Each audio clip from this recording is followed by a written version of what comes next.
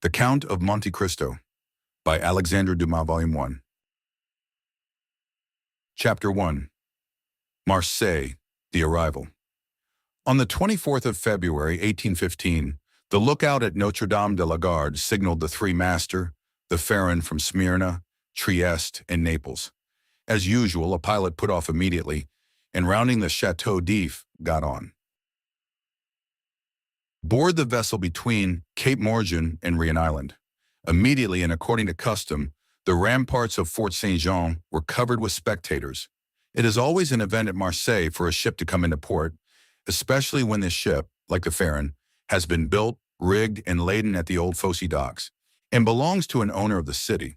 The ship drew on and had safely passed the strait, which some volcanic shock has made between the Calaserani and Uros Islands, had doubled Pomega, and approached the harbor under topsails, jib, and spanker, but so slowly and sedately that the idlers, with that instinct which is the forerunner of evil, asked one another what misfortune could have happened on board. However, those experienced in navigation saw plainly that, if any accident had occurred, it was not to the vessel herself, for she bore down with all the evidence of being skillfully handled, the anchor a cockbill, the jib boom guys already eased off, and standing by the side of the pilot, who was steering the Pharaon towards the narrow entrance of the inner port, was a young man who, with activity and vigilant eye, watched every motion of the ship and repeated each direction of the pilot.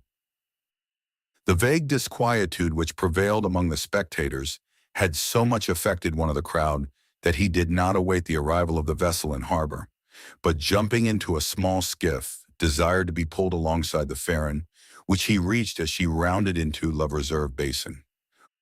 When the young man on board saw this person approach, he left his station by the pilot, and hat in hand, leaned over the ship's bulwarks. He was a fine, tall, slim young fellow of 18 or 20, with black eyes and hair as dark as a raven's wing, and his whole appearance bespoke that calmness and resolution peculiar to men accustomed from their cradle to contend with danger. "Ah, is it you, Dante?" cried the man in the skiff. "What's the matter, and why have you such an air of sadness aboard?" "A great misfortune, Monsieur Morel," replied the young man. "A great misfortune, for me especially. Off Civita Vecchia, we lost our brave Captain Leclerc." "And the cargo?" inquired the owner eagerly. "Is all safe, Monsieur Morel, and I think you will be satisfied on that head. But poor Captain Leclerc, what happened to him?" asked the owner with an air of considerable resignation. "What happened to the worthy captain? He died." "Fell into the sea?" "No, sir. He died of brain fever and dreadful agony." Then turning to the crew, he said, "Bear a hand there to take in sail." All hands obeyed, and at once the 8 or 10 seamen who composed the crew sprang to their respective stations at the spanker brails and outhaul, topsail sheets and halyards, the jib downhaul, and the topsail clewlines and buntlines. The young sailor gave a look to see that his orders were promptly and accurately obeyed, and then turned again to the owner. "And how did this misfortune occur?" inquired the latter, resuming the interrupted conversation. "Alas, sir, in the most unexpected manner. After a long talk with the harbor master, Captain Leclerc left Naples greatly disturbed in mind. In 24 hours he was attacked by a fever, and died 3 days afterwards. We performed the usual burial service, and he is at his rest, sewn up in his hammock with a 36-pound shot at his head and his heels, off El Giglio Island. We bring to his widow his sword and cross of honor. It was worthwhile, truly," added the young man with a melancholy smile, "to make war against the English for 10 years, and to die in his bed at last, like everybody else." "Why, you see, Edmond," replied the owner, who appeared more comforted at every moment, "we are all mortal, and the old must make way for the young. If not, why there would be no promotion.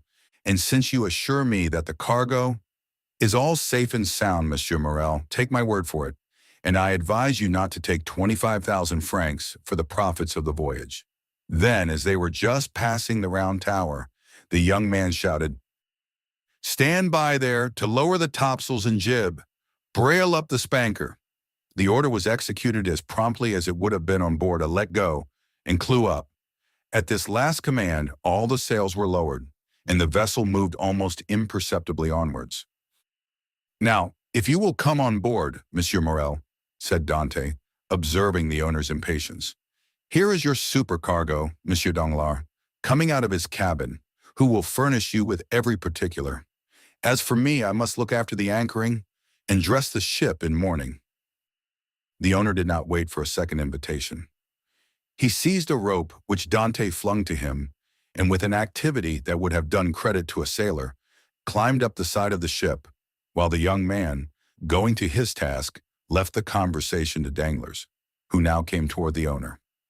He was 26 years of age, of unprepossessing man of countenance, obsequious to his superiors, insolent to his subordinates, and this, in addition to his position as responsible agent on board, which is always obnoxious to the sailors, made him as much disliked by the crew as Edmond Dantès was beloved by them.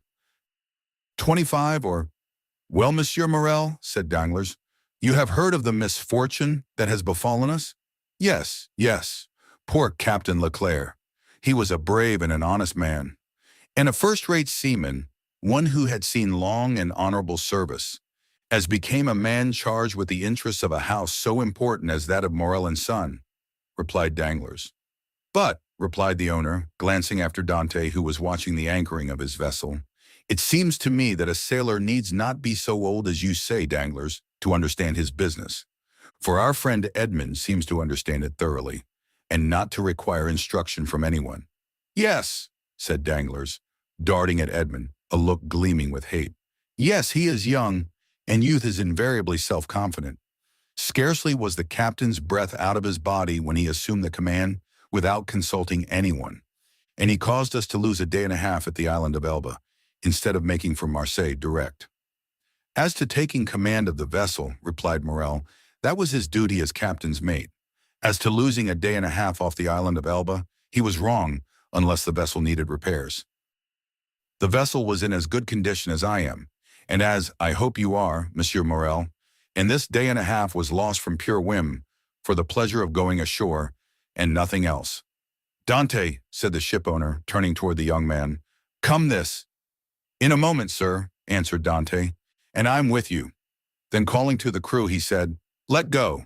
The anchor was instantly dropped, and the chain ran rattling through the porthole.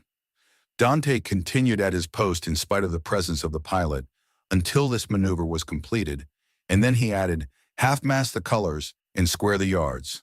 "You see," said Danglars, "he fancies himself captain already, upon my word." "And so, in fact, he is," said the owner. "Accept your signature and your partner's, Monsieur Morel." "And why should he not have this?" asked the owner. "He is young, it is true, but he seems to me a thorough seaman and of full experience." A cloud passed over Danglars' brow. "Your pardon, Monsieur Morel," said Dante, approaching. "The vessel now rides at anchor, and I am at your service. You hailed me, I think." Danglars retreated a step or two. "I wish to inquire why you stopped at the island of Elba." "I do not know, sir. It was to fulfill the last instructions of Captain Leclerc, who, when dying, gave me a packet for Marshal Bertrand." "Then did you see him, Edmond?" "Who?" "The Marshal." "Yes." Morel looked around him, and then drawing Dante on one side, he said suddenly, "And how is the Emperor?" "Very well, as far as I could judge from the sight of him." "You saw the Emperor, then?" "He entered the Marshal's apartment while I was there." "And you spoke to him?" "Why, it was he who spoke to me, sir," said Dante with a smile. "And what did he say to you?"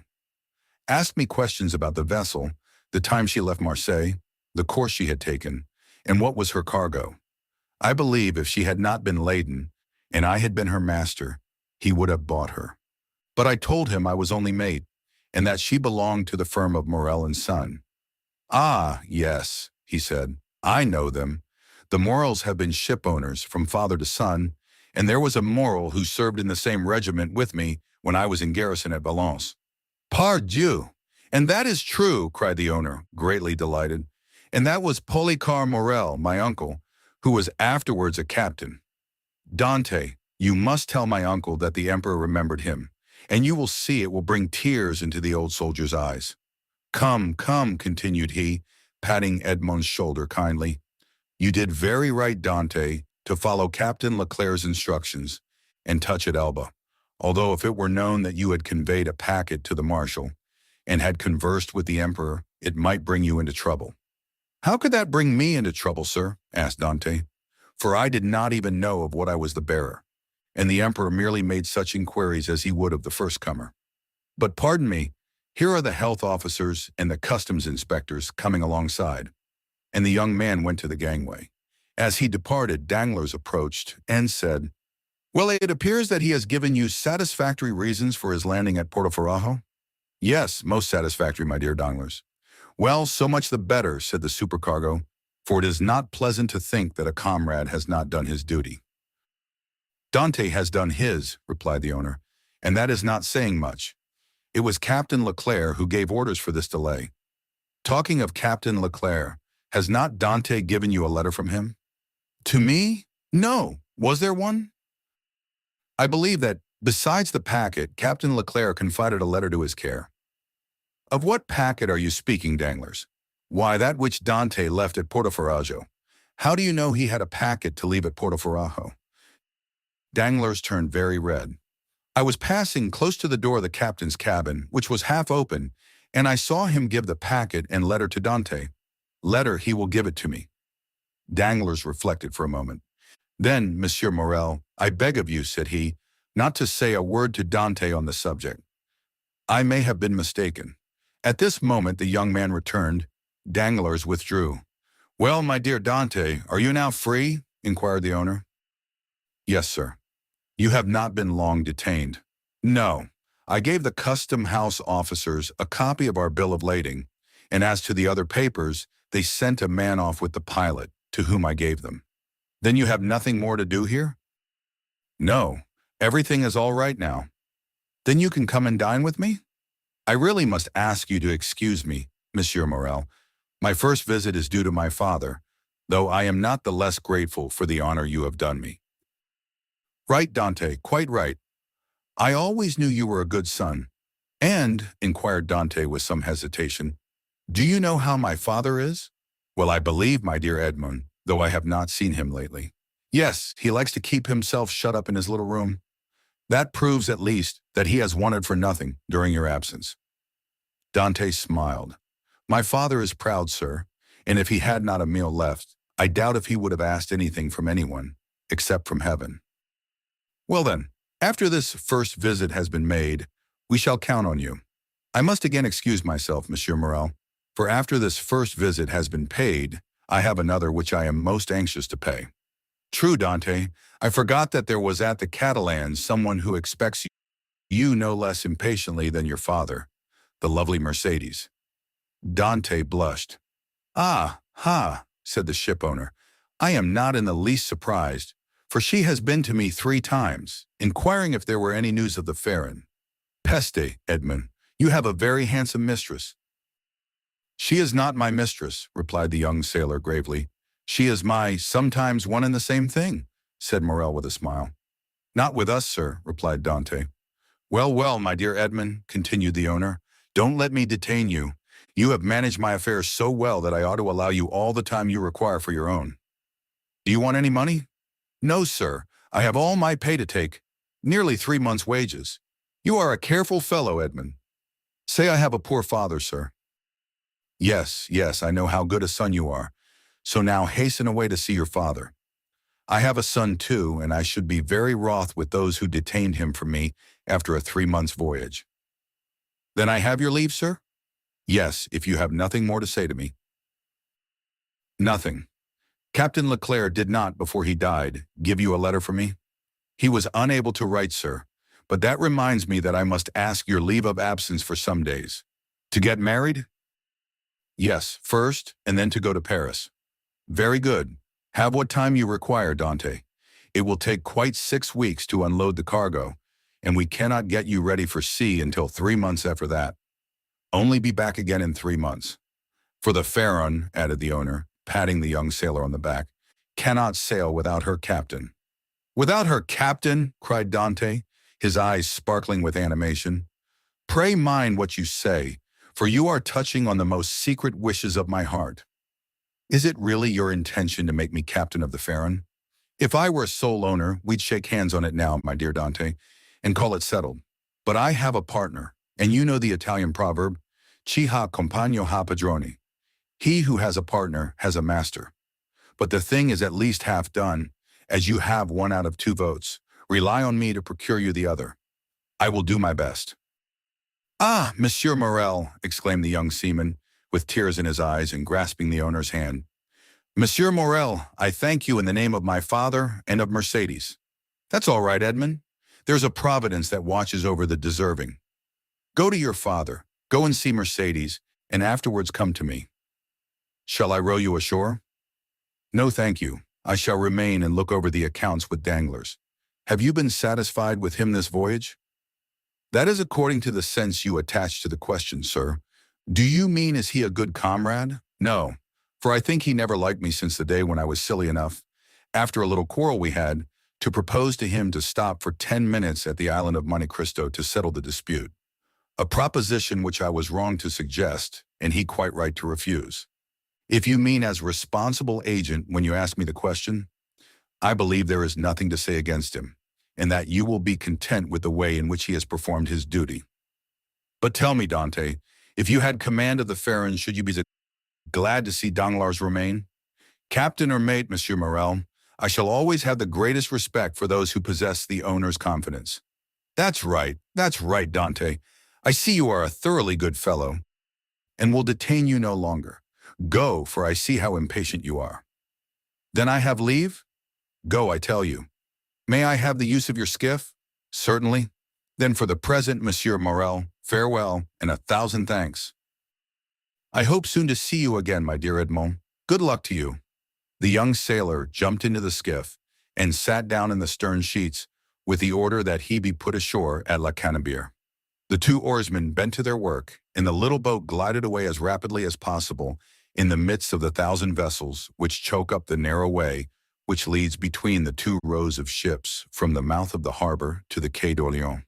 The shipowner, smiling, followed him with his eyes until he saw him spring out on the quay and disappear in the midst of the throng, which from 5 o'clock in the morning until 9 o'clock at night swarms in the famous street of La Canebière, a street of which the modern Phocéens are so proud that they say with all the gravity in the world, and with that accent which gives so much character to what is said, if Paris had La Canebière, Paris would be a second Marseille. On turning round, the owner saw Danglars behind him, apparently awaiting orders, but in reality also watching the young sailor.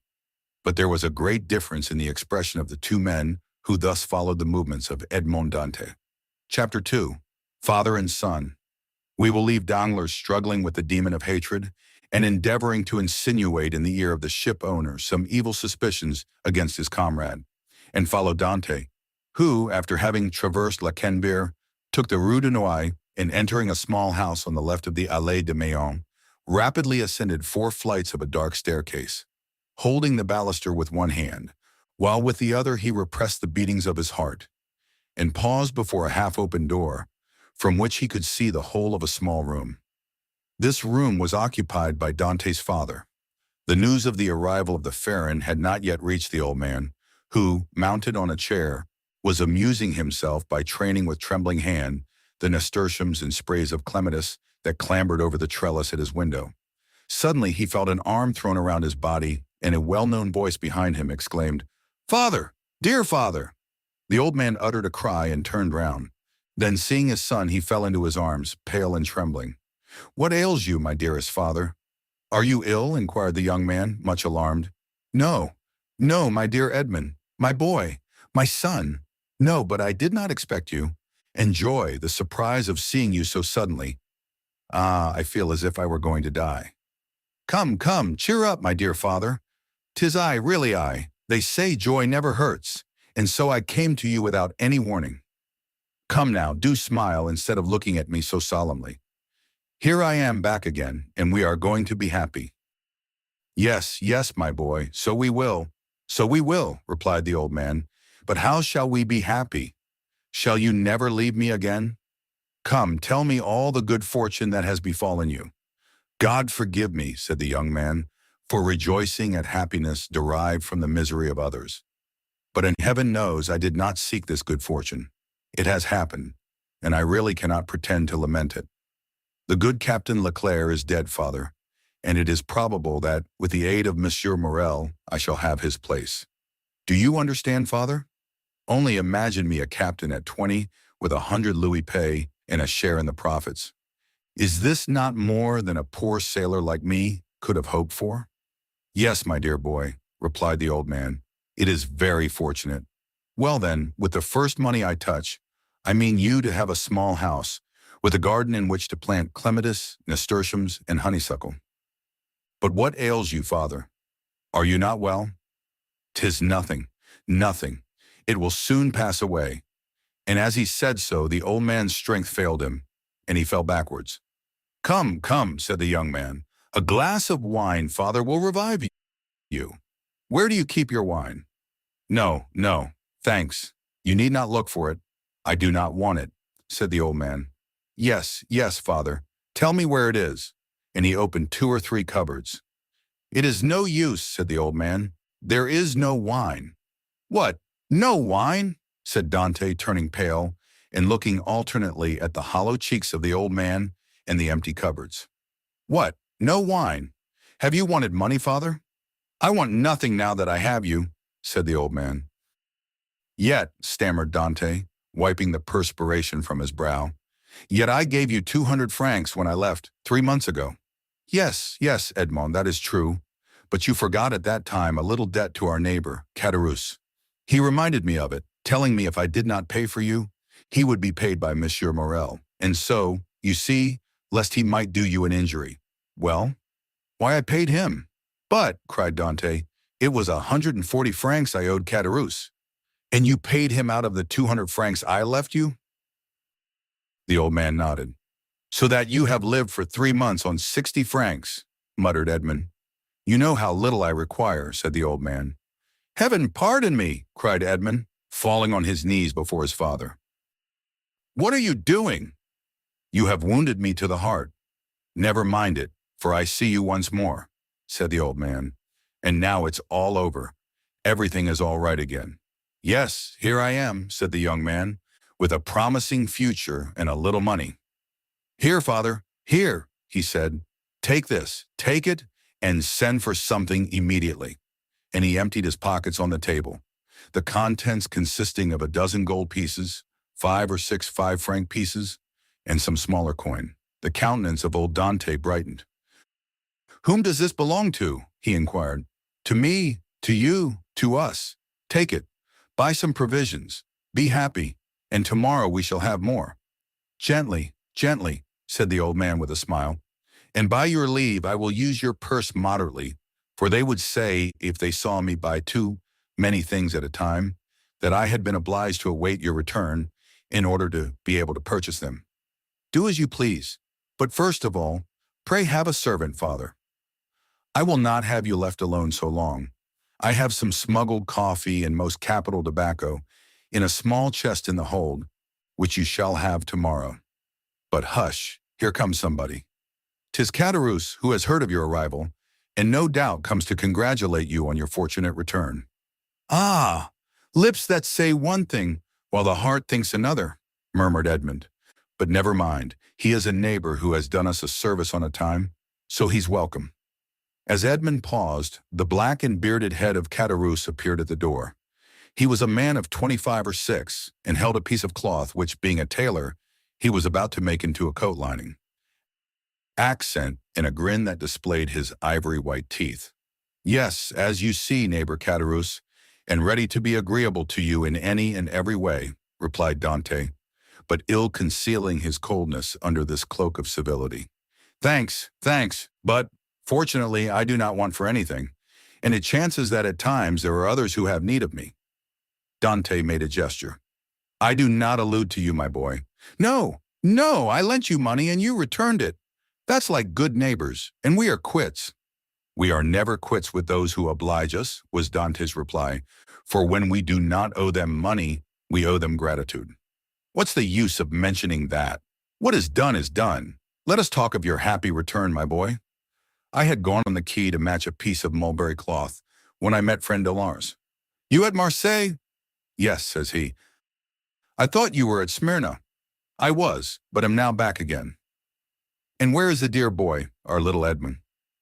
Why, with his father, no doubt, replied Danglars. And so I came, added Caderousse, as fast as I could to have the pleasure of shaking hands with a friend. Worthy Caderousse, said the old man, he is so much attached to us. Yes, to be sure I am. I love and esteem you because honest folks are so rare. But it seems you have come back rich, my boy, continued the tailor, looking askance at the handful of gold and silver which Dante had thrown on the table. The young man remarked the greedy glance which shone in the dark eyes of his neighbor. He said negligently, this money is not mine. I was expressing to my father my fears that he had wanted many things in my absence, and to convince me he emptied his purse on the table. Come, father, added Dante, put this money back in your box, unless neighbor Caderousse wants anything, and in that case it is at his service. No, my boy, no, said Caderousse. I am not in any want, thank God. My living is suited to my means. Keep your money, keep it, I say. One never has too much. But at the same time, my boy, I am as much obliged by your offer as if I took advantage of it. It was offered with good will, said Dante. No doubt, my boy, no doubt. Well, you stand well with Monsieur Morrel, I hear. Monsieur Morrel has always been exceedingly kind to me, replied Dante. Then you were wrong to refuse to dine with him. What? Did you refuse to dine with him? Said old Dante. And did he invite you to dine? Yes, my dear father, replied Edmond, smiling at his father's astonishment at the excessive honor paid to his son. And why did you refuse, my son? Inquired the old man. That I might the sooner see you again, my dear father, replied the young man. I was most anxious to see you. But it must have vexed Monsieur Morrel. Good, worthy man, said Caderousse. And when you were looking forward to be captain, it was wrong to annoy the owner. But I explained to him the cause of my refusal, replied Dante, and I hope he fully understood it. Yes, but to be captain one must do a little flattery to one's patrons. I hope to be captain without that, said Dante. So much the better, so much the better. Nothing will give greater pleasure to all your old friends, and I know one down there behind the St. Nicholas Citadel who will not be sorry to hear it. Mercédès, said the old man. Yes, my dear father, and with your permission, now I have seen you, and know you are well and have all you require, I will ask your consent to go and pay a visit to the Catalans. Go, my dear boy, said old Dante, and heaven bless you and your wife, as it has blessed me and my son. His wife, said Caderousse. Why, how fast you go on, Father Dante. She is not his wife yet, as it seems to me. No, but according to all probability she soon will be, replied Edmond. Yes, yes, said Caderousse, but you were right to return as soon as possible, my boy. And why? Because Mercédès is a very fine girl, and fine girls never lack followers. She particularly has them by dozens. Uneasiness. Ah, yes, continued Caderousse, and capital offers too. But you know, you will be captain, and who could refuse you then? Meaning to say, replied Dante, with a smile which but ill concealed his trouble, that if I were not a captain— said Caderousse, shaking his head. Come, come, said the sailor, I have a better opinion than you of women in general, and of Mercédès in particular, and I am certain that captain or not, she will remain ever faithful to me. So much the better, said Caderousse.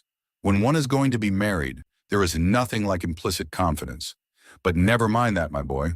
Go and announce your arrival, and let her know all your hopes and prospects. I will go directly, was Edmond's reply, and embracing his father and nodding to Caderousse, he left the apartment. Caderousse lingered for a moment, then taking leave of old Dante, he went downstairs to rejoin Danglars, who awaited him at the corner of the Rue Senac. Well, said Danglars, did you see him? I have just left him, answered Caderousse. Did he allude to his hope of being captain? He spoke of it as a thing already decided. Indeed, said Danglars, he is in too much hurry, it appears to me.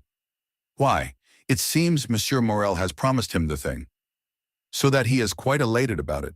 Why, yes, he is actually insolent over the matter, has already offered me his patronage, as if he were a grand personage, and proffered me a loan of money, as though he were a banker. which you refused. Most assuredly, although I might easily have accepted it, for it was I who put into his hands the first silver he ever earned. But now Monsieur Dantès has no longer any occasion for assistance. He is about to become a captain." "Pooh," said Danglars. "He is not one yet. Should be, there will be really no speaking to him." "If we choose," replied Danglars, "he will remain what he is, and perhaps become even less than he is." "What do you mean?"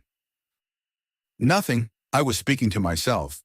And is he still in love with the Catalane?" "Over head and ears. But unless I am much mistaken, there will be a storm in that quarter."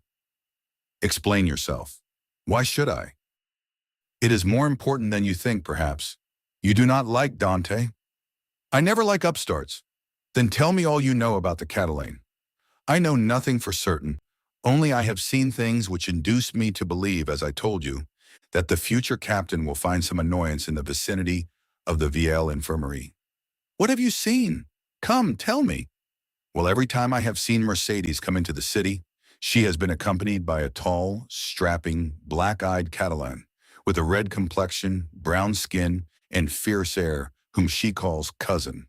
"Really? And you think this cousin pays her attentions?" "I only suppose so. What else can a strapping chap of 21 mean with a fine wench of 17? And you say that Dante has gone to the Catalans?"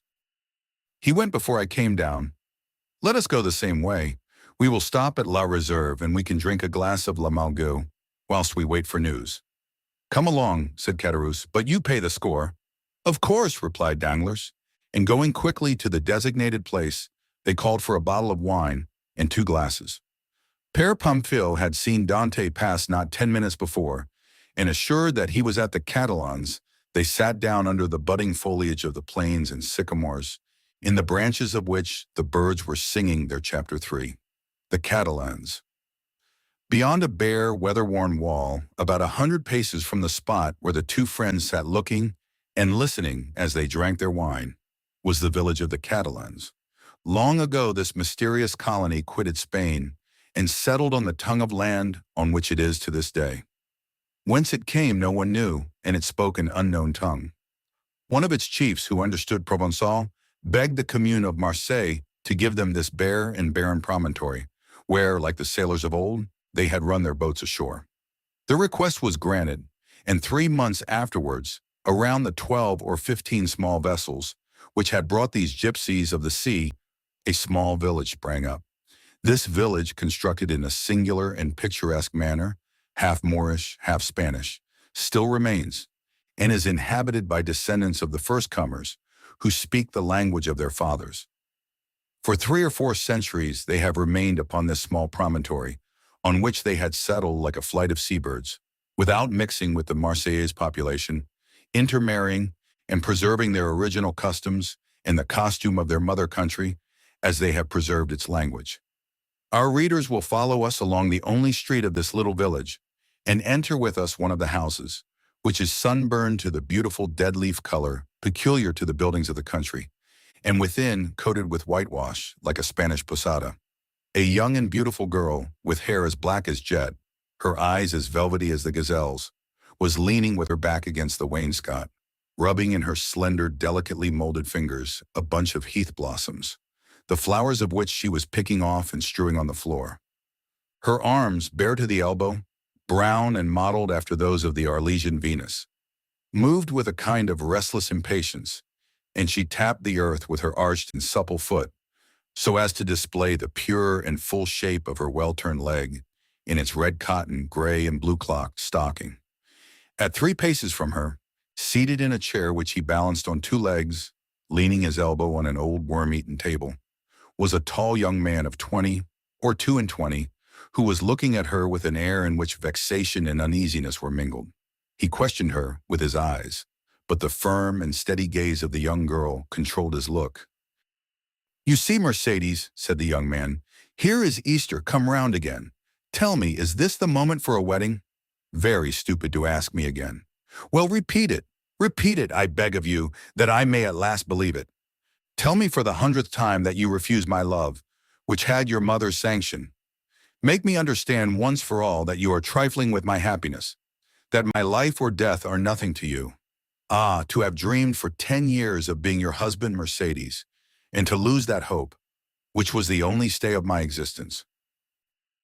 At least it was not I who ever encouraged you in that hope, Fernand, replied Mercédès. You cannot reproach me with the slightest coquetry. I have always said to you, I love you as a brother, but do not ask from me more than sisterly affection, for my heart is another's. Is not this true, Fernand? Yes, that is very true, Mercédès, replied the young man. Yes, you have been cruelly frank with me. But do you forget that it is among the Catalans a sacred law to intermarry? You mistake, Fernand. It is not a law, but merely a custom. And I pray of you, do not cite this custom in your favor. You are included in the conscription, Fernand, and are only at liberty on sufferance, liable at any moment to be called upon to take up arms. Once a soldier, what would you do with me, a poor orphan, forlorn, without fortune, with nothing but a half-ruined hut and a few ragged nets, the miserable inheritance left by my father to my mother, and by my mother to me? She has been dead a year, and you know, Fernand, I have subsisted almost entirely on public charity. Sometimes you pretend I am useful to you, and that is an excuse to share with me the produce of your fishing. And I accept it, Fernand, because you are the son of my father's brother, because we were brought up together, and still more because it would give you so much pain if I refuse. But I feel very deeply that this fish which I go and sell, and with the produce of which I buy the flax I spin, I feel very keenly, Fernand, that this is charity. And if it were, Mercédès, poor and lone as you are, you suit me as well as the daughter of the first ship owner or the richest banker of Marseille. What do such as we desire but a good wife and careful housekeeper? And where can I look for these better than in you? Fernand, answered Mercédès, shaking her head, a woman becomes a bad manager, and who shall say she will remain an honest woman when she loves another man better than her husband? Rest content with my friendship, for I say once more that is all I can promise, and I will promise no more than I can bestow. I understand, replied Fernand. You can endure your own wretchedness patiently, but you are afraid to share mine. Well, Mercédès, beloved by you, I would tempt fortune. You would bring me good luck, and I should become rich. I could extend my occupation as a fisherman, might get a place as clerk in a warehouse, and become in time a dealer myself.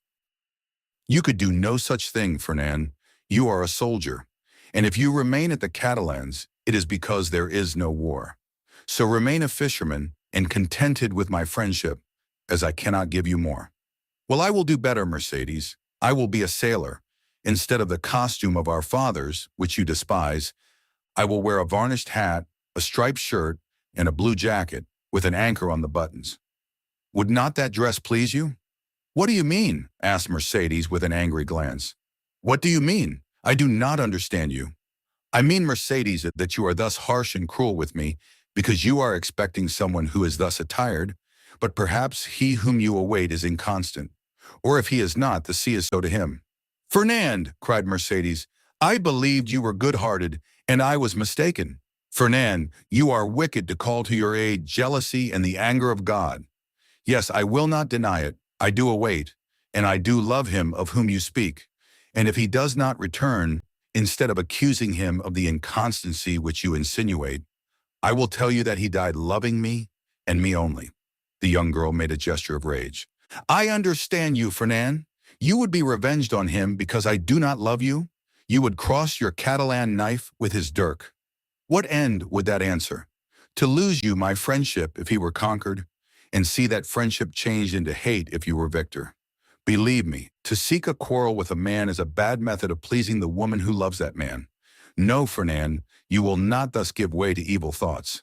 Unable to have me for your wife, you will content yourself with having me for your friend and sister. And besides, she added, her eyes troubled and moistened with tears. Wait, Fernand. You said just now that the sea was treacherous, and he has been gone 4 months. And during these 4 months, there have been some terrible storms. Fernand made no reply, nor did he attempt to check the tears which flowed down the cheeks of Mercédès, although for each of these tears he would have shed his heart's blood. But these tears flowed for another. He arose, paced a while up and down the hut, and then, suddenly stopping before Mercédès, with his eyes glowing and his hands clenched. "Say, Mercédès," he said, "once for all, is this your final determination?" "I love Edmond Dantès," the young girl calmly replied, "and none but, and you will always love him, as long as I live." Fernand let fall his head like a defeated man, heaved a sigh that was like a groan, and then suddenly looking her full in the face with clenched teeth and expanded nostrils said, "But if he is dead, I shall die too. If he has forgotten you—" "Mercédès!" called a joyous voice from without. "Mercédès!"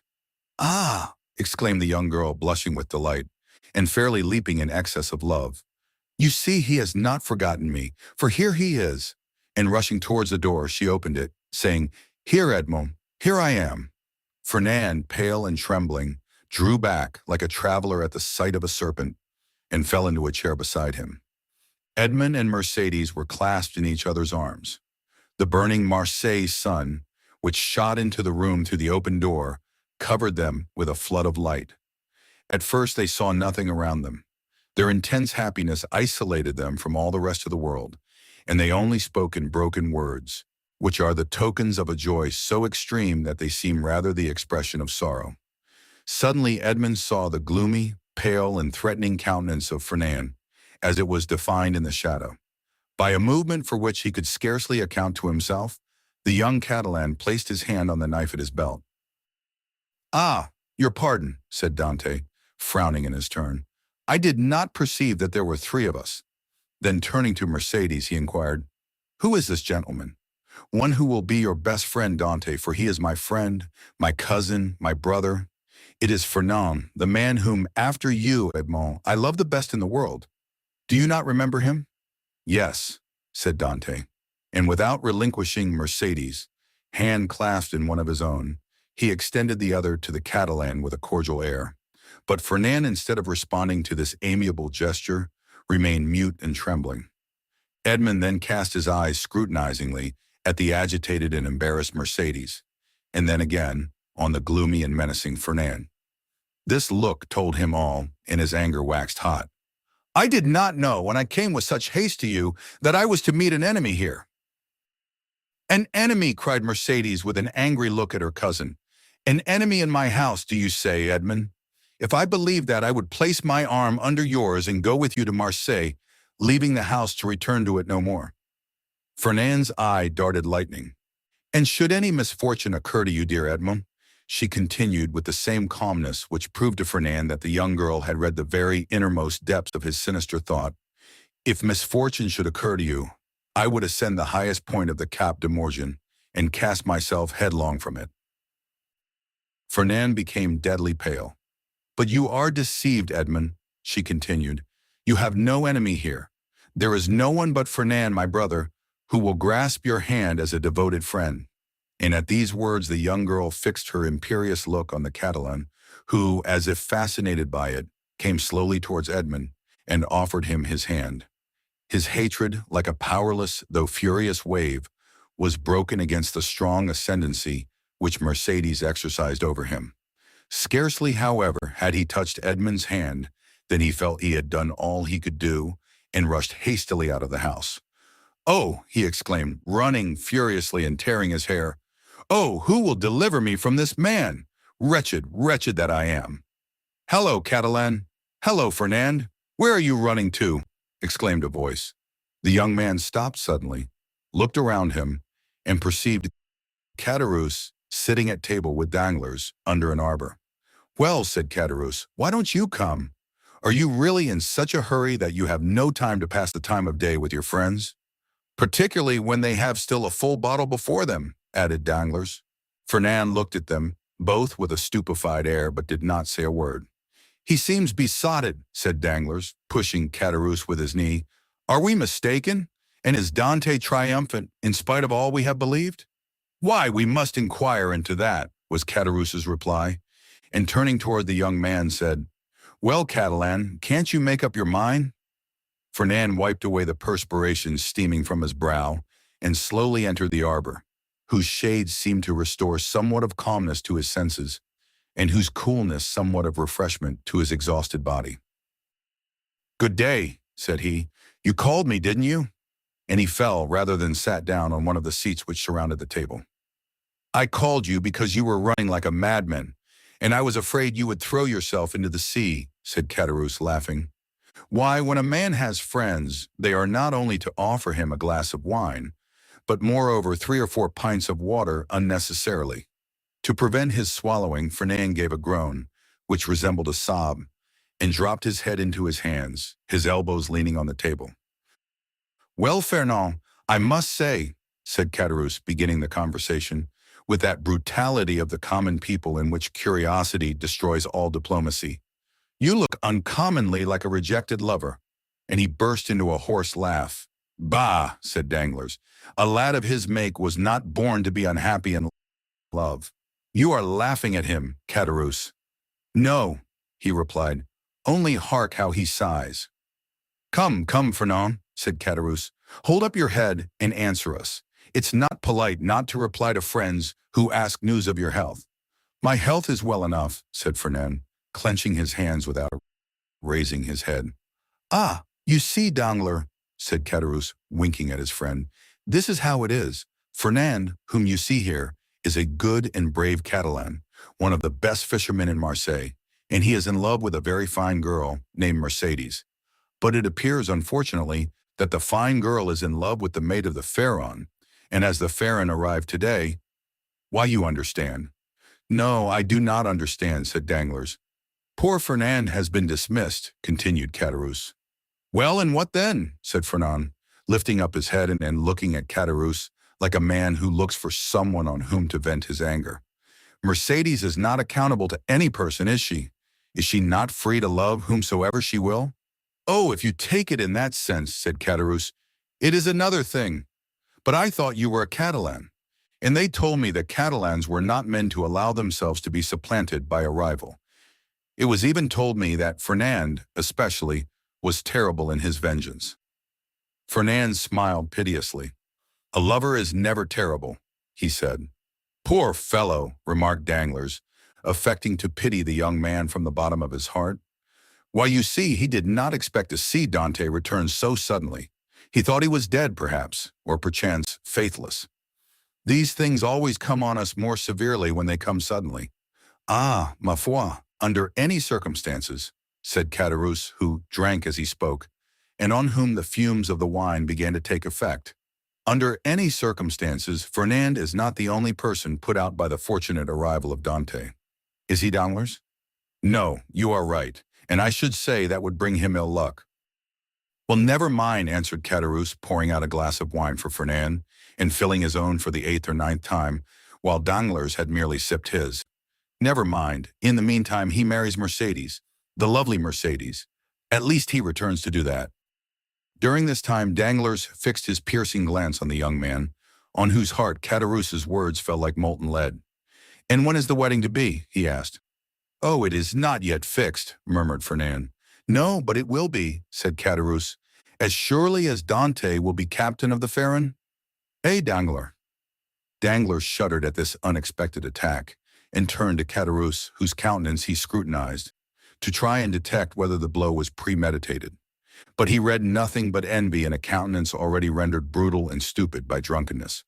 Well, said he, filling the glasses, let us drink to Captain Edmond Dantès, husband of the beautiful Catalane. Caderousse raised his glass to his mouth with unsteady hand, and swallowed the contents at a gulp. Fernand dashed his on the ground. Eh, stammered Caderousse. What do I see down there by the wall, in the direction of the Catalans? Look, Fernand, your eyes are better than mine. I believe I see double. You know wine is a deceiver, but I should say it was 2 lovers walking side by side and hand in hand. Heaven forgive me, they do not know that we can see them, and they are actually embracing. Danglars did not lose one pang that Fernand endured. Do you know them, Fernand? He said. Yes, was the reply in a low voice.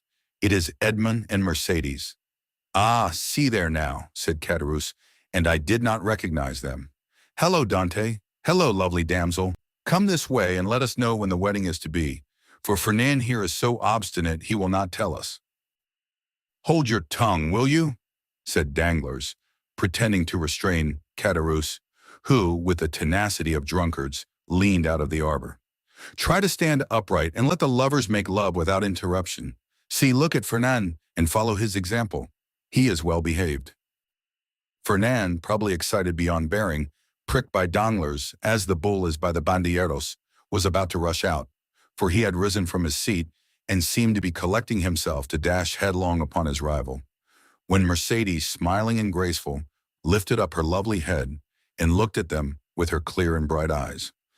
At this Fernand recollected her threat of dying, if Edmond died, and dropped again heavily on his seat. Danglars looked at the two men, one after the other, the one brutalized by liquor, the other overwhelmed with love. "I shall get nothing from these fools," he muttered, "and I am very much afraid of being here between a drunkard and a coward. Here's an envious fellow making himself boozy on wine when he ought to be nursing his wrath, and here is a fool who sees the woman he loves stolen from under his nose and takes on like a big baby. Yet this Catalan has eyes that glisten like those of the vengeful Spaniards, Sicilians, and Calabrians, and the other has fists big enough to crush an ox at one blow. Unquestionably, Edmond's star is in the ascendant, and he will marry the splendid girl.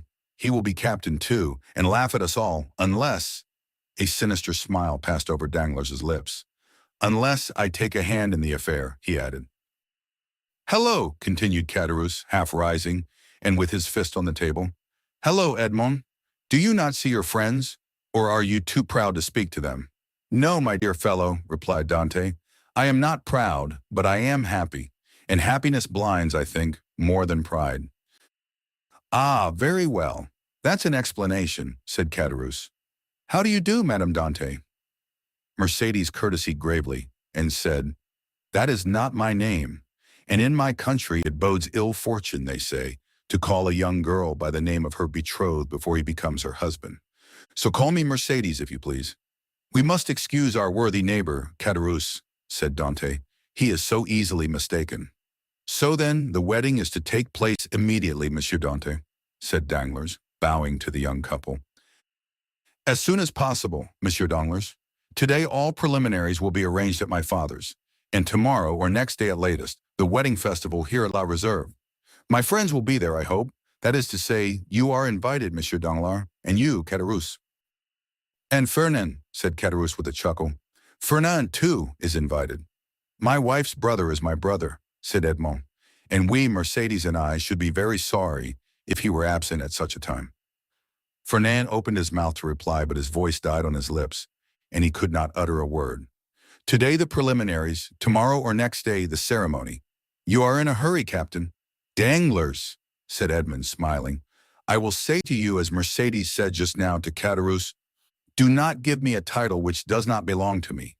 That may bring me bad luck." "Your pardon," replied Danglars. "I merely said you seemed in a hurry, and we have lots of time. The Pharaon cannot be underway again in less than 3 months. We are always in a hurry to be happy, Monsieur Danglars, for when we have suffered a long time, we have great difficulty in believing in good fortune. But it is not selfishness alone that makes me thus in haste. I must go to Paris." "Ah, really? To Paris? And will it be the first time you have ever been there, Dantès?" "Yes. Have you business there?" "Not of my own. The last commission of poor Captain Leclerc. You know to what I allude, Danglars. It is sacred. Besides, I shall only take the time to go and return." Yes, I understand," said Danglars, and then in a low tone he added, "To Paris, no doubt, to deliver the letter which the Grand Marshal gave him. Ah, this letter gives me an idea, a capital idea. Ah, Dantès, my friend, you are not yet registered number 1 on board the good ship Pharaon." Then turning towards Edmond, who was walking away, "A pleasant journey," he cried. "Thank you," said Edmond, with a friendly nod, and the two lovers continued on their way, as calm and joyous as if they were the very elect of heaven. Chapter 4. Conspiracy. Danglars followed Edmond and Mercédès with his eyes until the two lovers disappeared behind one of the angles of Fort Saint-Nicolas. Then turning round, he perceived Fernand, who had fallen, pale and trembling, into his chair, while Caderousse stammered out the words of a drinking song. "Well, my dear sir," said Danglars to Fernand, "here is a marriage which does not appear to make everybody happy. It drives me to despair, said Fernand. Do you then love Mercédès? I adore her. For as long as I have known her, always. And you sit there tearing your hair instead of seeking to remedy your condition? I did not think that was the way of your people. What would you have me do? Said Fernand. How do I know? Is it my affair? I am not in love with Mademoiselle Mercédès, but for you, in the words of the gospel, seek and you shall find. I have found already. What? I would stab the man, but the woman told me that if any misfortune happened to her betrothed, she would kill herself. Pooh! Women say those things, but never do them. You do not know Mercédès. What she threatens, she will do. Idiot, muttered Danglars. Whether she kill herself or not, what matter, provided Dantès is not captain? Before Mercédès should die, replied Fernand, with the accents of unshaken resolution, I would die myself. That's what I call love, said Caderousse with a voice more tipsy than ever. That's love, or I don't know what love is. Come, said Danglars, you appear to me a good sort of fellow, and hang. Yes, said Caderousse, but how? My dear fellow, replied Danglars, you are 3 parts drunk. Finish the bottle, and you will be completely so. Drink then, and do not meddle with what we are discussing, for that requires all one's wit and cool judgment. I, drunk, said Caderousse. Well, that's a good one. I could drink 4 more such bottles. They are no bigger than cologne flasks. Père Pamphile, more wine. And Caderousse rattled his glass upon the table. You were saying, sir, said Fernand, awaiting with great anxiety the end of this interrupted remark. What was I saying? I forget. This drunken Caderousse has made me lose the thread of my sentence. Drunk, if you like. So much the worse for those who fear wine, for it is because they have bad thoughts which they are afraid the liquor will extract from their hearts. And Caderousse began to sing the 2 last lines of a song very popular at the time. Tous les méchants sont buveurs d'eau, c'est bien pour le déluge. You said, sir, you would like to help me, but, yes, but I added to help you it would be sufficient that Dantès did not marry her you love, and the marriage may easily be thwarted, methinks, and yet Dantès need not die. Death alone can separate them, remarked Fernand. You talk like a noodle, my friend, said Caderousse, and here is Danglars, who is a wide-awake, clever, deep fellow, who will prove to you that you are wrong. Prove it, Danglars. I have answered for you. Say there is no need why Dantès should die. It would indeed be a pity he should. Dantès is a good fellow. I like Dantès. Dantès, your health. Fernand rose impatiently. Let him run on, said Danglars, restraining the young man. Drunk as he is not much out in what he says. Absence severs as well as death. And if the walls of a prison were between Edmond and Mercédès, they would be as effectually separated as if he lay under a tombstone. Yes, but one gets out of prison, said Caderousse, who, with what sense was left him, listened eagerly to the conversation. And when one gets out and one's name is Edmond Dantès, one seeks revenge. What matters that? Muttered Fernand. Dantès in prison? He has not robbed or killed or murdered. Hold your tongue, said Danglars. I won't hold my tongue, replied Caderousse. I say I want to know why they should put Dantès in prison. I like Dantès. Dantès, your health. And he swallowed another glass of wine. Danglars saw in the muddled look of the tailor the progress of his intoxication, and turning towards Fernand said, Well, you understand there is no need to kill him. Certainly not, if, as you said just now, you have the means of having Dantès arrested. Have you that means? It is to be found for the searching. But why should I meddle in the matter? It is no affair of mine. I know not why you meddle, said Fernand, seizing his arm. But this I know, you have some motive of personal hatred against Dantès, for he who himself hates is never mistaken in the sentiments of others. I, motives of hatred against Dantès? None, on my word. I saw you were unhappy, and your unhappiness interested me. That's all. But since you believe I act for my own account, adieu, my dear friend. Get out of the affair as best you may. And Danglars rose as if he meant to depart. No, no, said Fernand, restraining him. Stay. It is of very little consequence to me at the end of the matter whether you have any angry feeling or not against Dantès. I hate him. I confess it openly.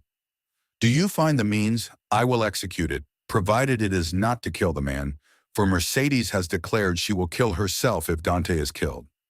Caderousse, who had let his head drop on the table, now raised it, and looking at Fernand with his dull and fishy eyes, he said, "Kill Dante! Who talks of killing Dante? I won't have him killed. I won't. He's my friend, and this morning offered to share his money with me, as I shared mine with him. I won't have Dante killed. I won't." "And who has said a word about killing him, muddlehead?" replied Danglars. "We were merely joking. Drink to his health," he added, filling Caderousse's glass, "and do not interfere with us." "Yes, yes, Dante's good health," said Caderousse, emptying his glass. "Here's to his health, hurrah!" "But the means, said Fernand. "Have you not hit upon any?" asked Danglars. "True," replied Danglars. "The French have the superiority over the Spaniards, that the Spaniards ruminate, while the French invent." "Do you invent, then?" said Fernand impatiently. "Waiter," said Danglars, "pen, ink, and paper." "Pen, ink, and paper," muttered Fernand. "Yes, I am a supercargo. Pen, ink, and paper are my tools, and without my tools I am fit for nothing." "Pen, ink, and paper, then," called Fernand loudly. "There's what you want on that table," said the waiter. "Bring them here." The waiter did as he was desired. "When one thinks," said Caderousse, letting his hand drop on the paper, "there is here wherewithal to kill a man more sure than if we waited at the corner of a wood to assassinate him. I have always had more dread of a pen, a bottle of ink, and a sheet of paper than of a sword or pistol." "The fellow is not so drunk as he appears to be," said Danglars. "Give him some more wine, Fernand." Fernand filled Caderousse's glass, who, like the confirmed toper he was, lifted his hand from the paper and seized the glass. The Catalan watched him until Caderousse, almost overcome by this fresh assault on his senses, rested, or rather dropped, his glass upon the table. "Well," resumed the Catalan, as he saw the final glimmer of Caderousse's reason vanishing before the last glass of wine.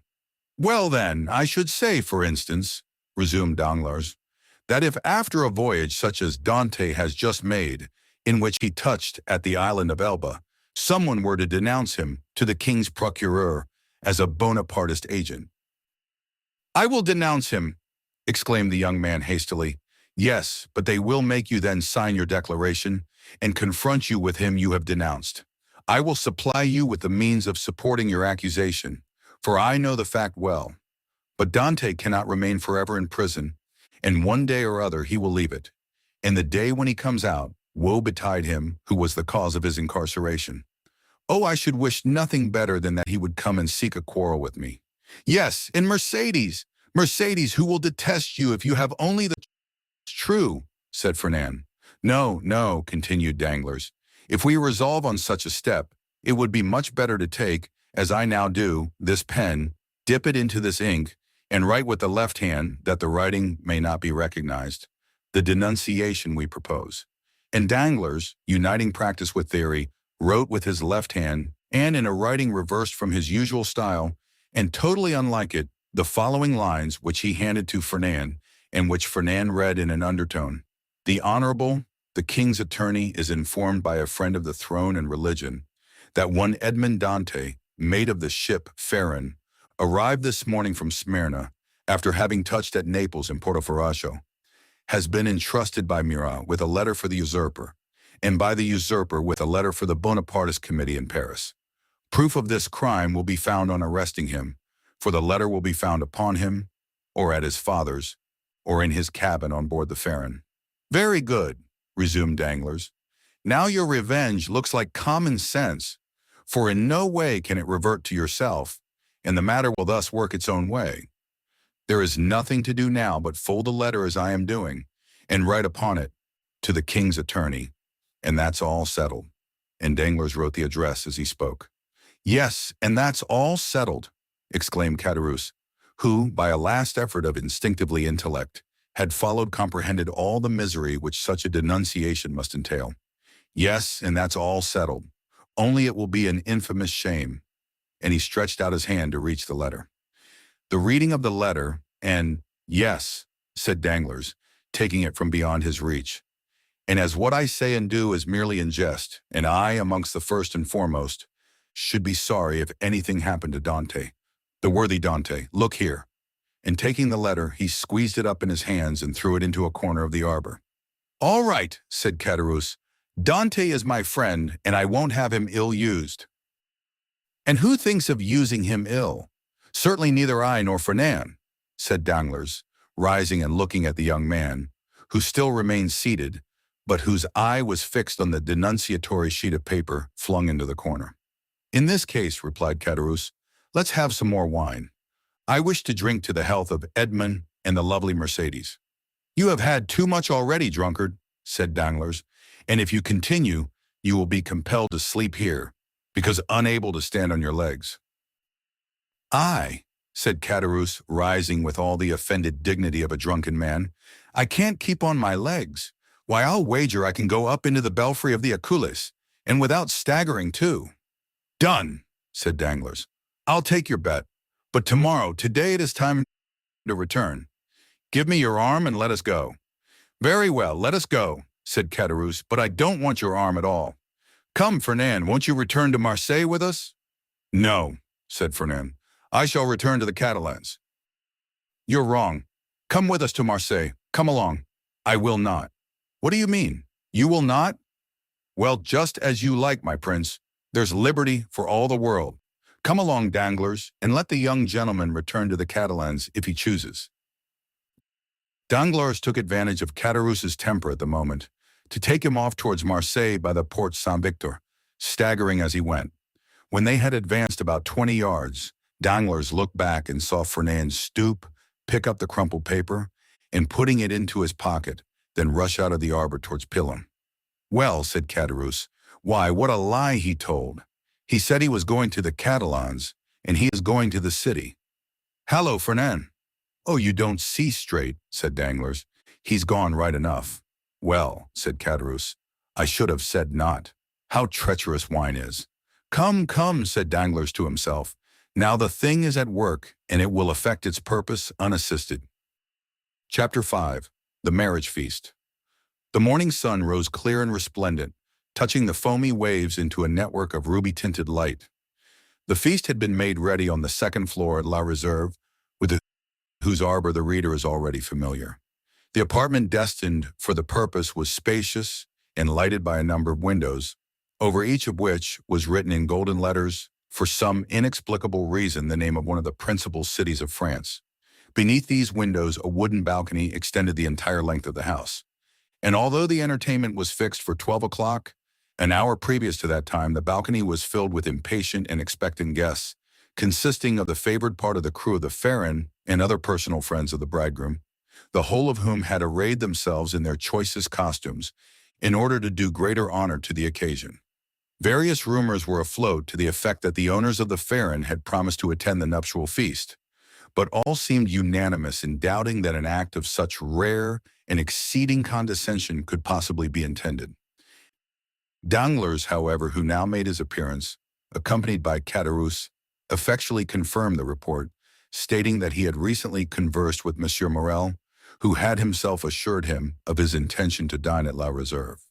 In fact, a moment later, Monsieur Morel appeared and was saluted with an enthusiastic burst of applause from the crew of the Pharaon, who hailed the visit of the ship-owner as a sure indication that the man whose wedding feast he thus delighted to honor would ere long be first in command of the ship. And as Dante was universally beloved on board his vessel, the sailors put no restraint on their tumultuous joy at finding that the opinion and choice of their superiors so exactly coincided with their own. With the entrance of Monsieur Morel, Danglars and Caderousse were dispatched in search of the bridegroom to convey to him the intelligence of the arrival of the important personage whose coming had created such a lively sensation, and to beseech him to make haste. Danglars and Caderousse set off upon their errand at full speed, but ere they had gone many steps, they perceived a group advancing towards them, composed of the betrothed pair, a party of young girls in attendance on the bride, by whose side walked Dante's father, the whole brought up by Fernand, whose lips wore their usual sinister smile. Neither Mercédès nor Edmond observed the strange expression of his countenance. They were so happy that they were conscious only of the sunshine and the presence of each other. Having acquitted themselves of their errand and exchanged a hearty shake of the hand with Edmond, Danglars and Caderousse took their places beside Fernand and old Dante, the latter of whom attracted universal notice. The old man was attired in a suit of glistening watered silk, trimmed with steel buttons, beautifully cut and polished. His thin but wiry legs were arrayed in a pair of richly embroidered clock stockings, evidently of English manufacture, while from his three-cornered hat depended a long streaming knot of white and blue ribbons. Thus he came along, supporting himself on a curiously carved stick, his aged countenance lit up with happiness, looking for all the world like one of the aged dandies of 1796, parading the newly opened gardens of the Tuileries and Luxembourg. Beside him glided Caderousse, whose desire to partake of the good things provided for the wedding party had induced him to become reconciled to the Dante father and son, although there still lingered in his mind a faint and imperfect recollection of the events of the preceding night. Just as the brain retains on waking in the morning the dim and misty outline of a dream. As Danglars approached the disappointed lover, he cast on him a look of deep meaning, while Fernand, as he slowly paced behind the happy pair, who seemed in their own unmixed content to have entirely forgotten that such a being as himself existed, was pale and abstracted. Occasionally, however, a deep flush would overspread his countenance, and a nervous contraction distort his features, while with an agitated and restless gaze, he would glance in the direction of Marseilles, like one who either anticipated or foresaw some great and important event. Dante himself was simply, but becomingly, clad in the dress peculiar to the merchant service, a costume somewhat between a military and a civil garb, and with his fine countenance radiant with joy and happiness, a more perfect specimen of manly beauty could scarcely be imagined. Lovely as the Greek girls of Cyprus or Chios, Mercédès boasted the same bright, flashing eyes of jet and ripe, round coral lips. She moved with the light, free step of an Arlesienne or an Andalusian. One more practiced in the arts of great cities would have hid her blushes beneath a veil, or at least have cast down her thickly fringed lashes, so as to have concealed the liquid luster of her animated eyes. But on the contrary, the delighted girl looked around her with a smile that seemed to say, "If you are my friends, rejoice with me, for I am very happy." As soon as the bridal party came in sight of La Réserve, Monsieur Morrel descended and came forth to meet it, followed by the soldiers and sailors there assembled, to whom he had repeated the promise already given that Dante should be the successor to the late Captain Leclerc. Edmond, at the approach of his patron, respectfully placed the arm of his affianced bride within that of Monsieur Morrel, who, forthwith conducting her up the flight of wooden steps leading to the chamber in which the feast was prepared, was gaily followed by the guests, beneath whose heavy tread the slight structure creaked and groaned. "Father," said Mercédès, stopping when she had reached the center of the table, "sit, I pray you, on my right hand. On my left I will place him who has ever been as a brother to me," pointing with a soft and gentle smile to Fernand. But her words and look seemed to inflict the direst torture on him, for his lips became ghastly pale, and even beneath the dark hue of his complexion, the blood might be seen retreating, as though some sudden pang drove it back to the heart. During this time, Dante, at the opposite side of the table, had been occupied in similarly placing his most honored guests. Monsieur Morrel was seated at his right hand, Danglars at his left, while at a sign from Edmond the rest of the company ranged themselves as they found it most agreeable. Then they began to pass around the dusky, piquant, Arlesian sausages and lobsters in their dazzling red cuirasses, prawns of large size and brilliant color, the echinus with its prickly outside and dainty morsel within, the clovis, esteemed by the epicures of the South as more than rivaling the exquisite flavor of the oyster. All the delicacies, in fact, that are cast up by the wash of waters on the sandy beach and styled by the grateful fishermen fruits of the sea. "A pretty silence, truly," said the old father of the bridegroom, as he carried to his lips a glass of wine of the hue and brightness of the topaz, and which had just been placed before Mercédès herself. Now, would anybody think that this room contained a happy, merry party, who desire nothing better than to laugh and dance the hours away? "Ah," sighed Caderousse, "a man cannot always feel happy because he is about to be married." "The truth is," replied Dante, that I am too happy for noisy mirth. If that is what you meant by your observation, my worthy friend, you are right. Joy takes a strange effect at times. It seems to oppress us almost the same as sorrow.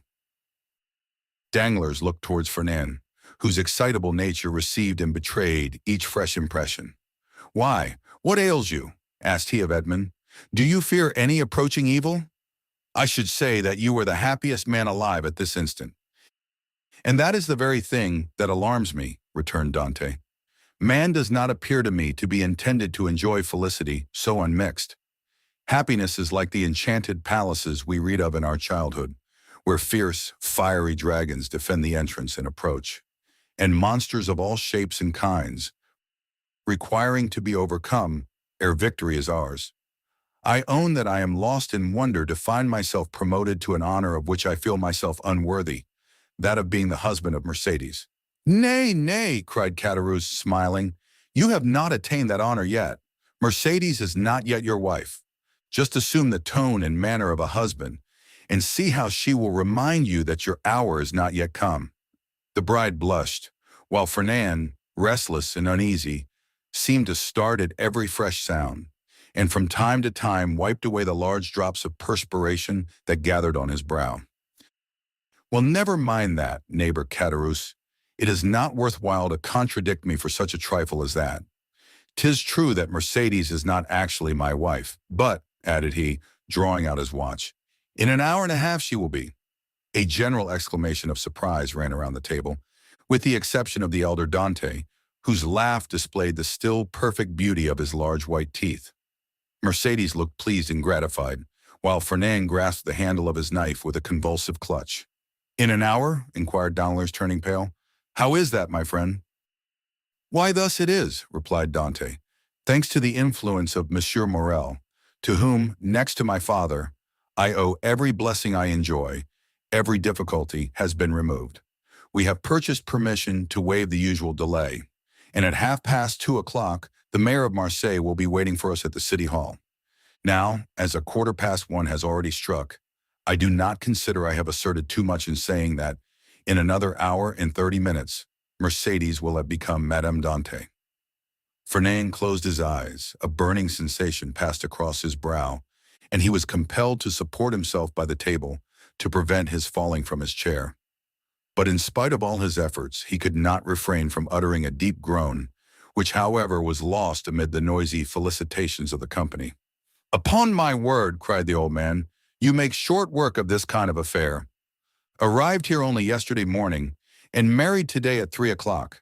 Commend me to a sailor for going the quick way to work." "But," asked Danglars in a timid tone, "how did you manage about the other formalities? The contract, the settlement?" "The contract," answered Dante laughingly. "It didn't take long to fix that. Mercédès has no fortune. I have none to settle on her. So you see, our papers were quickly written out and certainly do not come very expensive. So that what we presume to be merely the betrothal feast turns out to be the actual wedding dinner," said Danglars. "No, no," answered Dante. "Don't imagine I am going to put you off in that shabby manner. Tomorrow morning I start for Paris. 4 days to go and the same to return, with 1 day to discharge the commission entrusted to me, is all the time I shall be absent.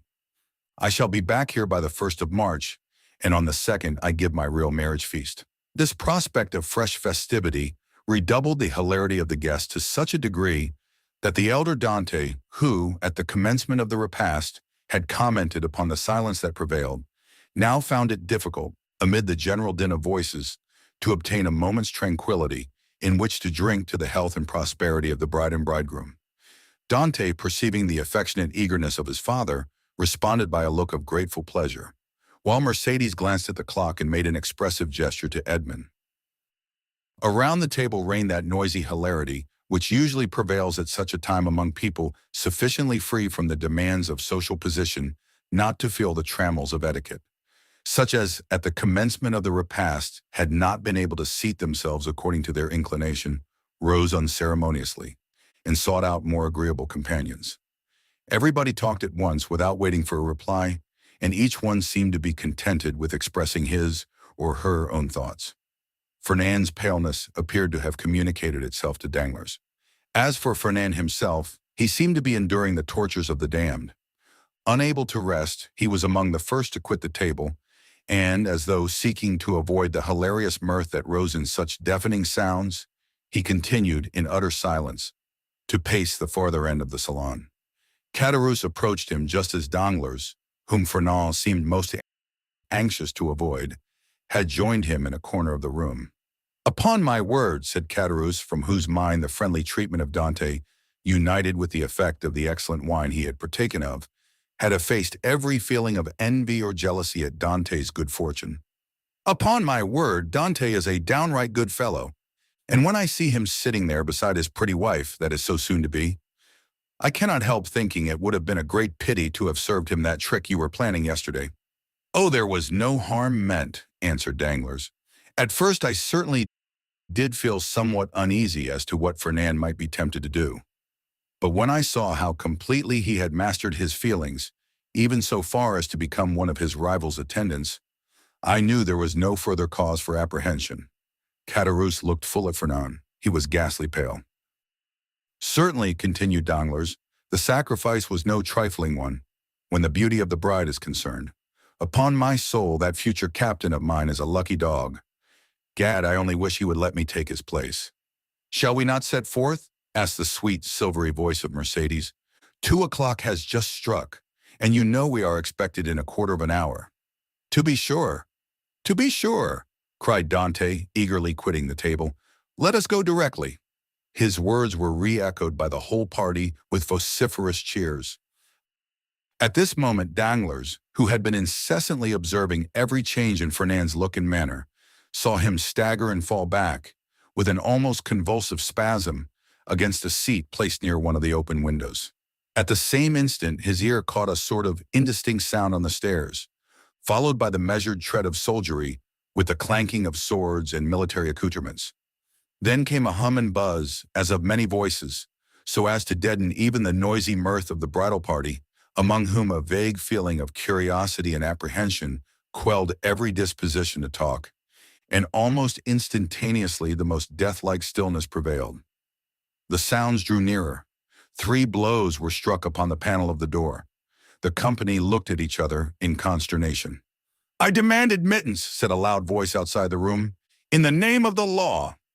As no attempt was made to prevent it, the door was opened, and a magistrate wearing his official scarf presented himself, followed by 4 soldiers and a corporal. Uneasiness now yielded to the most extreme dread on the part of those present. "May I venture to inquire the reason of this unexpected visit?" said Monsieur Morel, addressing the magistrate, whom he evidently knew. "There is doubtless some mistake easily explained." "If it be so," replied the magistrate, "rely upon every reparation being made. Meanwhile, I am the bearer of an order of arrest,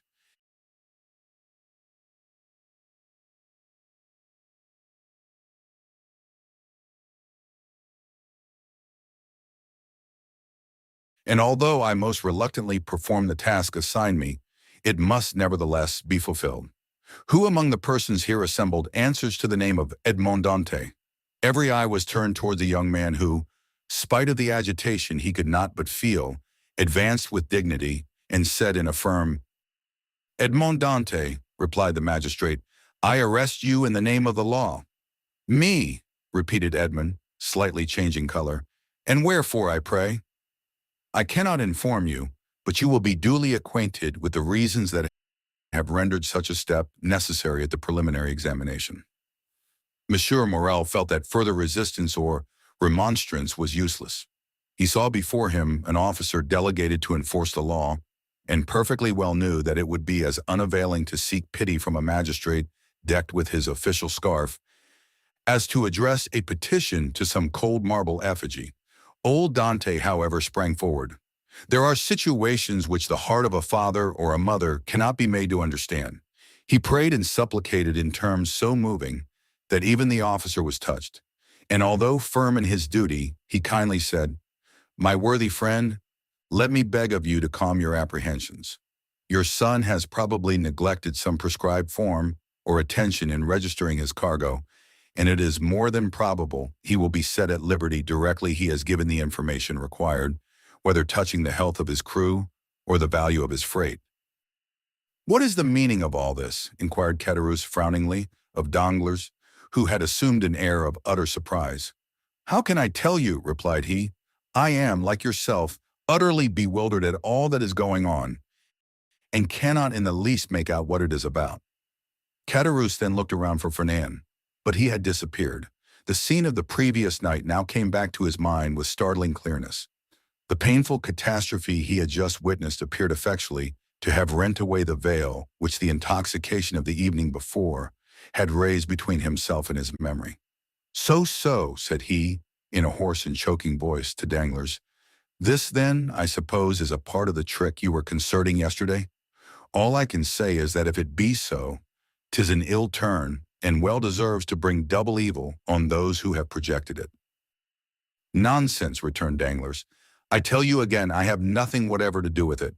Besides, you know very well that I tore the paper to pieces." "No, you did not," answered Caderousse. "You merely threw it by. I saw it lying in a corner." "Hold your tongue, you fool! What should you know about it? Why, you were drunk." "How do I know?" replied Danglars. "Gone, as every prudent man ought to be, to look after his own affairs, most likely. Never mind where he is. Let you and I go and see what is to be done for our poor friends." During this conversation, Dantès, after having exchanged a cheerful shake of the hand with all his sympathizing friends, had surrendered himself to the officer sent to arrest him, merely saying, "Make yourselves quite easy, my good fellows. There is some little mistake to clear up, that's all, depend upon it, and very likely I may not have to go so far as the prison to effect that." "Oh, to be sure," responded Danglars, who had now approached the group. "Nothing more than a mistake, I feel quite certain."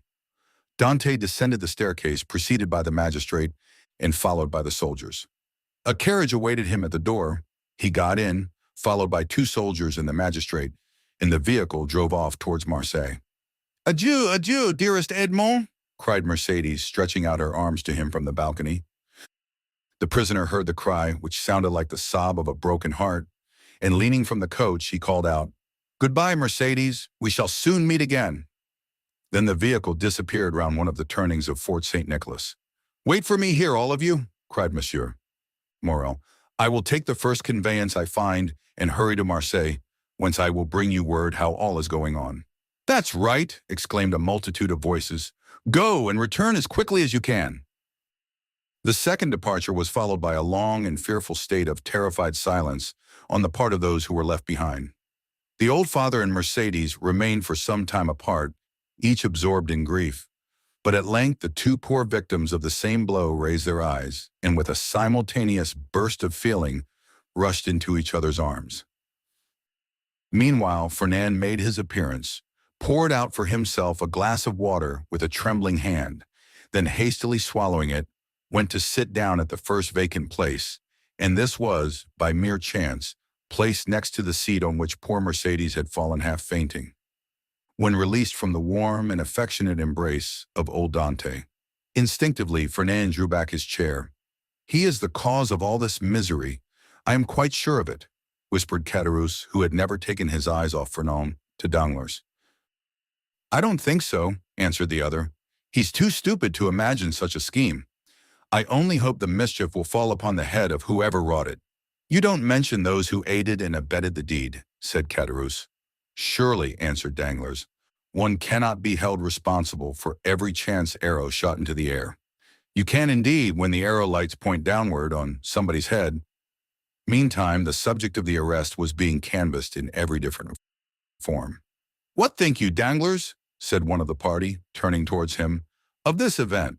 "Why," replied he, "I think it just possible Dantès may have been detected with some trifling article on board ship, considered here as contraband." "But how could he have done so without your knowledge, Danglars, since you are the ship's supercargo?" "Why, as for that, I could only know what I was told respecting the merchandise with which the vessel was laden. I know she was loaded with cotton, and that she took in her freight at Alexandria from Pastret's warehouse, and at Smyrna from Pascal's. That is all I was obliged to know, and I beg I may not be asked for any further particulars." "Now I recollect," said the afflicted old father. "My poor boy told me yesterday he had got a small case of coffee and another of tobacco for me. "There you see," exclaimed Danglars. "Now the mischief is out. Depend upon it the custom house people went rummaging about the ship in our absence, and discovered poor Dante's hidden treasures." Mercédès, however, paid no heed to this explanation of her lover's arrest. Her grief, which she had hitherto tried to restrain, now burst out in a violent fit of hysterical sobbing. "Come, come," said the old man. "Be comforted, my poor child. There is still hope." "Hope," repeated Danglars. "Hope," faintly murmured Fernand, but the words seemed to die away on his pale, agitated lips, and a convulsive spasm passed over his countenance. "Good news! Good news!" shouted forth one of the party stationed in the balcony on the lookout. "Here comes Monsieur Morrel back. No doubt now we shall hear that our friend is released." Mercédès and the old man rushed to meet the ship owner and greeted him at the door. He was very pale.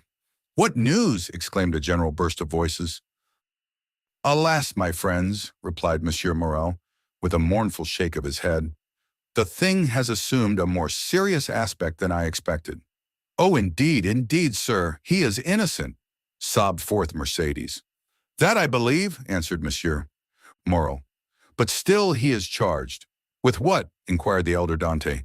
"With being an agent of the Bonapartist faction. Many of our readers may be able to recollect how formidable such an accusation became in the period at which our story is dated." A despairing cry escaped the pale lips of Mercédès. The old man sank into a chair. "Ah, Danglars," whispered Caderousse, "you have deceived me. The trick you spoke of last night has been played. But I cannot suffer a poor old man or an innocent girl to die of grief through your fault. I am determined to tell them all about it." "Be silent, you simpleton!" cried Danglars, grasping him by the arm, "or I will not answer even for your own safety. Who can tell whether Dante be innocent or guilty? The vessel did touch at Elba, where he quitted it, and passed a whole day in the island. Now, should any letters or other documents of a compromising character be found upon him, will it not be taken for granted that all who uphold him are his accomplices?" With the rapid instinct of selfishness, Caderousse readily perceived the solidity of this mode of reasoning. He gazed doubtfully, wistfully on Danglars, and then caution supplanted generosity. "Suppose we wait a while and see what comes of it," said he, casting a bewildered look on his companion. "To be sure," answered Danglars. "Let us wait by all means. If he be innocent, of course he will be set at liberty. If guilty, why, it is no use involving ourselves in a conspiracy. Let us go, then. I cannot stay here any longer." "With all my heart," replied Danglars, pleased to find the others so tractable. "Let us take ourselves out of the way and leave things for the after their departure." Fernand, who had now again become the friend and protector of Mercédès, led the girl to her home, while the friends of Dante conducted the now half-fainting man back to his abode. The rumor of Edmond's arrest as a Bonapartist agent was not slow in circulating throughout the city. "Could you ever have credited such a thing, my dear Danglars?" asked Monsieur Morrel, as, on his return to the port, for the purpose of gleaning fresh tidings of Dante, from Monsieur de Villefort, the assistant procureur, he overtook his supercargo and Caderousse. "Could you have believed such a thing possible?" "Why, you know I told you," replied Danglars, "that I considered the circumstance of his having anchored at the island of Elba as a very suspicious circumstance." "And did you mention these suspicions to any person beside myself?" "Certainly not," returned Danglars, then added in a low whisper, "You understand that, on account of your uncle, Monsieur Policar Morel, who served under the other government, and who does not altogether conceal what he thinks on the subject, you are strongly suspected of regretting the abdication of Napoleon. I should have feared to injure both Edmond and yourself had I divulged my own apprehensions to a soul. I am too well aware that though a subordinate like myself is bound to acquaint the ship owner with everything that occurs, there are many things he ought most carefully to conceal from all else." "'Tis well, Danglars, 'tis well," replied Monsieur Morrel. "You are a worthy fellow, and I had already thought of your interest in the event of poor Edmond having become captain of the Pharaon. Is it possible you were so kind?" "Yes, indeed. I had previously inquired of Dante what was his opinion of you, and if he should have any reluctance to continue you in your post. For somehow I have perceived a sort of coolness between you." "And what was his reply?" that he certainly did think he had given you offense in an affair which he merely referred to without entering into particulars, but that whoever possessed the good opinion and confidence of the ship's owner would have his preference also. The hypocrite, murmured Danglars. Poor Dante, said Caderousse. No one can deny his being a noble.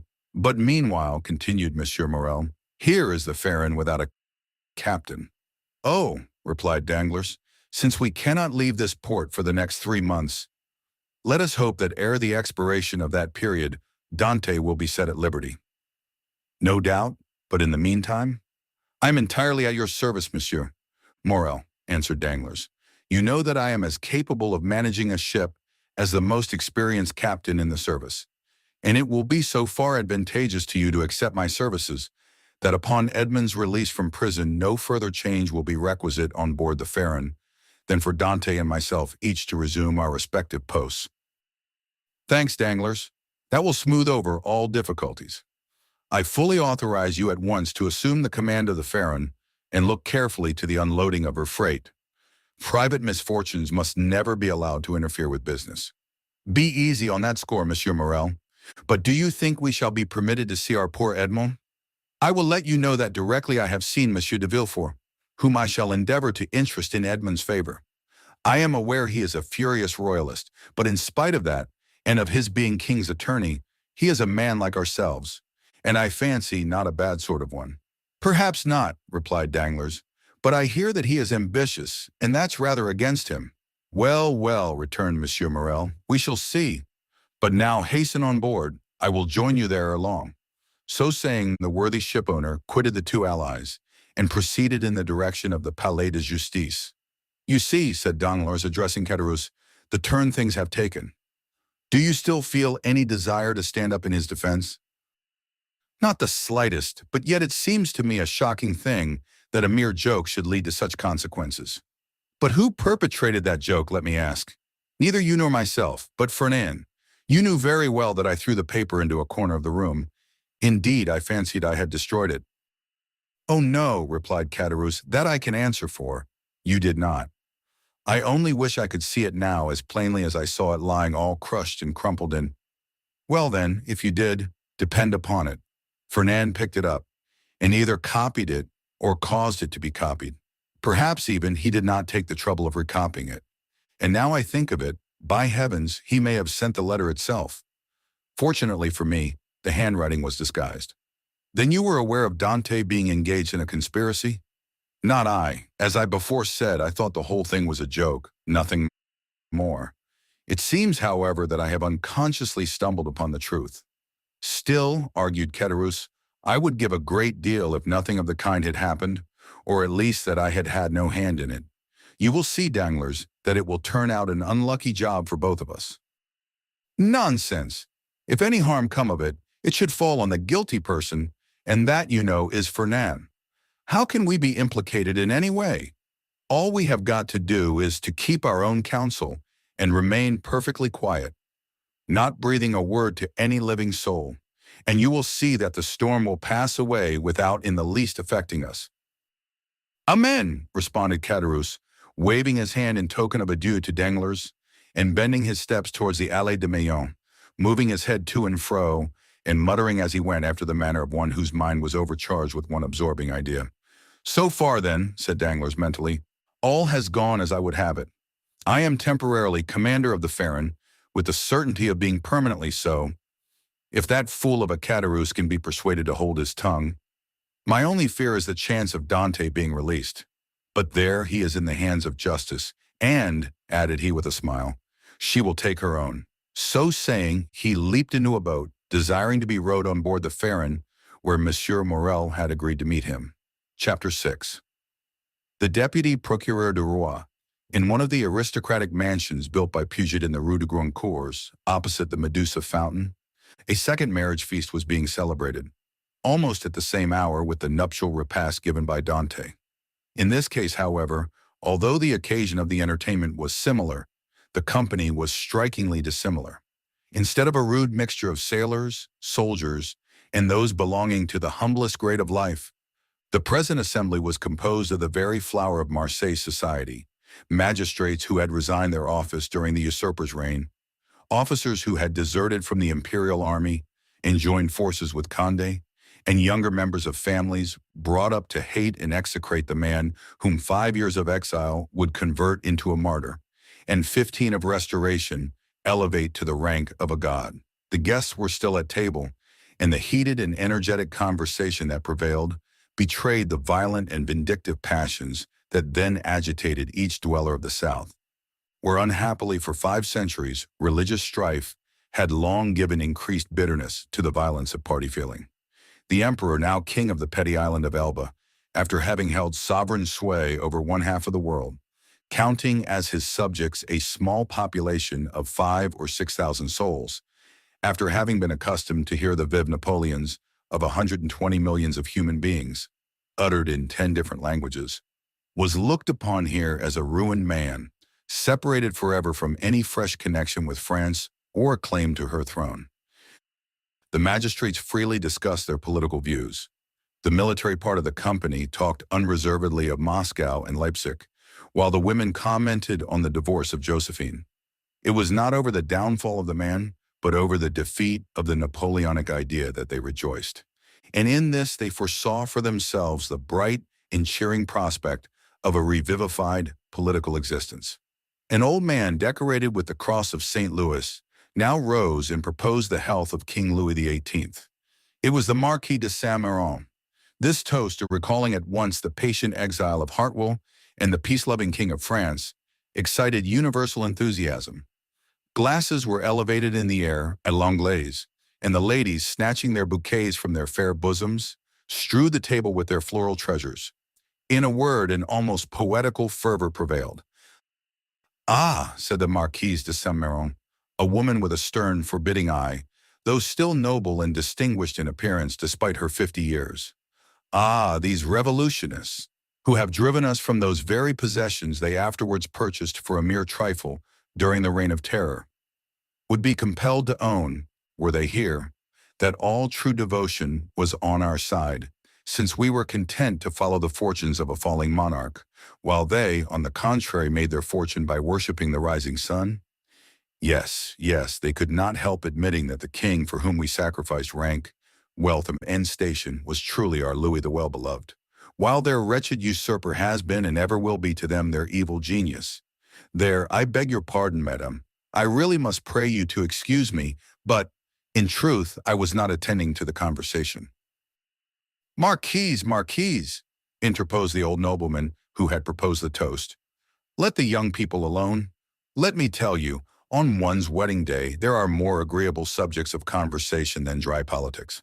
"Never mind, dearest mother," said a young and lovely girl with a profusion of light brown hair and eyes that seemed to float in liquid crystal. "'Tis all my fault for seizing upon Monsieur de Villefort, so as to prevent his listening to what you said. But there, now take him. He is your own for as long as you like. Monsieur Villefort, I beg to remind you my mother speaks to you." "If the Marquise will deign to repeat the words I but imperfectly caught, I shall be delighted to answer," said Monsieur de Villefort. "Never mind, Renée," replied the Marquise with a look of tenderness that seemed out of keeping with her harsh, dry features. "But, however all other feelings may be withered in a woman's nature, there is always one bright smiling spot in the desert of her heart, and that is the shrine of maternal love. I forgive you. What I was saying, Villefort, was that the Bonapartists had not our sincerity, enthusiasm, or devotion." "They had, however, what supplied the place of those fine qualities," replied the young man, "and that was fanaticism. Napoleon is the Muhammad of the West, and is worshipped by his commonplace but ambitious followers, not only as a leader and lawgiver, but also as the personification of equality." "He!" cried the Marquise. "Napoleon, the type of equality! For mercy's sake, then, what would you call Robespierre? Come, come, do not strip the latter of his just rights to bestow them on the Corsican, who, to my mind, has usurped quite enough. Nay, madam, I would place each of these heroes on his right pedestal, that of Robespierre on his scaffold in the Place Louis XV, that of Napoleon on the column of the Place Vendôme. The only difference consists in the opposite character of the equality advocated by these two men. One is the equality that elevates, the other is the equality that degrades. One brings a king within reach of the guillotine. The other elevates the people to a level with the throne. Observe, said Villefort, smiling, I do not mean to deny that both these men were revolutionary scoundrels, and that the 9th Thermidor and the 4th of April, in the year 1814, were lucky days for France, worthy of being gratefully remembered by every friend to monarchy and civil order. And that explains how it comes to pass that, fallen, as I trust he is forever, Napoleon has still retained a train of parasitical satellites. Still, Marquise, it has been so with other usurpers. Cromwell, for instance, who was not half so bad as Napoleon, had his partisans and advocates. Do you know, Villefort, that you are talking in a most dreadfully revolutionary strain? But I excuse it. It is impossible to expect the son of a Girondin to be free from a small spice of the old leaven. A deep crimson suffused the countenance of Villefort. "'Tis true, madame," answered he, "that my father was a Girondin, but he was not among the number of those who voted for the king's death. He was an equal sufferer with yourself during the Reign of Terror, and had well nigh lost his head on the same scaffold on which your father perished." "True," replied the Marquise, without wincing in the slightest degree at the tragic remembrance thus called up. "But bear in mind, if you please, that our respective parents underwent persecution and proscription from diametrically opposite principles. In proof of which, I may remark, that while my family remained among the staunchest adherents of the exiled princes, your father lost no time in joining the new government, and that while the citizen Noirtier was a Girondin, the Count Noirtier became a senator."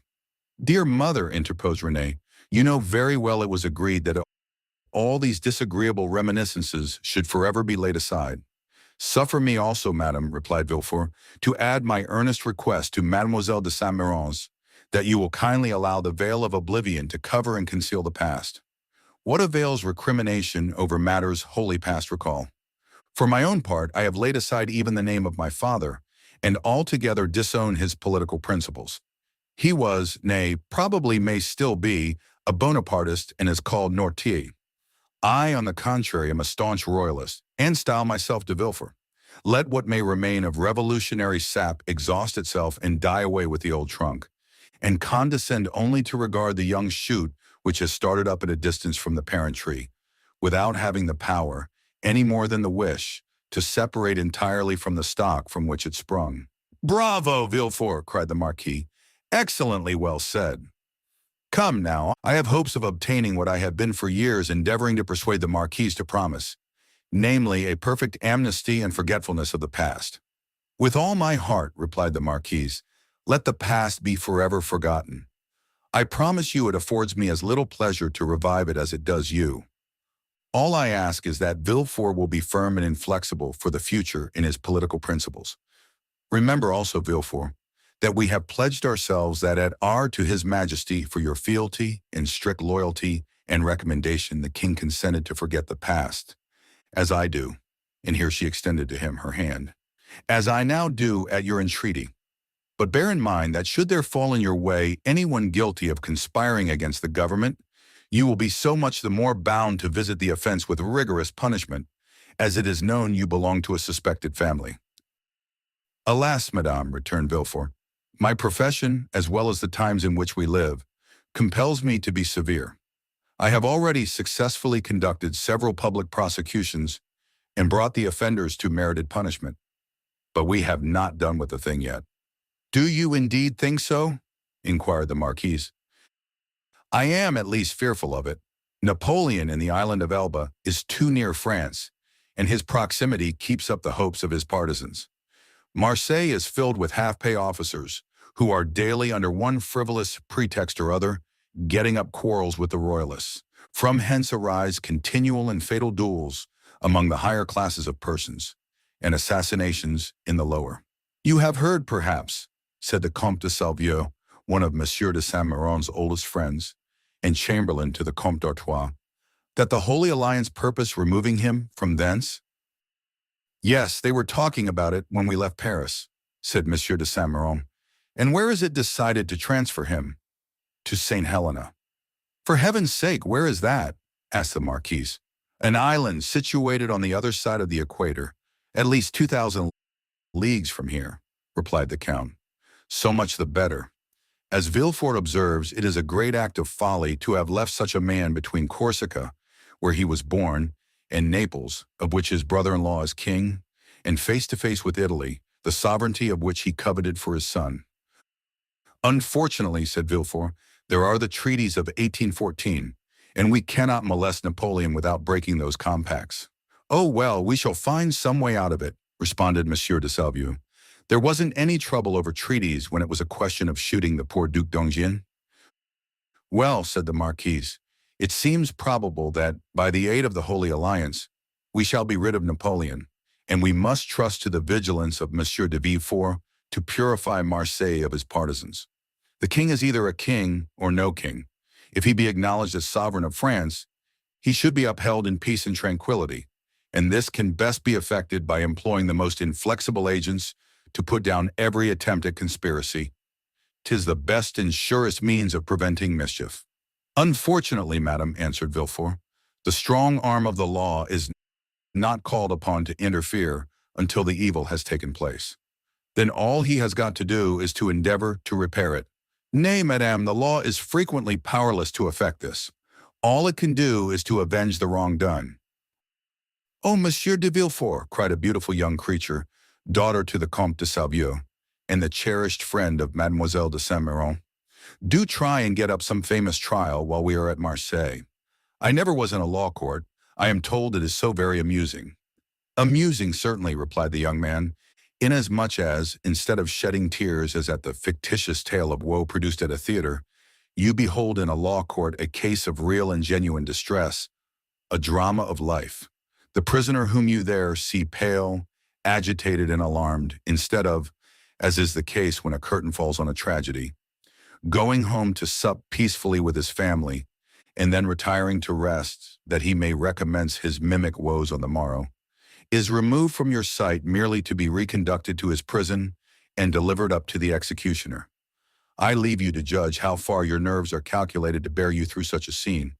Of this, however, be assured that should any favorable opportunity present itself, I will not fail to offer you the choice of being present.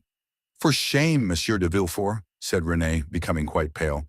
Don't you see how you are frightening us? And yet you laugh. What would you have? 'Tis like a duel. I have already recorded sentence of death 5 or 6 times against the movers of political conspiracies, and who can say how many daggers may be ready sharpened, and only waiting a favorable opportunity to be buried in my heart? Gracious heavens, monsieur. De Villefort, said Renée, becoming more and more terrified, you surely are not in earnest. Indeed I am, replied the young magistrate with a smile, and in the interesting trial that young lady is anxious to witness, the case would only be still more aggravated. Suppose, for instance, the prisoner, as is more than probable, to have served under Napoleon. Well, can you expect for an instant that one accustomed at the word of his commander to rush fearlessly on the very bayonets of his foe will scruple more to drive a stiletto into the heart of one he knows to be his personal enemy than to slaughter his fellow creatures, merely because bidden to do so by one he is bound to obey? Besides, one requires the excitement of being hateful in the eyes of the accused, in order to lash oneself into a state of sufficient vehemence and power. I would not choose to see the man against whom I pleaded smile, as though in mockery of my words. No, my pride is to see the accused pale, agitated, and as though beaten out of all composure by the fire of my eloquence. Renée uttered a smothered exclamation. Bravo, cried one of the guests. That is what I call talking to some purpose. Just the person we require at a time like the present, said a second. What a splendid business that last case of yours was, my dear Villefort, remarked a third. I mean the trial of the man for murdering his father. Upon my word, you killed him ere the executioner had laid his hand upon him. Oh, as for parricides, and such dreadful people as that, interposed Renée, it matters very little what is done to them. But as regards poor unfortunate creatures, whose only crime consists in having mixed themselves up in political intrigues, why, that is the very worst offense they could possibly commit.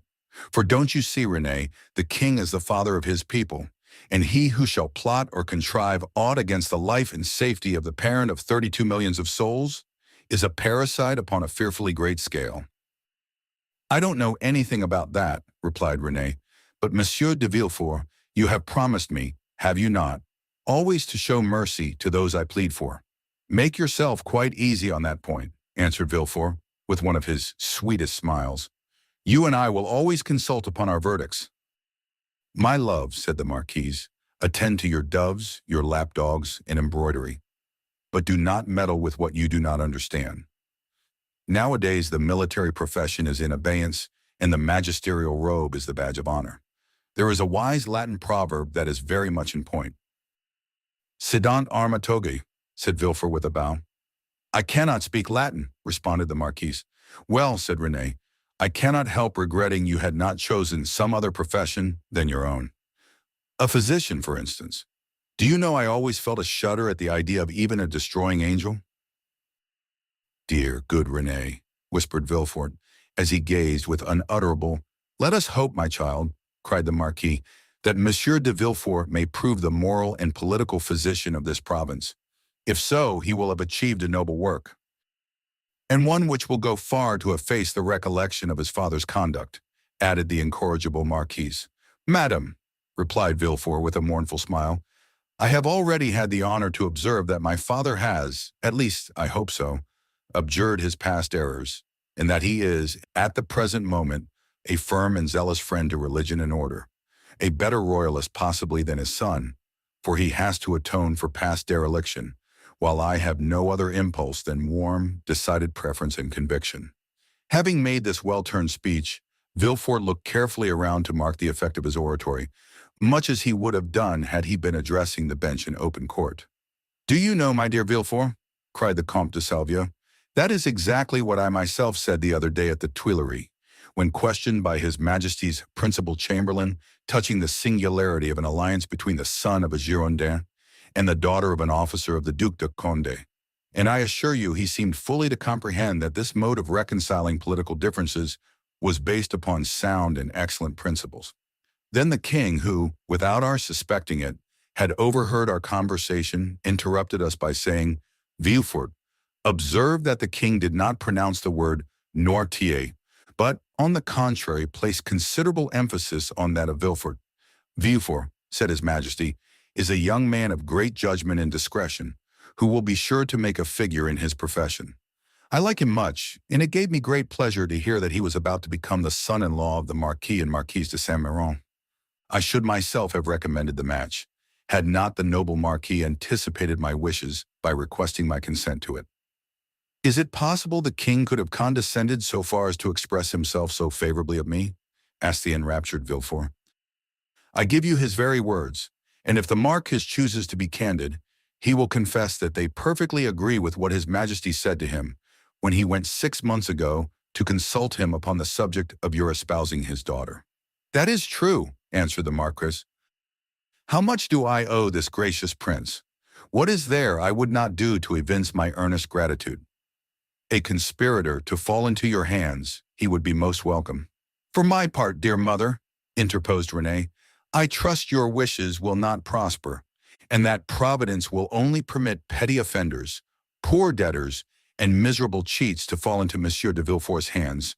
Then I shall be contented. Just the same as though you prayed that a physician might only be called upon to prescribe for headaches, measles, and the stings of wasps, or any other slight affection of the epidermis. If you wish to see me the king's attorney, you must desire from me some of those violent and dangerous diseases from the cure of which so much honor redounds to the physician. At this moment, and as though the utterance of Villefort's wish had sufficed to effect its accomplishment, a servant entered the room and whispered a few words in his ear. Villefort immediately rose from the table and quitted the room upon the plea of urgent business. He soon, however, returned, his whole face beaming with delight. Renee regarded him with fond affection, and certainly his handsome features, lit up as they then were with more than usual fire and animation, seemed formed to excite the innocent admiration with which she gazed on her graceful and intelligent lover. You were wishing just now, said Villefort, addressing her, that I were a doctor instead of a lawyer. Well, I at least resemble the disciples of Aesculapius in one thing. People spoke in this style in 1815, that of not being able to call a day my own, not even that of my betrothal. And wherefore were you called away just now? asked Mademoiselle de Saint-Méran with an air of deep interest. For a very serious matter, which bids fair to make work for the executioner. How dreadful! Exclaimed Renee, turning pale. Is it possible? Burst simultaneously from all who were near enough to the magistrate to hear his words. Why, if my information prove correct, a sort of Bonapartist conspiracy has just been discovered. Can I believe my ears? Cried the Marquise. I will read you the letter containing the accusation at least, said Villefort.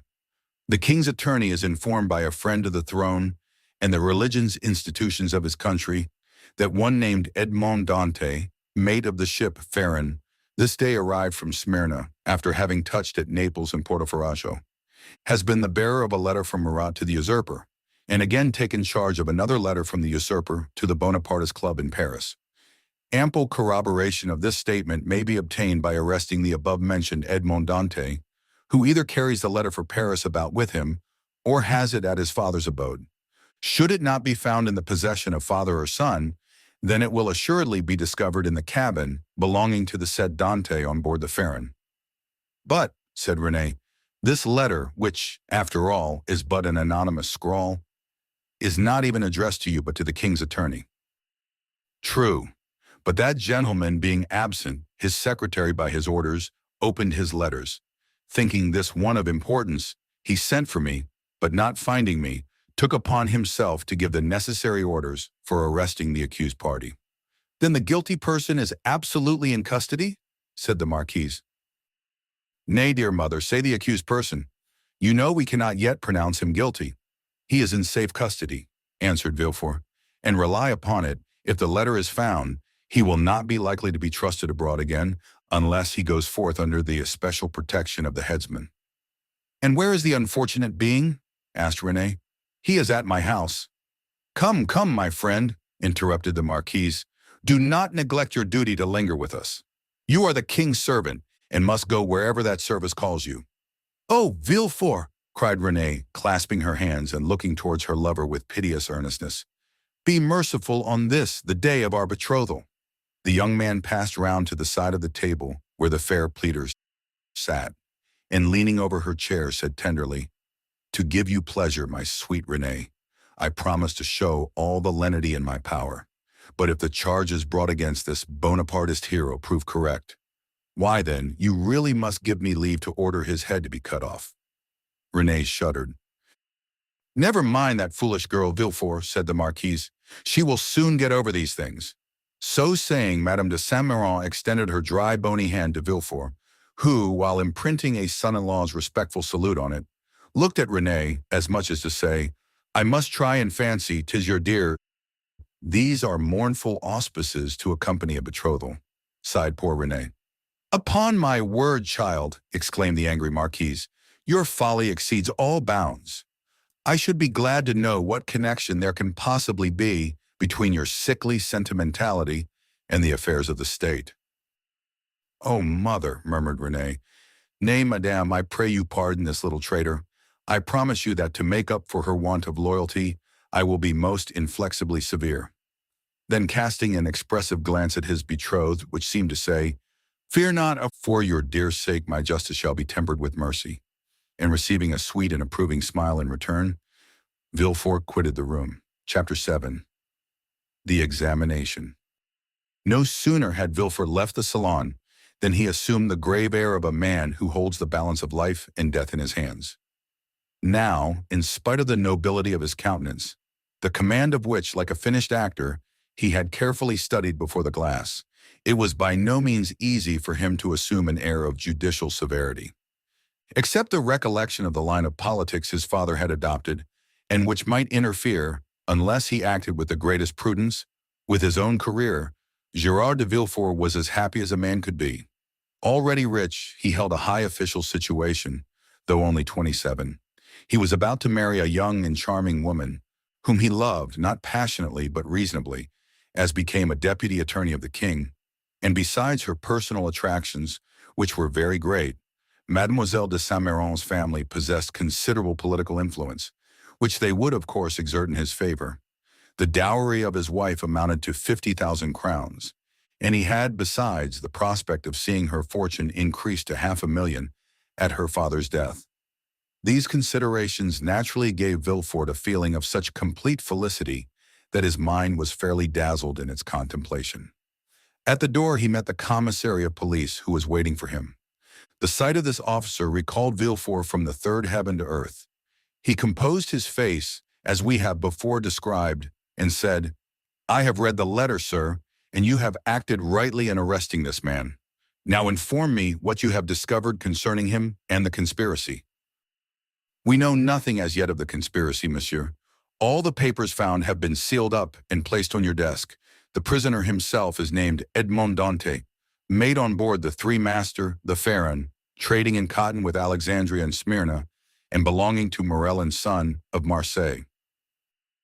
Before he entered the merchant service, had he ever served in the Marines?" "Oh no, monsieur, he is very young." "How old?" 19 or 20 at the most." At this moment, and as Villefort had arrived at the corner of the Rue des Conseils, a man who seemed to have been waiting for him approached. It was Monsieur Morel. "Ah, Monsieur de Villefort," cried he, "I am delighted to see you. Some of your people have committed the strangest mistake. They have just arrested the Edmond Dantès, mate of my vessel." "I know it, monsieur," replied Villefort, "and I am now going to examine him." "Oh," said Morel, carried away by his friendship, "you do not know him, and I do. He is the most estimable, the most trustworthy creature in the world, and I will venture to say there is not a better seaman in all the merchant service.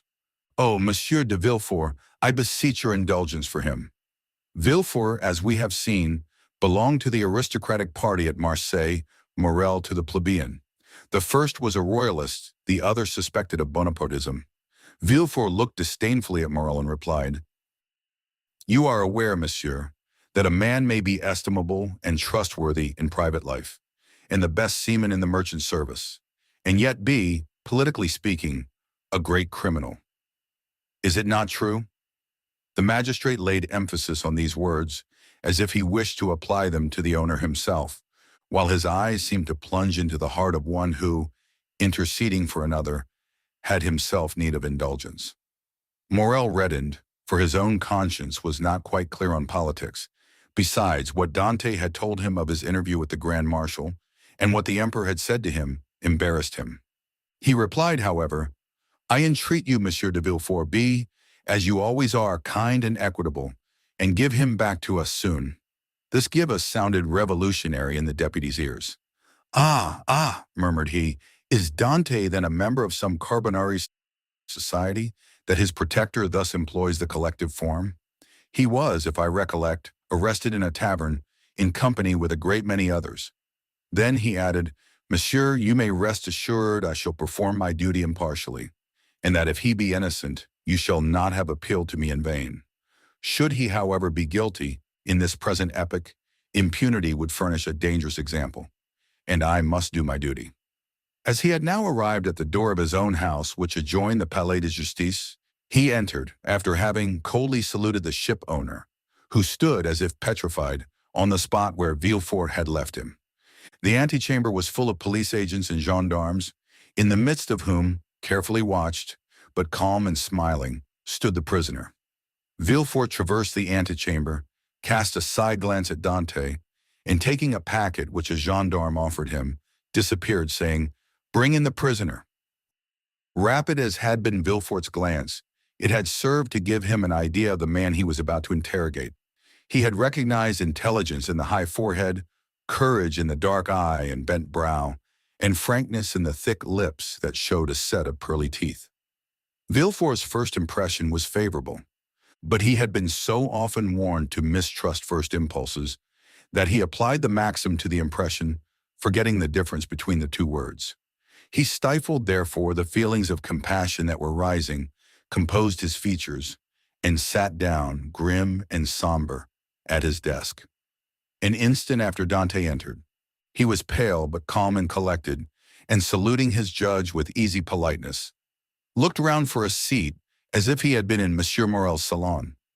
It was then that he encountered for the first time Villefort's look, that look peculiar to the magistrate, who, while seeming to read the thoughts of others, betrays nothing of his own.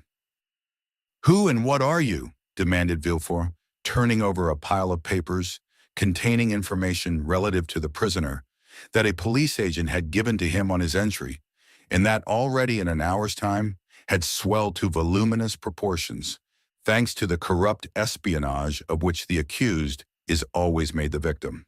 "My name is Edmond Dantès," replied the young man calmly. "I am mate of the Pharaon, belonging to Messrs. Morel and Son." "Your age?" continued Villefort. 19, returned Dantès. "What were you doing at the moment you were arrested?" "I was at the festival of my marriage, monsieur," said the young man, his voice slightly tremulous. So great was the contrast between that happy moment and the painful ceremony he was now undergoing. So great was the contrast between the somber aspect of Monsieur de Villefort and the radiant face of Mercédès. "You were at the festival of your marriage?" said the deputy, shuddering in spite of himself. "Yes, monsieur. I am on the point of marrying a young girl I have been attached to for 3 years." Villefort, impassive as he was struck with this coincidence, and the tremulous voice of Dantès, surprised in the midst of his happiness, struck a sympathetic chord in his own bosom. He also was on the point of being married, and he was summoned from his own happiness to destroy that of another. "This philosophic reflection," thought he, "will make a great sensation at Monsieur de Saint-Méran's," and he arranged mentally, while Dantès awaited further questions, the antithesis by which orators often create a reputation for eloquence. When this speech was arranged, Villefort turned to Dantès. "Go on, sir," said he. "What would you have me say?" "Give all the information in your power. Tell me on which point you desire information, and I will tell all I know. Only," added he with a smile, "I warn you I know very little." "Have you served under the usurper?" "I was about to be mustered into the Royal Marines when he fell." "It is reported your political opinions are extreme," said Villefort, who had never heard anything of the kind, but was not sorry to make this inquiry, as if it were an accusation. "My political opinions," replied Dantès. "Alas, sir, I never had any opinions. I am hardly 19. I know nothing. I have no part to play. If I obtain the situation I desire, I shall owe it to Monsieur de Morel. Thus all my opinions, I will not say public but private, are confined to these 3 sentiments. I love my father, I respect Monsieur Morel, and I adore Mercédès. This, sir, is all I can tell you, and you see how uninteresting it is." As Dantès spoke, Villefort gazed at his ingenuous and open countenance, and recollected the words of Renée, who, without knowing who the culprit was, had besought his indulgence for him.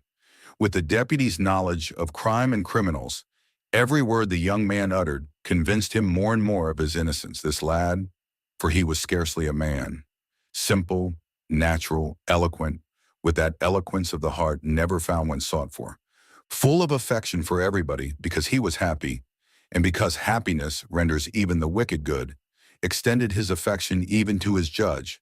"Spite of Villefort's pardieu," said Villefort, "he is a noble fellow.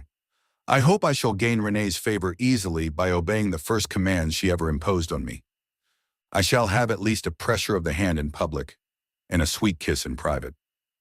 Full of this idea, Villefort's face became so joyous that when he turned to Dantès, the latter, who had watched the change on his physiognomy, was smiling also. "Sir," said Villefort, "have you any enemies at least that you know?" "I have enemies?" replied Dantès. "My position is not sufficiently elevated for that. As for my disposition, that is perhaps somewhat too hasty, but I have striven to repress it. I have had 10 or 12 sailors under me, and if you question them, they will tell you that they love and respect me, not as a father, for I am too young, but as an elder brother. But you may have excited jealousy. You are about to become captain at 19, an elevated post. You are about to marry a pretty girl who loves you, and these 2 pieces of good fortune may have excited the envy of someone. You are right, you know men better than I do, and what you say may possibly be the case, I confess. But if such persons are among my acquaintances, I prefer not to know it, because then I should be forced to hate them. You are wrong. You should always strive to see clearly around you. You seem a worthy young man. I will depart from the strict line of my duty to aid you in discovering the author of this accusation. Here is the paper. Do you know the writing?" As he spoke, Villefort drew the letter from his pocket and presented it to Dantès. Dantès read it. A cloud passed over his brow as he said, "No, monsieur, I do not know the writing, and yet it is tolerably plain. Whoever did it writes well. I am very fortunate," added he, looking gratefully at Villefort, "to be examined by such a man as you. For this envious person is a real enemy." And by the rapid glance that the young man's eyes shot forth, Villefort saw how much energy lay hid beneath this mildness. "Now," said the deputy, "answer me frankly, not as a prisoner to a judge, but as one man to another who takes an interest in him. What truth is there in the accusation contained in this anonymous letter?" And Villefort threw disdainfully on his desk the letter Dante had just given back to him. "None at all. I will tell you the real facts. I swear by my honor as a sailor, by my love for Mercédès, by the life of my father." "Speak, monsieur," said Villefort. Then internally, "If René could see me, well, when we quitted Naples, Captain Leclerc was attacked with a brain fever. As we had no doctor on board, and he was so anxious to arrive at Elba that he would not touch at any other port, his disorder rose to such a height that at the end of the third day, feeling he was dying, he called me to him. 'My dear Dante,' said he, 'swear to perform what I am going to tell you, for it is a matter of the deepest importance.' 'I swear, Captain,' replied I. 'Well, as after my death the command devolves on you as mate, assume the command and bear up for the island of Elba. Disembark at Portoferraggio. Ask for the Grand Marshal, give him this letter. Perhaps they will give you another letter and charge you with a commission. You will accomplish what I was to have done and derive all the honor and profit from it.' 'I will do it, Captain, but perhaps I shall not be admitted to the Grand Marshal's presence as easily as you expect.' 'Here is a ring that will obtain audience of him and remove every difficulty,' said the captain. At these words he gave me a ring. It was timed 2 hours after he was delirious. The next day he died. And what did you do then? What I ought to have done, and what everyone would have done in my place. Everywhere the last requests of a dying man are sacred, but with a sailor the last requests of his superior are commands. I sailed for the island of Elba, where I arrived the next day. I ordered everybody to remain on board and went on shore alone. As I had expected, I found some difficulty in obtaining access to the Grand Marshal. But I sent the ring I had received from the captain to him, and was instantly admitted. He questioned me concerning Captain Leclerc's death, and as the latter had told me, gave me a letter to carry on to a person in Paris. I undertook it because it was what my captain had bade me do. I landed here, regulated the affairs of the vessel, and hastened to visit my affianced bride, whom I found more lovely than ever. Thanks to Monsieur Morel, all the forms were got over. In a word, I was, as I told you, at my marriage feast, and I should have been married in an hour, and tomorrow I intended to start for Paris. Had I not been arrested on this charge, which you, as well as I now, see to be unjust." "Ah," said Villefort, "this seems to me the truth. If you have been culpable, it was imprudence, and this imprudence was in obedience to the orders of your captain. Give up this letter you have brought from Elba, and pass your word you will appear, should you be required, and go and rejoin your friends. Yes, but first, give me this letter. You have it already, for it was taken from me with some others which I see in that packet." "Stop a moment," said the deputy, as Dante took his hat and gloves. "To whom is it addressed?" "To Monsieur Noirtier, Rue Coq-Héron, Paris." Had a thunderbolt fallen into the room, Villefort could not have been more stupefied. He sank into his seat, and hastily turning over the packet, drew forth the fatal letter, at which he glanced with an expression of terror. "Monsieur Noirtier, Rue Coq-Héron, number 13, murmured he, growing still paler. "Yes," said Dante. "Do you know him?" "No," replied Villefort. "A faithful servant of the king does not know conspirators." "It is a conspiracy, then?" asked Dante, who, after believing himself free, now began to feel a tenfold alarm. "I have, however, already told you, sir, I was entirely ignorant of the contents of the letter." "Yes, but you knew the name of the person to whom it was addressed," said Villefort. "I was forced to read the address to know to whom to give it." "Have you shown this letter to anyone?" asked Villefort, becoming still more pale. "To no one, on my honor." "Everybody is ignorant that you are the bearer of a letter from the island of Elba and addressed to Monsieur Noirtier?" "Everybody. except the person who gave it to me. And that was too much, far too much, murmured Villefort. Villefort's brow darkened more and more. His white lips and clenched teeth filled Dantès with apprehension. After reading the letter, Villefort covered his face with his hands. "Oh," said Dantès timidly, "what is the matter?" Villefort made no answer, but raised his head at the expiration of a few seconds, and again perused the letter. "And you say that you are ignorant of the contents of this letter? You are ill. Shall I ring for assistance? Shall I call?" "No," said Villefort, rising hastily. "Stay where you are. It is for me to give orders here, and not you." "Monsieur," replied Dantès proudly, "it was only to summon assistance for you. I want none. It was a temporary indisposition. Attend to yourself. Answer me." Dantès waited, expecting a question, but in vain. Villefort fell back on his chair, passed his hand over his brow, moist with perspiration, and, for the third time, read the letter. "Oh, if he knows the contents of this," murmured he, "and that Noirtier is the father of Villefort, I am lost." And he fixed his eyes upon Edmond, as if he would have penetrated his thoughts. "Oh, it is impossible to doubt it," cried he, suddenly. "In heaven's name," cried the unhappy young man, "if you doubt me, question me. I will answer you."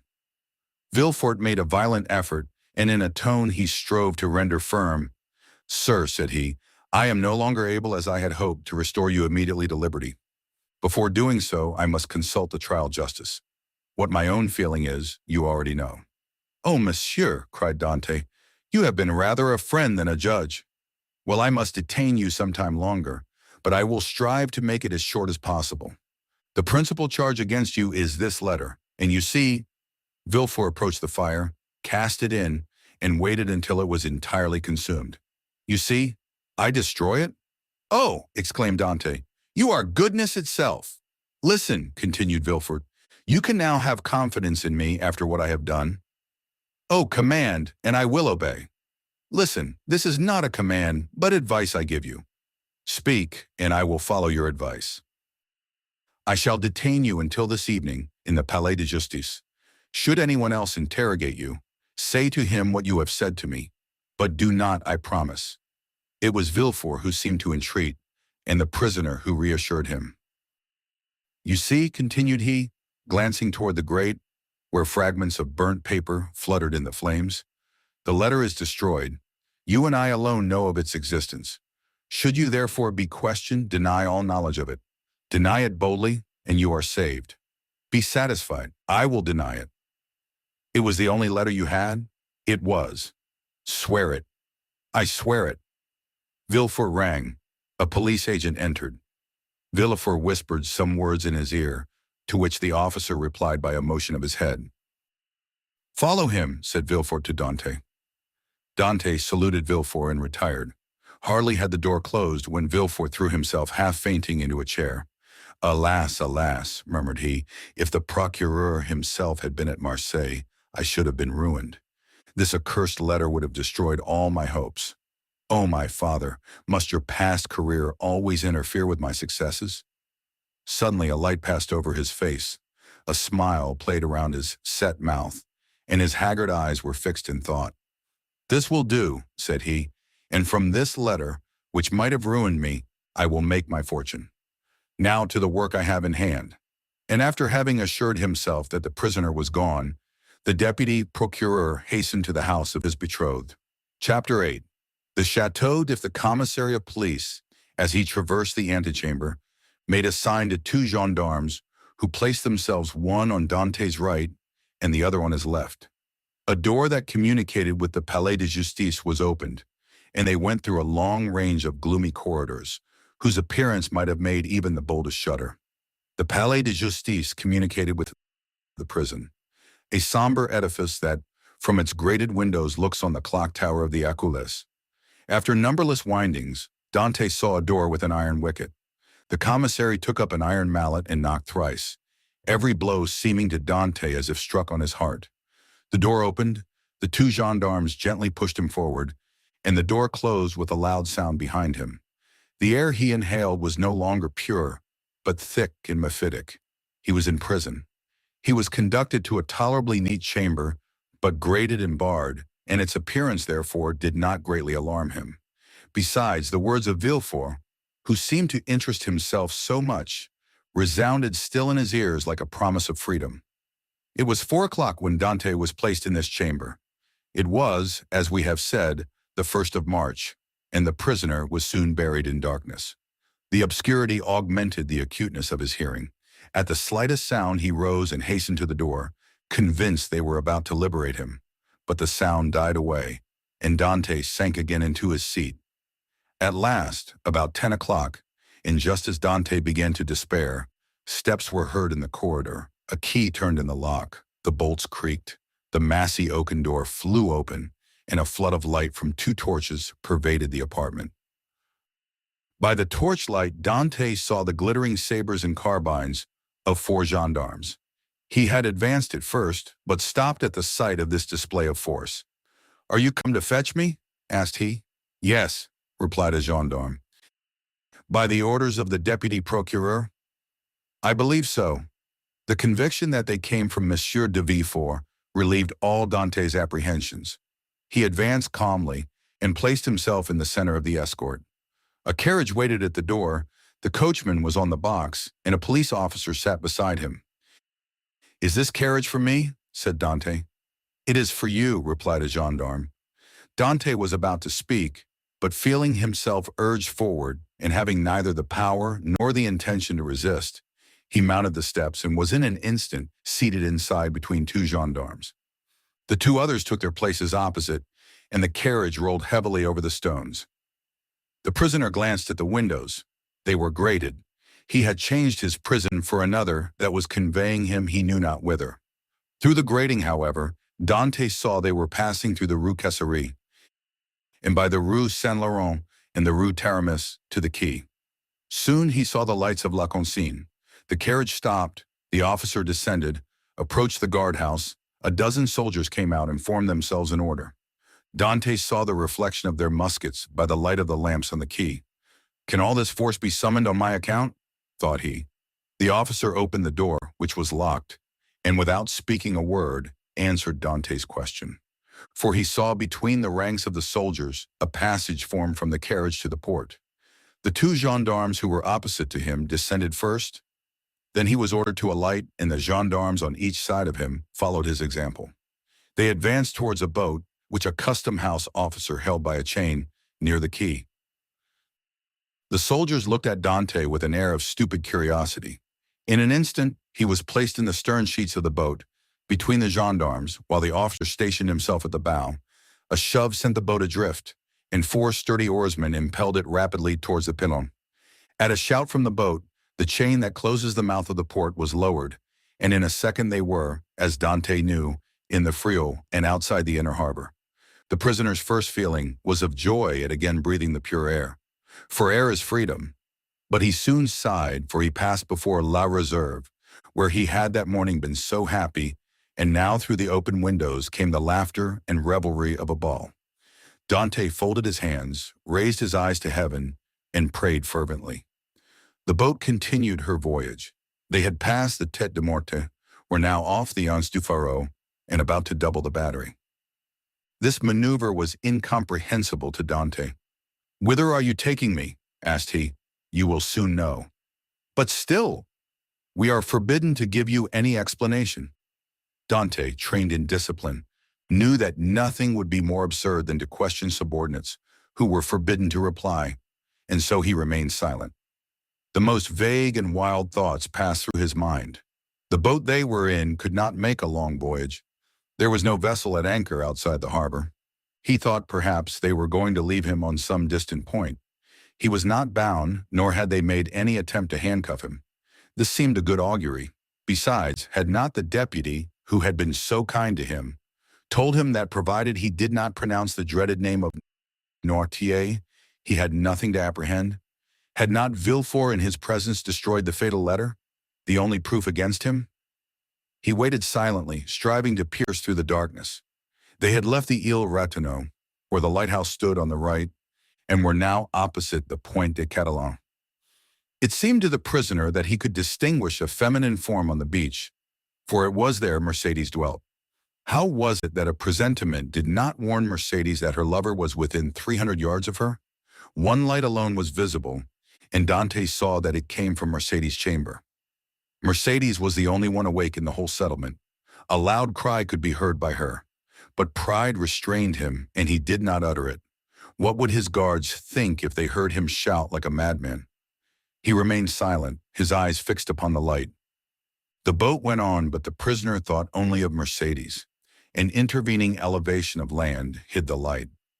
Dantès turned and perceived that they had got out to sea. While he had been absorbed in thought, they had shipped their oars and hoisted sail. The boat was now moving with the wind. In spite of his repugnance to address the guards, Dantès turned to the nearest gendarme, and taking his hand, "Comrade," said he, "I adjure you as a Christian and a soldier to tell me where we are going.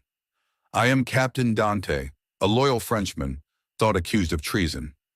Tell me where you are conducting me, and I promise you on my honor I will submit to my fate." The gendarme looked irresolutely at his companion, who returned for answer a sign that said, "I see no great harm in telling him now." And the gendarme replied, "You are a native of Marseille and a sailor, and yet you do not know where you are going." "On my honor, I have no idea." "Have you no idea whatever?" "None at all." "That is impossible." "I swear to you it is true. Tell me, I entreat." "But my orders?" "Your orders do not forbid your telling me what I must know in 10 minutes, in half an hour or an hour. You see, I cannot escape, even if unless you are blind or have never been outside the harbor, you must know." "I do not." "Look round you then." Dantès rose and looked forward, when he saw rise within 100 yards of him the black and frowning rock on which stands the Château d'If.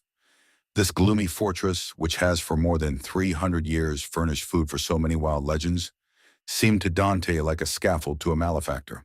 "The Château d'If!" cried he. "What are we going there for?" The gendarme smiled. "I am not going there to be imprisoned," said Dantès. "It is only used for political prisoners. I have committed no crime." "Are there any magistrates or judges at the Château d'If?" "There are only," said the gendarme, "a governor, a garrison, turnkeys, and good thick walls." "Come, come, do not look so astonished, or you will make me think you are laughing at me in return for my good nature." Dantès pressed the gendarme's hand as though he would crush it. "You think, then," said he, "that I am taken to the Château d'If to be imprisoned there? It is probable, but there is no occasion to squeeze so hard. Without any inquiry? Without any formality?" "All the formalities have been gone through. The inquiry is already made." "And so in spite of Monsieur de Villefort's promises?" "I do not know what Monsieur de Villefort promised you," said the gendarme, "but I know we are taking you to the Château d'If." "But what are you doing?" "Help, comrades, help!" By a rapid movement, which the gendarme's practiced eye had perceived, Dantès sprang forward to precipitate himself into the sea, but 4 vigorous arms seized him as his feet quitted the bottom of the boat. He fell back, cursing with rage. "Good," said the gendarme, placing his knee on his chest. "Believe soft-spoken gentlemen again. Hark ye, my friend, I have disobeyed my first order, but I will not disobey the second. And if you move, I will blow your brains out." And he leveled his carbine at Dantès, who felt the muzzle against his temple. For a moment the idea of struggling crossed his mind, and of so ending the unexpected evil that had overtaken him. But he bethought him of Monsieur de Villefort's promise, and besides, death in a boat from the hand of a gendarme seemed too terrible. He remained motionless, but gnashing his teeth and wringing his hands with fury. At this moment the boat came to a landing with a violent shock. One of the sailors leaped on the shore. A cord creaked as it ran through a pulley, and Dantès guessed that they were at the end of the voyage, and that they were mooring the boat. His guards, taking him by the arms and coat collar, forced him to rise and dragged him towards the steps that lead to the gate of the fortress, while the police officer carrying a musket with fixed bayonet followed behind. Dantès made no resistance. He was like a man in a dream. He saw soldiers drawn up on the embankment. He knew vaguely that he was ascending a flight of steps. He was conscious that he passed through a door, and that the door closed behind him. But all this indistinctly as through a mist. He did not even see the ocean, that terrible barrier against freedom, which the prisoners look upon with utter despair. They halted for a minute, during which he strove to collect his thoughts. He looked around. He was in a court surrounded by high walls. He heard the measured tread of sentinels, and as they passed before the light, he saw the barrels of their muskets shine. They waited upwards of 10 minutes. Certain Dante could not escape. The gendarmes released him. They seemed awaiting orders. The orders came. "Where is the prisoner?" said a voice. "Here," replied the gendarmes. "Let him follow me. I will take him to his cell." "Go," said the gendarmes, thrusting Dante forward. The prisoner followed his guide, who led him into a room almost underground, whose bare and reeking walls seemed as though impregnated with tears. A lamp placed on a stool illumined the apartment faintly and showed Dante the features of his conductor, an under-jailer, ill-clothed and of sullen appearance. "Here is your chamber for tonight," said he. "It is late and the governor is asleep. Tomorrow, perhaps, he may change you. In the meantime, there is bread, water, and fresh straw, and that is all a prisoner can wish for. Good night."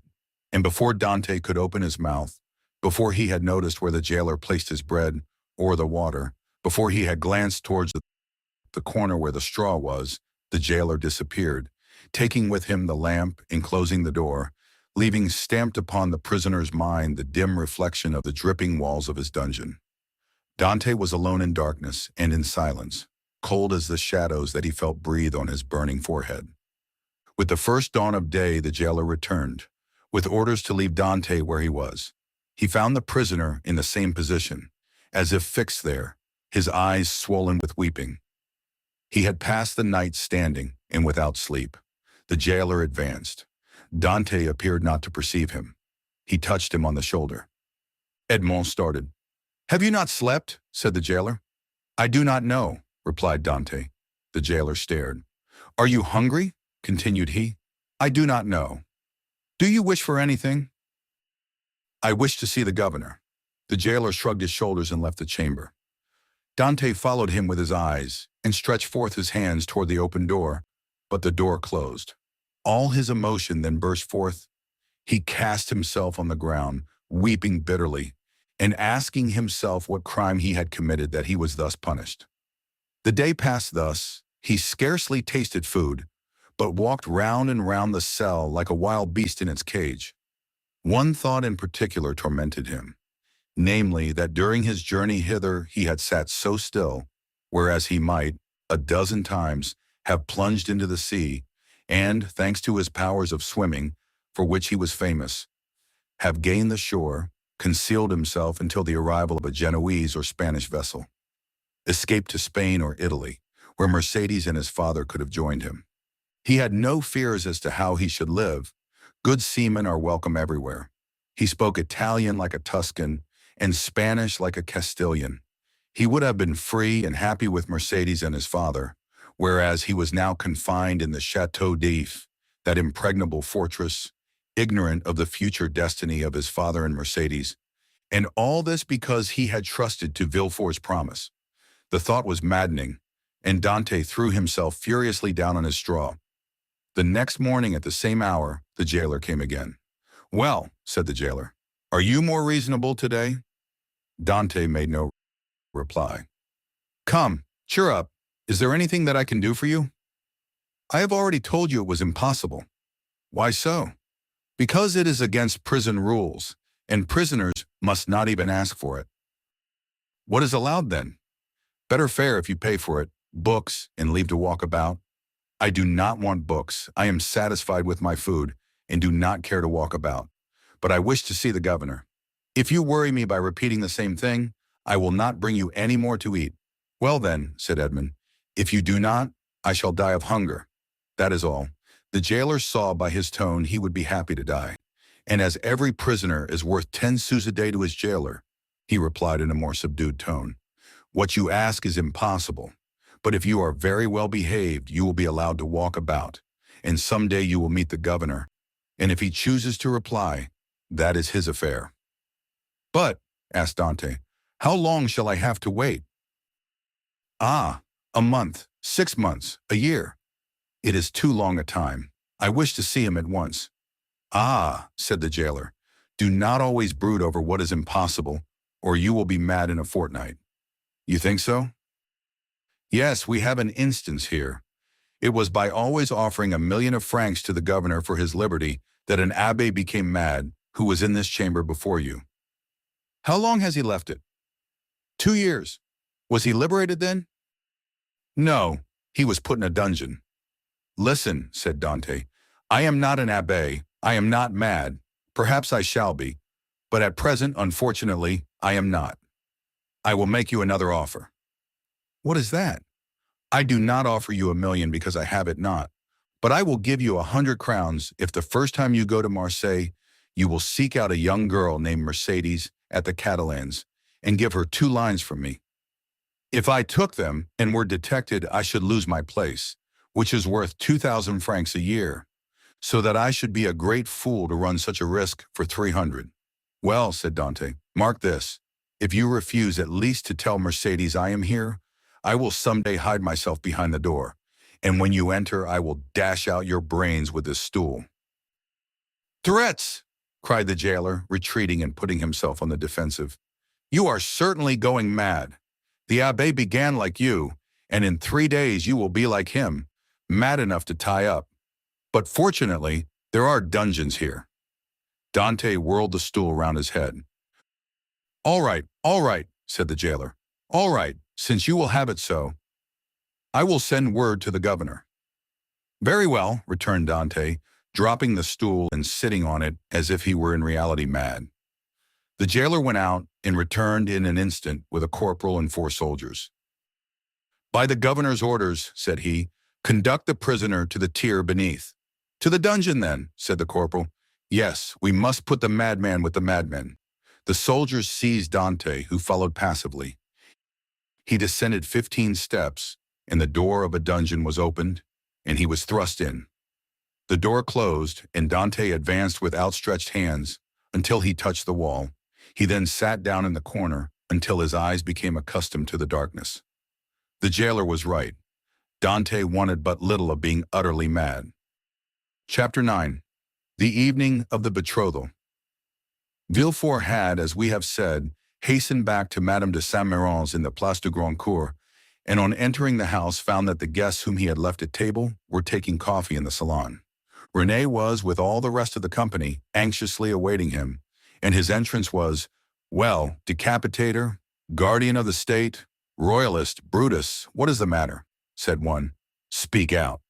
Are we threatened with a fresh reign of terror? Asked another. Has the Corsican ogre broken loose? Cried a third. Marquise, said Villefort, approaching his future mother-in-law, I request your pardon for thus leaving you. Will the Marquis honor me by a few moments' private conversation? Ah, it is really a serious matter, then? Asked the Marquis, remarking the cloud on Villefort's brow. So serious that I must take leave of you for a few days. So, added he, turning to René, judge for yourself if it be not important. You are going to leave us, cried René, unable to hide her emotion at this unexpected announcement. Alas, returned Villefort, I must. Where, then, are you going? Asked the Marquise. That, madame, is an official secret, but if you have any commissions for Paris, a friend of mine is going there tonight, and will with pleasure undertake them. The guests looked at each other. You wish to speak to me alone? Said the Marquis. Yes, let us go to the library, please. The Marquis took his arm, and they left the salon. Well, asked he, as soon as they were by themselves, tell me what it is. An affair of the greatest importance that demands my immediate presence in Paris. Now, excuse the indiscretion, Marquis, but have you any landed property? All my fortune is in the funds, 700,000 or 800,000 francs. Then sell out, Marquis, or you will lose it all. But how can I sell out here? You have a broker, have you not? Yes. Then give me a letter to him, and tell him to sell out without an instant's delay. Perhaps even now I shall arrive too late. And sitting down, he wrote a letter to his broker, ordering him to sell out at the market price. Now then, said Villefort, placing the letter in his pocketbook, I must have another. To whom? To the king. To the king? Yes. I dare not write to His Majesty. I do not ask you to write to His Majesty, but ask Monsieur de Salvieux to do so. I want a letter that will enable me to reach the king's presence without all the formalities of demanding an audience. That would occasion a loss of precious time. But address yourself to the keeper of the seals. He has the right of entry at the Tuileries and can procure you audience at any hour of the day or night. Doubtless, but there is no occasion to divide the honors of my discovery with him. The keeper would leave me in the background and take all the glory to himself. I tell you, Marquis, my fortune is made if I only reach the Tuileries the first, for the king will not forget the service I do him. In that case, go and get ready. I will call Salvieux and make him write the letter. Be as quick as possible. I must be on the road in a quarter of an hour. Tell your coachman to stop at the door. You will present my excuses to the Marquise and Mademoiselle Renée, whom I leave on such a day with great regret.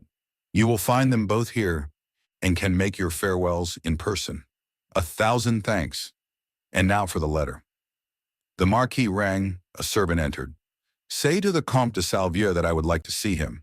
Now then, go, said the Marquis. I shall be gone only a few moments. Villefort hastily quitted the apartment, but reflecting that the sight of the deputy procureur running through the streets would be enough to throw the whole city into confusion, he resumed his ordinary pace. At his door, he perceived a figure in the shadow that seemed to wait for him.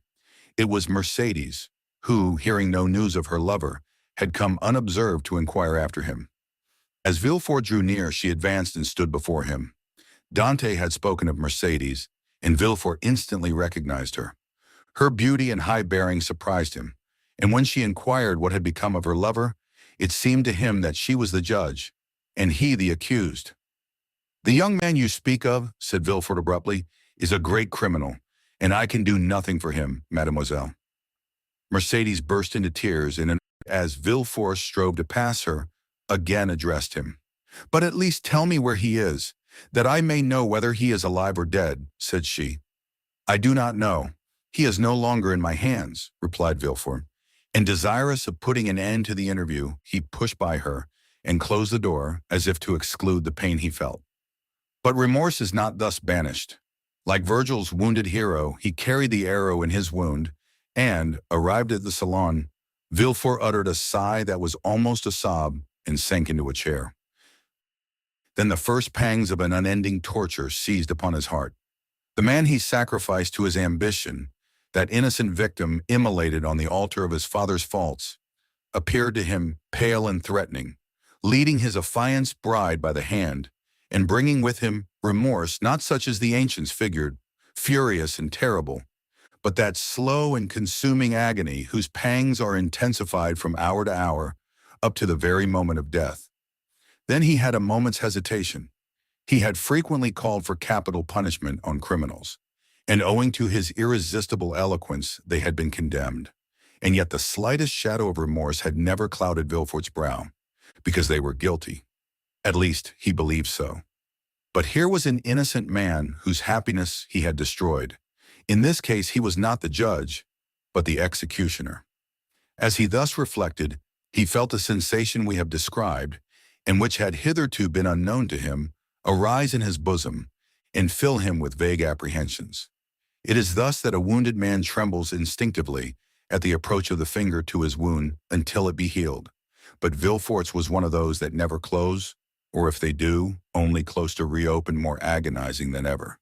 If at this moment the sweet voice of Renée had sounded in his ears pleading for mercy, or the fair Mercédès had entered and said, "In the name of God, I conjure you to restore me my affianced husband," his cold and trembling hands would have signed his release. But no voice broke the stillness of the chamber, and the door was opened only by Villefort's valet, who came to tell him that the traveling carriage was in readiness. Villefort rose, or rather sprang from his chair, hastily opened one of the drawers of his desk, emptied all the gold it contained into his pocket, stood motionless an instant, his hand pressed to his head, muttered a few inarticulate sounds, and then, perceiving that his servant had placed his cloak on his shoulders, he sprang into the carriage, ordering the postilions to drive to Monsieur de Saint-Mérin's. The hapless Dantès was doomed. As the Marquis had promised, Villefort found the Marquise and Renée in waiting. He started when he saw Renée, for he fancied she was again about to plead for Dante. Alas, her emotions were wholly personal. She was thinking only of Villefort's departure. She loved Villefort, and he left her at the moment he was about to become her husband. Villefort knew not when he should return, and Renée, far from pleading for Dante, hated the man whose crime separated her from her lover. Meanwhile, what of Mercédès? She had met Fernand at the corner of the Rue de la Loge. She had returned to the Catalans, and had despairingly cast herself on her couch. Fernand, kneeling by her side, took her hand and covered it with kisses that Mercédès did not even feel. She passed the night thus. The lamp went out for want of oil, but she paid no heed to the darkness, and dawn came. But she knew not that it was day. Grief had made her blind to all but one object. That was Edmond. "Ah, you are there," said she at length, and turning towards Fernand. "I have not quitted you since yesterday," returned Fernand sorrowfully. Monsieur Morel had not readily given up the fight. He had learned that Dante had been taken to prison, and he had gone to all his friends and the influential persons of the city. But the report was already in circulation that Dante was arrested as a Bonapartist agent, and as the most sanguine looked upon any attempt of Napoleon to remount the throne as impossible, he met with nothing but refusal, and had returned home in despair, declaring that the matter was serious and that nothing more could be done. Caderousse was equally restless and uneasy, but instead of seeking, like Monsieur Morel, to aid Dante, he had shut himself up with 2 bottles of black currant brandy, in the hope of drowning reflection. But he did not succeed, and became too intoxicated to fetch any more drink, and yet not so intoxicated as to forget what had happened. With his elbows on the table, he sat between the 2 empty bottles, while specters danced in the light of the unsnuffed candle, specters such as Hoffmann strews over his punch-drenched pages. Like a Danglars alone was content and joyous. He had got rid of an enemy, and made his own situation on the fair and secure. Danglars was one of those men born with a pen behind the ear, and an inkstand in place of a heart. Everything with him was multiplication or subtraction. The life of a man was to him of far less value than a numeral, especially when by taking it away, he could increase the sum total of his own desires. He went to bed at his usual hour and slept in peace. Villefort, after having received Monsieur de Salvieux's letter, embraced Renée, kissed the Marquise's hand, and shaking that of the Marquis, started for Paris along the Aix road. Old Dante was dying with anxiety to know what had become of Edmond, but we know very well what had become of Edmond. Chapter 10. The King's Closet at the Tuileries. We will leave Villefort on the road to Paris, traveling, thanks to trebled fees, with all speed, and passing through 2 or 3 apartments. Enter at the Tuileries the little room with the arched window, so well known as having been the favorite closet of Napoleon and Louis XVIII, and now of Louis Philippe. There, seated before a walnut table he had brought with him from Hartwell, and to which, from one of those fancies not uncommon to great people, he was particularly attached, the King, Louis XVIII, was carelessly listening to a man of 50 or 52 years of age, with gray hair, aristocratic bearing, and exceedingly gentlemanly attire, and meanwhile making a marginal note in a volume of Griffius's rather inaccurate but much sought-after edition of Horace, a work which was much indebted to the sagacious observations of the philosophical monarch. "You say, sir," said the king, "that I am exceedingly disquieted, sire. Really, have you had a vision of the 7 fat kine and the 7 lean kine?" "No, sire, for that would only betoken for us 7 years of plenty and 7 years of scarcity. And with a king as full of foresight as your majesty, then of what other scourge are you afraid, my dear Blockus?" "Sire, I have every reason to believe that a storm is brewing in the south."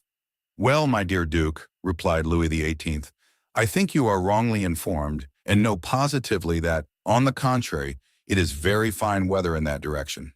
Man of ability as he was, Louis XVIII liked a pleasant jest.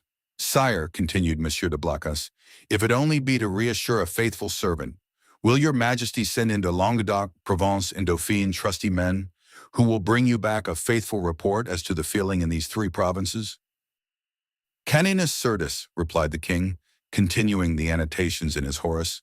"Sire," replied the courtier, laughing in order that he might seem to comprehend the quotation, Your Majesty may be perfectly right in relying on the good feeling of France, but I fear I am not altogether wrong in dreading some desperate attempt. By whom? By Bonaparte, or at least by his adherents. My dear Blacas, said the king, you with your alarms prevent me from working. And you, sire, prevent me from sleeping with your security.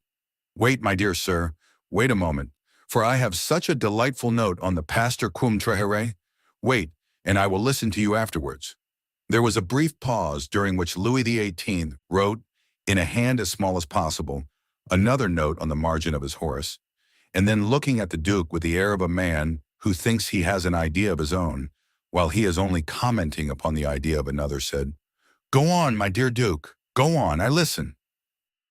Sire, said Blacas, who had for a moment the hope of sacrificing Villefort to his own profit, I am compelled to tell you that these are not mere rumors destitute of foundation, which thus disquiet me, but a serious-minded man deserving all my confidence, and charged by me to watch over the South, the Duke hesitated as he pronounced these words, has arrived by post to tell me that a great peril threatens the king, and so I hasten to you, sire. Maladucis avidomum, continued Louis XVIII, still annotating. By no means, my dear Duke, but just stretch out your hand. Which? Whichever you please, there to the left. Here, sire. I tell you to the left, and you are looking to the right. I mean on my lefties there. You will find yesterday's report of the Minister of Police. But here is Monsieur d'André himself, and Monsieur d'André, announced by the chamberlain-in-waiting, entered. Come in, said Louis XVIII with repressed smile. Come in, Baron, and tell the Duke all you know. The latest news of Monsieur de Bonaparte. Do not conceal anything, however serious. Let us see, the island of Elba is a volcano, and we may expect to have issuing thence flaming and bristling war. Bella, horrida bella. Monsieur d'André leaned very respectfully on the back of a chair with his two hands and said, Has your Majesty perused yesterday's report? Yes, yes, but tell the Duke himself, who cannot find anything, what the report contains. Give him the particulars of what the usurper is doing in his islet. Monsieur, said the Baron to the Duke, all the servants of His Majesty must approve of the latest intelligence which we have from the island of Elba. Bonaparte. Monsieur d'André looked at Louis XVIII, who, employed in writing a note, did not even raise his head. Bonaparte, continued the Baron, is mortally wearied and passes whole days in watching his miners at work at Portalongon, and scratches himself for amusement, added the king. Scratches himself? Inquired the Duke. What does your Majesty mean? Yes, indeed, my dear Duke. Did you forget that this great man, this hero, this demigod, is attacked with a malady of the skin which worries him to death, Perigo? And moreover, my dear Duke, continued the Minister of Police, we are almost assured that, in a very short time, the usurper will be insane. Insane? Raving mad. His head becomes weaker. Sometimes he weeps bitterly, sometimes laughs boisterously.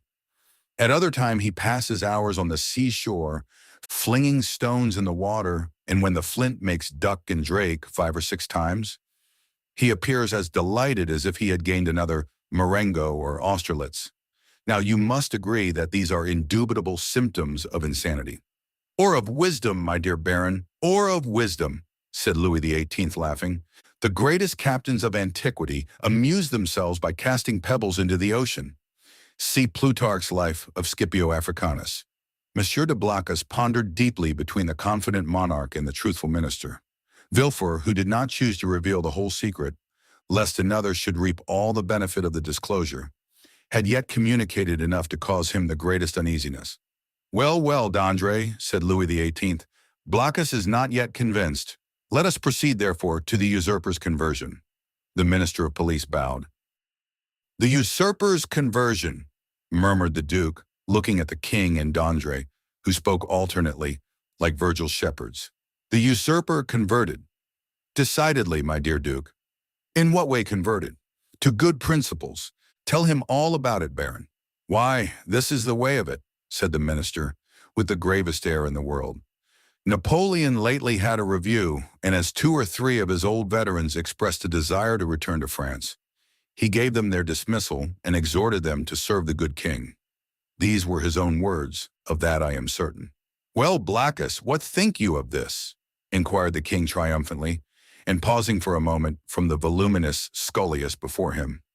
"I say, sire, that the Minister of Police is greatly deceived, or I am. And as it is impossible it can be the Minister of Police, as he has the guardianship of the safety and honor of your Majesty, it is probable that I am in error. However, sire, if I might advise, your Majesty will interrogate the person of whom I spoke to you, and I will urge your Majesty to do him this honor." "Most willingly, Duke. Under your auspices I will receive any person you please. But you must not expect me to be too confiding. Baron, have you any report more recent than this dated the 20th of February? This is the 3rd of March, my office." "Go thither, and if there be none—" Well, continued Louis XVIII, "make one. That is the usual way, is it not?" And the king laughed facetiously. "Oh, sire," replied the minister, "we have no occasion to invent any. Every day our desks are loaded with most circumstantial denunciations, coming from hosts of people who hope for some return for services which they seek to render but cannot. They trust to fortune and rely upon some unexpected event in some way to justify their predictions." "Well, sir, go," said Louis XVIII, "and remember that I am waiting for you." "I will but go and return, sire. I shall be back in 10 minutes. "And I, sire," said Monsieur de Blacas, "will go and find my messenger." "Wait, sir, wait," said Louis XVIII.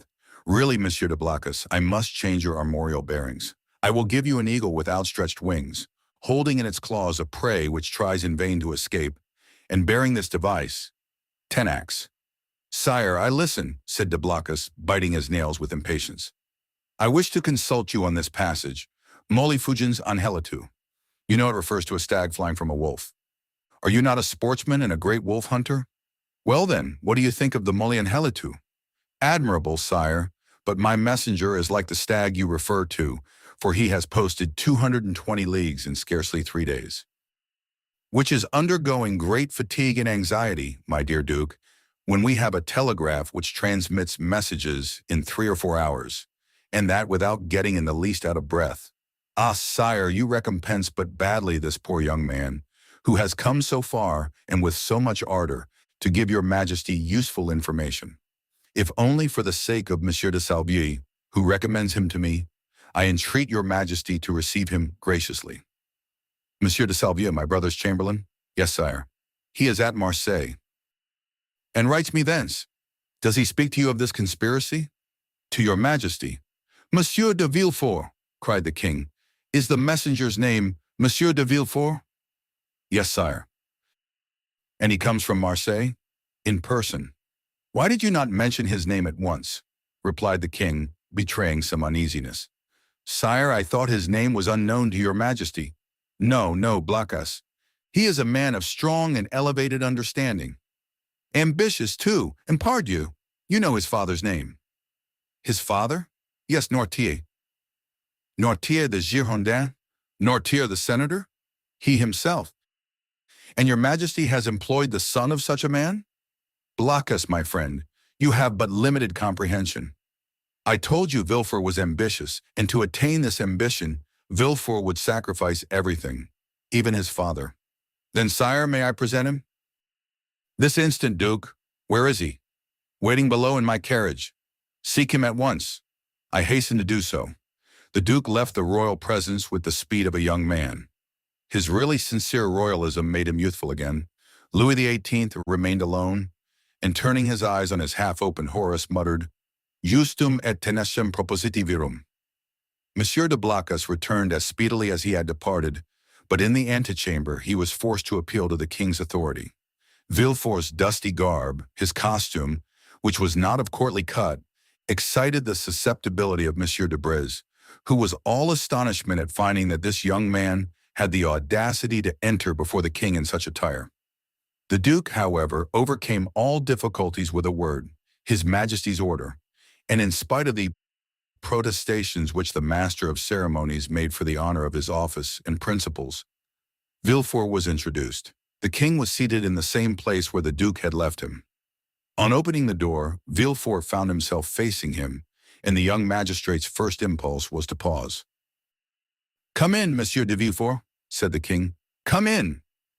Villefort bowed and, advancing a few steps, waited until the king should interrogate him. "Monsieur de Villefort," said Louis XVIII, The Duc de Blacas assures me you have some interesting information to communicate. Sire, the Duke is right, and I believe your Majesty will think it equally important. In the first place, and before everything else, sir, is the news as bad in your opinion as I am asked to believe? Sire, I believe it to be most urgent, but I hope by the speed I have used that it is not irreparable. Speak as fully as you please, sir, said the king, who began to give way to the emotion which had showed itself in Blacas's face and affected Villefort's voice. Speak, sir, and pray begin at the beginning. I like order in everything. Sire, said Villefort, I will render a faithful report to your Majesty, but I must entreat your forgiveness if my anxiety leads to some obscurity in my language. A glance at the king after this discreet and subtle exordium assured Villefort of the benignity of his august auditor, and he went on, Sire, I have come as rapidly to Paris as possible to inform your Majesty that I have discovered, in the exercise of my duties, not a commonplace and insignificant plot, such as is every day got up in the lower ranks of the people and in the army, but an actual conspiracy, a storm which menaces no less than your Majesty's throne. Sire, the usurper is arming 3 ships. He meditates some project, which, however mad, is yet, perhaps, terrible. At this moment he will have left Elba, to go whither I know not, but assuredly to attempt a landing either at Naples, or on the coast of Tuscany, or perhaps on the shores of France. Your Majesty is well aware that the sovereign of the island of Elba has maintained his relations with Italy and France. I am, sir, said the king, much agitated, and recently we have had information that the Bonapartist clubs have had meetings in the Rue Saint-Jacques. But proceed, I beg of you. How did you obtain these details? Sire, they are the results of an examination which I have made of a man of Marseille, whom I have watched for some time, and arrested on the day of my departure. This person, a sailor, of turbulent character, and whom I suspected of Bonapartism, has been secretly to the island of Elba. There he saw the Grand Marshal, who charged him with an oral message to a Bonapartist in Paris, whose name I could not extract from him. But this mission was to prepare men's minds for a return. It is the man who says this, sire, a return which will soon occur. And where is this man? In prison, sire. And the matter seems serious to you.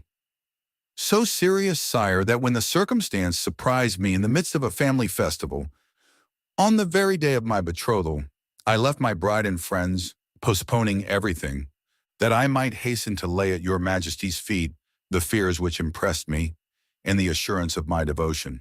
True, said Louis XVIII. Was there not a marriage engagement between you and Mademoiselle de Saint-Méran, daughter of one of your Majesty's most faithful servants? Yes, yes, but let us talk of this plot, Monsieur de Villefort. Sire, I fear it is more than a plot. I fear it is a conspiracy. A conspiracy in these times, said Louis XVIII, smiling, is a thing very easy to meditate, but more difficult to conduct to an end, inasmuch as, re-established so recently on the throne of our ancestors, we have our eyes open at once upon the past, the present, and the future. For the last 10 months, my ministers have redoubled their vigilance in order to watch the shore of the Mediterranean. If Bonaparte landed at Naples, the whole coalition would be on foot before he could even reach Piombino. If he land in Tuscany, he will be in an unfriendly territory. If he land in France, it must be with a handful of men, and the result of that is easily foretold, execrated as he is by the population. Take courage, sir, but at the same time rely on our royal gratitude. Ah, here is Monsieur d'André, cried de Blacas. At this instant, the Minister of Police appeared at the door, pale, trembling, and as if ready to faint. Villefort was about to retire, but Monsieur de Blacas, taking his hand, restrained him. Chapter 11. The Corsican ogre's table at which he was sitting. What ails you, Baron? He exclaimed. You appear quite aghast. Has your uneasiness anything to do with what Monsieur de Blacas has told me, and Monsieur de Villefort has just confirmed? Monsieur de Blacas moved suddenly toward the Baron, but the fright of the courtier pleaded for the forbearance of the statesman. And besides, as matters were, it was much more to his advantage that the prefect of police should triumph over him than that he should humiliate the prefect. Sire, stammered the Baron. Well, what is it? Asked Louis XVIII. The Minister of Police, giving way to an impulse of despair, was about to throw himself at the feet of Louis XVIII, who retreated a step and frowned. "Will you speak?" he said. "Oh, sire, what a dreadful misfortune. I am indeed to be pitied. I can never forgive myself." "Monsieur," said Louis XVIII, "I command you to speak." "Well, sire, the usurper left Elba on the 26th of February and landed on the 1st of March. "And where? In Italy?" asked the king eagerly. "In France, sire, at a small port near Antibes in the Gulf of Juan." The usurper landed in France near Antibes in the Gulf of Juan, 250 leagues from Paris, on the 1st of March, and you only acquired this information today, the 3rd of March. "Well, sir, what you tell me is impossible. You must have received a false report, or you have gone mad." "Alas, sire, it is but too true." Louis made a gesture of indescribable anger and alarm, and then drew himself up as if this sudden blow had struck him at the same moment in heart and countenance. "In France," he cried, "the usurper in France! Then they did not watch over this man. Who knows? They were, perhaps, in league with him." "Oh, sire," exclaimed the Duc de Blacas, "Monsieur d'André is not a man to be accused of treason. Sire, we have all been blind, and the Minister of Police has shared the general blindness. That is all." "But," said Villefort, and then suddenly checking himself, he was silent. Then he continued. "Your pardon, sire," he said, bowing. "My zeal carried me away. Will your majesty deign to excuse me? Evil. Now try and aid us with the remedy." "Sire," said Villefort, "the usurper is detested in the south, and it seems to me that if he ventured into the south, it would be easy to raise Languedoc and Provence against him." "Yes, assuredly," replied the minister, "but he is advancing by Gap and Sisteron." "Advancing! He is advancing!" said Louis XVIII. "Is he then advancing on Paris?" The Minister of Police maintained a silence which was equivalent to a complete avowal. "And Dauphine, sir?" inquired the king of Villefort. "Do you think it possible to rouse that as well as Provence?" "Sire, I am sorry to tell your majesty a cruel fact, but the feeling in Dauphine is quite the reverse of that in Provence or Languedoc. The mountaineers are Bonapartists, sire." "Then," murmured Louis, "he was well informed. And how many men had he with him?" "I do not know, sire," answered the Minister of Police. "What? You do not know? Have you neglected to obtain information on that point?" "Of course it is of no consequence," he added with a withering smile.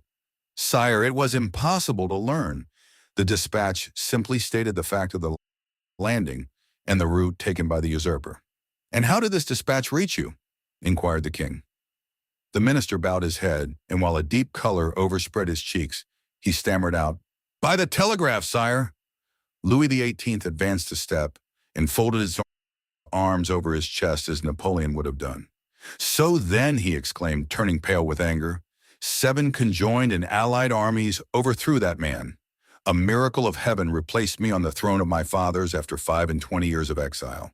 I have, during those 25 years, spared no pains to understand the people of France and the interests which were confided to me. And now, when I see the fruition of my wishes almost within reach, the power I hold in my hands bursts and shatters me to atoms." "Sire, it is fatality," murmured the minister, feeling that the pressure of circumstances, however light a thing to destiny, was too much for any human strength to endure. "What our enemies say of us is then true. We have learnt nothing, forgotten nothing. If I were betrayed as he was, I would console myself. But to be in the midst of persons elevated by myself to places of honor, who ought to watch over me more carefully than over themselves. For my fortune is theirs before me, they were nothing. After me they will be nothing, and perish miserably from incapacity. Ineptitude. Oh yes, sir, you are right. It is fatality." The minister quailed before this outburst of sarcasm. Monsieur de Blacas wiped the moisture from his brow. Villefort smiled within himself, for he felt his increased importance. "To fall," continued King Louis, who at the first glance had sounded the abyss on which the monarchy hung suspended. "To fall, and learn of that fall by telegraph. Oh, I would rather mount the scaffold of my brother, Louis XVI, than thus descend the staircase of the Tuileries, driven away by ridicule." "Ridicule, sir! Why, you know not its power in France, and yet you ought to know it."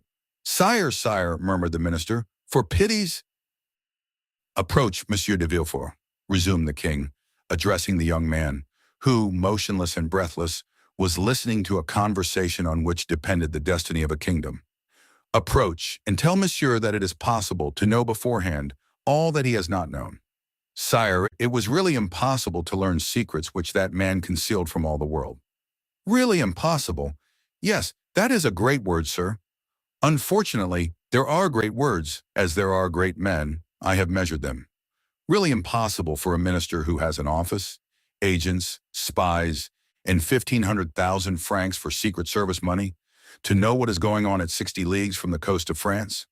Well then, see, here is a gentleman who had none of these resources at his disposal. A gentleman, only a simple magistrate, who learned more than you with all your police, and who would have saved my crown if, like you, he had the power of directing a telegraph. The look of the minister of police was turned with concentrated spite on Villefort, who bent his head in modest triumph. I do not mean that for you, Blockus, continued Louis XVIII, for if you have discovered nothing, at least you have had the good sense to persevere in your suspicions. Any other than yourself would have considered the disclosure of Monsieur de Villefort insignificant, or else dictated by venal ambition. These words were an allusion to the sentiments which the minister of police had uttered with so much confidence an hour before. Villefort understood the king's intent. Any other person would perhaps have been overcome by such an intoxicating draught of praise, but he feared to make for himself a mortal enemy of the police minister, although he saw that Dandré was irrevocably lost. In fact, the minister who, in the plenitude of his power, had been unable to unearth Napoleon's secret, might in despair at his own downfall interrogate Dante, and so lay bare the motives of Villefort's plot. Realizing this, Villefort came to the rescue of the crestfallen minister, instead of aiding to crush him. Sire, said Villefort, the suddenness of this event must prove to your majesty that the issue is in the hands of Providence. What your majesty is pleased to attribute to me as profound perspicacity is simply owing to chance, and I have profited by that chance like a good and devoted servant. That's all. Do not attribute to me more than I deserve, sire, that your majesty may never have occasion to recall the first opinion you have been pleased to form of me. The minister of police thanked the young man by an eloquent look, and Villefort understood that he had succeeded in his design. That is to say, that without forfeiting the gratitude of the king, he had made a friend of one on whom, in case of necessity, he might rely. "'Tis well," resumed the king. "And now, gentlemen," he continued, turning towards Monsieur de Blockus and the minister of police, "I have no further occasion for you, and you may retire. What now remains to do is in the department of the Minister of War." "Fortunately, sire," said Monsieur de Blockus, "we can rely on the army. Your majesty knows how every report confirms their loyalty and attachment. Do not mention reports, Duke, to me, for I know now what confidence to place in them. Yet speaking of reports, Baron, what have you learned with regard to the affair in the Rue Saint-Jacques?" "The affair in the Rue Saint-Jacques!" exclaimed Villefort, unable to repress an exclamation. Then suddenly pausing, he added, "Your pardon, sire, but my devotion to your majesty has made me forget, not the respect I have, for that is too deeply engraved in my heart, but the rules of etiquette." Go on, sir," replied the king. "You have today earned the right to make inquiries here." "Sire," interposed the minister of police, "I came a moment ago to give your majesty fresh information which I had obtained on this head, when your majesty's attention was attracted by the terrible event that has occurred in the Gulf. And now these facts will cease to interest your majesty." "On the contrary, sir, on the contrary," said Louis XVIII, "this affair seems to me to have a decided connection with that which occupies our attention, and the death of General Quesnel will perhaps put us on the direct track of a great internal conspiracy." At the name of General Quesnel, Villefort trembled. "Everything points to the conclusion, sire," said the minister of police, "that death was not the result of suicide as we first believed, but of assassination. General Quesnel, it appears, had just left a Bonapartist club when he disappeared. An unknown person had been with him that morning and made an appointment with him in the Rue Saint-Jacques. Unfortunately, the general's valet, who was dressing his hair at the moment when the stranger entered, heard the street mentioned but did not catch the number. As the police minister related this to the king, Villefort, who looked as if his very life hung on the speaker's lips, turned alternately red and pale. The king looked towards him. Do you not think with me, Monsieur de Villefort, that General Quesnel, whom they believed attached to the usurper, but who was really entirely devoted to me, has perished the victim of a Bonapartist ambush? It is probable, sire, replied Villefort. But is this all that is known? They are on the track of the man who appointed the meeting with him. On his track? Said Villefort. Yes, the servant has given his description. He is a man of from 50 to 52 years of age, dark with black eyes covered with shaggy eyebrows, and a thick mustache. He was dressed in a blue frock coat, buttoned up to the chin, and wore at his buttonhole the rosette of an officer of the Legion of Honor. Yesterday, a person exactly corresponding with this description was followed, but he was lost sight of at the corner of the Rue de la Jussienne and the Rue Coq-Héron. Villefort leaned on the back of an armchair, for as the Minister of Police went on speaking, he felt his legs bend under him. But when he learned that the unknown had escaped the vigilance of the agent who followed him, he breathed again. "Continue to seek for this man, sir," said the king to the Minister of Police, "for if, as I am all but convinced, General Quesnel, who would have been so useful to us at this moment, has been murdered, his assassins, Bonapartists or not, shall be cruelly punished." It required all Villefort's coolness not to betray the terror with which this declaration of the king inspired him. "How strange," continued the king with some asperity. "The police think that they have disposed of the whole matter when they say a murder has been committed, and especially so when they can add, and we are on the track of the guilty persons. We shall see. I will no longer detain you, Monsieur de Villefort, for you must be fatigued after so long a journey. Go and rest. Of course you stopped at your father's?" A feeling of faintness came over Villefort. "No, sire," he replied. "I alighted at the Hôtel de Madrid, in the Rue de Tournon." "But you have seen him?" "Sire, I went straight to the Duc de Blacas." "But you will see him then?" "I think not, sire." "Ah, I forgot," said Louis, smiling in a manner which proved that all these questions were not made without a motive. "I forgot you and Monsieur Noirtier are not on the best terms possible, and that is another sacrifice made to the royal cause, and for which you should be recompensed.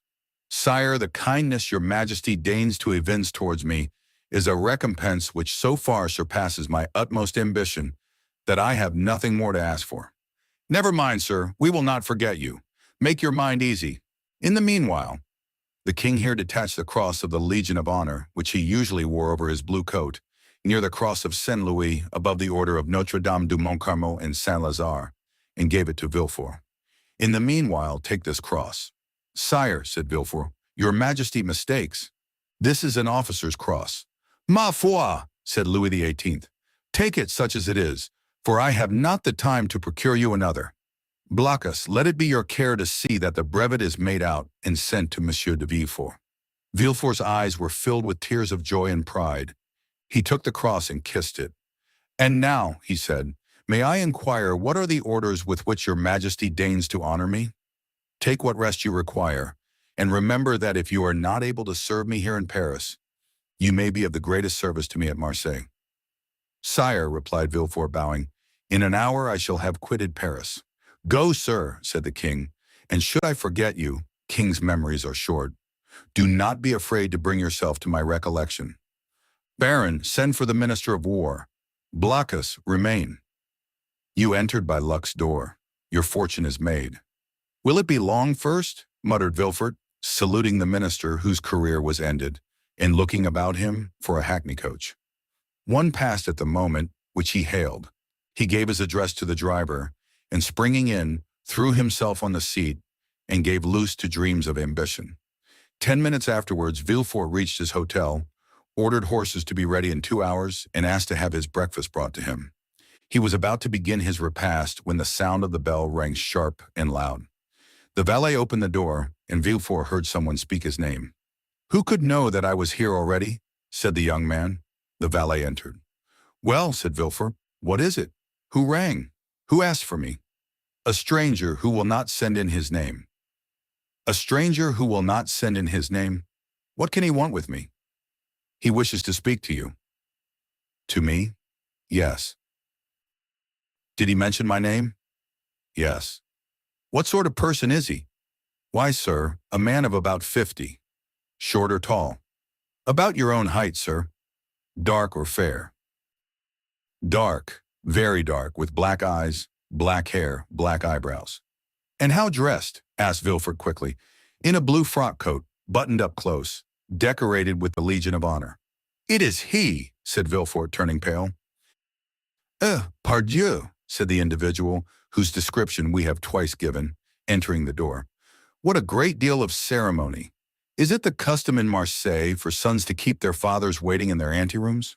You. Well then, if you felt so sure, replied the newcomer, putting his cane in a corner and his hat on a chair. Allow me to say, my dear Gerard, that it was not very filial of you to keep me waiting at the door. Leave us, Germain, said Villefort. The servant quitted the apartment with evident signs of astonishment. Chapter 12. Father and Son. Jean Noirtier, for it was indeed he who entered, looked after the servant until the door was closed, and then, fearing no doubt that he might be overheard in the antechamber, he opened the door again, nor was the precaution useless, as appeared from the rapid retreat of Germain, who proved that he was not exempt from the sin which ruined our first parents.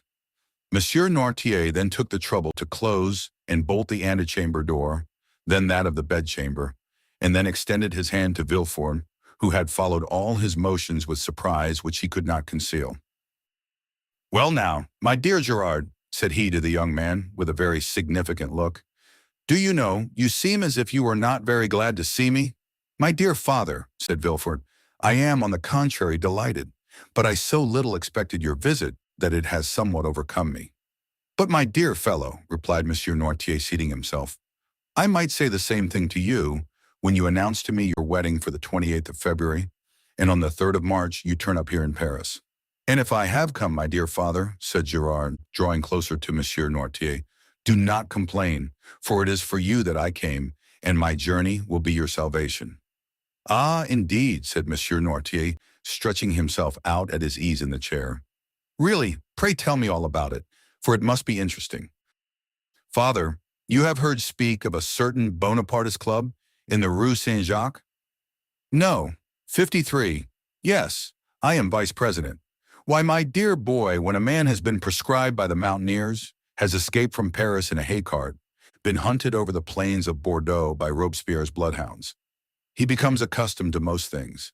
But go on, what about the club in the Rue Saint-Jacques? Why, they induced General Quesnel to go there, and General Quesnel, who quitted his own house at 9 o'clock in the evening, was found the next day in the Seine. And who told you this fine story? The king himself. Well then, in return for your story, continued Noirtier, I will tell you another. My dear father, I think I already know what you are about to tell me. Ah, you have heard of the landing of the emperor? Not so loud, father. I entreat of you, for your own sake as well as mine. Yes, I heard this news, and knew it even before you could, for 3 days ago I posted from Marseille to Paris with all possible speed, half desperate at the enforced delay. 3 days ago? You are crazy. Why, 3 days ago the emperor had not landed. No matter.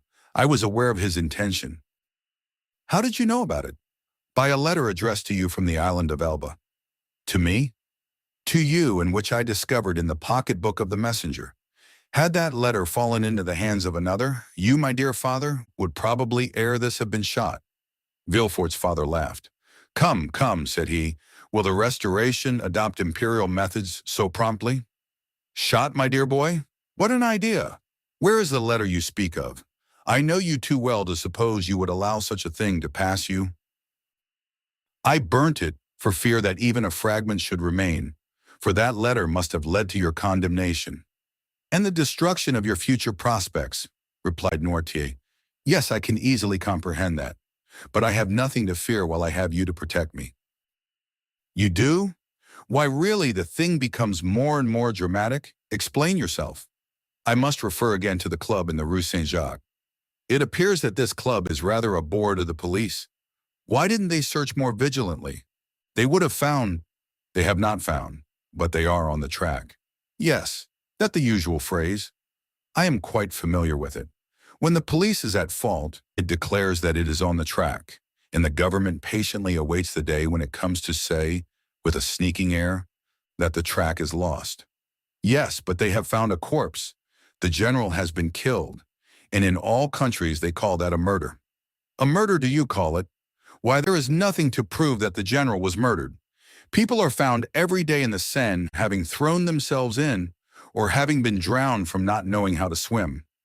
Father, you know very well that the general was not a man to drown himself in despair, and people do not bathe in the Seine in the month of January.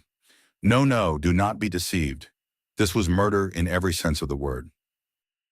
And who thus designated it? The king himself. The king! I thought he was philosopher enough to allow that there was no murder in politics. In politics, my dear fellow, you know as well as I do, there are no men, but ideas, no feelings, but interests. In politics, we do not kill a man. We only remove an obstacle, that is all. Would you like to know how matters have progressed?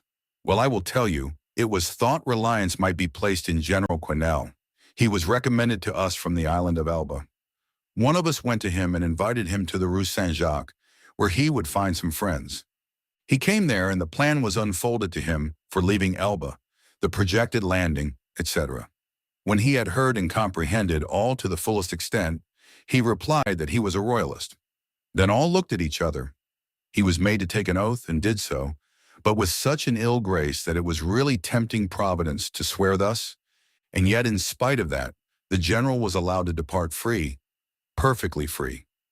Yet he did not return home. What could that mean? Why, my dear fellow, that on leaving us he lost his way, that's all.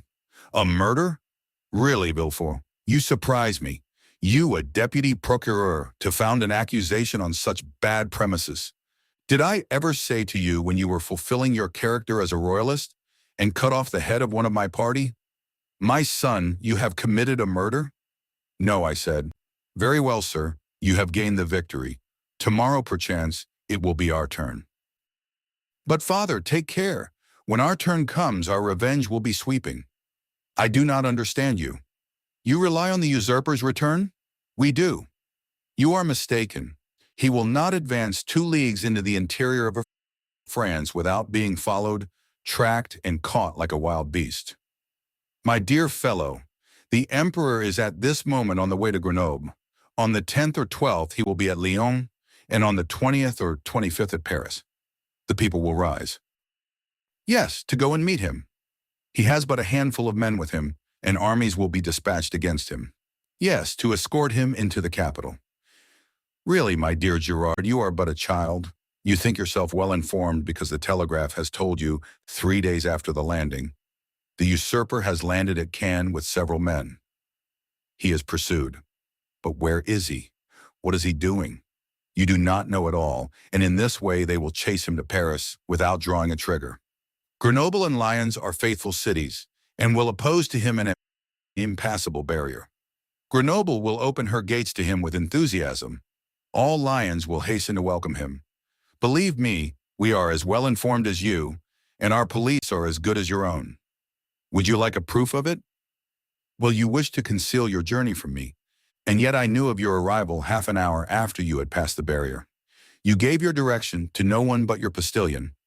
Yet I have your address, and in proof I am here the very instant you are going to sit at the table. Ring then, if you please, for a second knife, fork, and plate, and we will dine together. Indeed, replied Villefort, looking at his father with astonishment. You really do seem very well informed. Hey, the thing is simple enough. You who are in power have only the means that money produces. We who are in expectation have those which devotion prompts.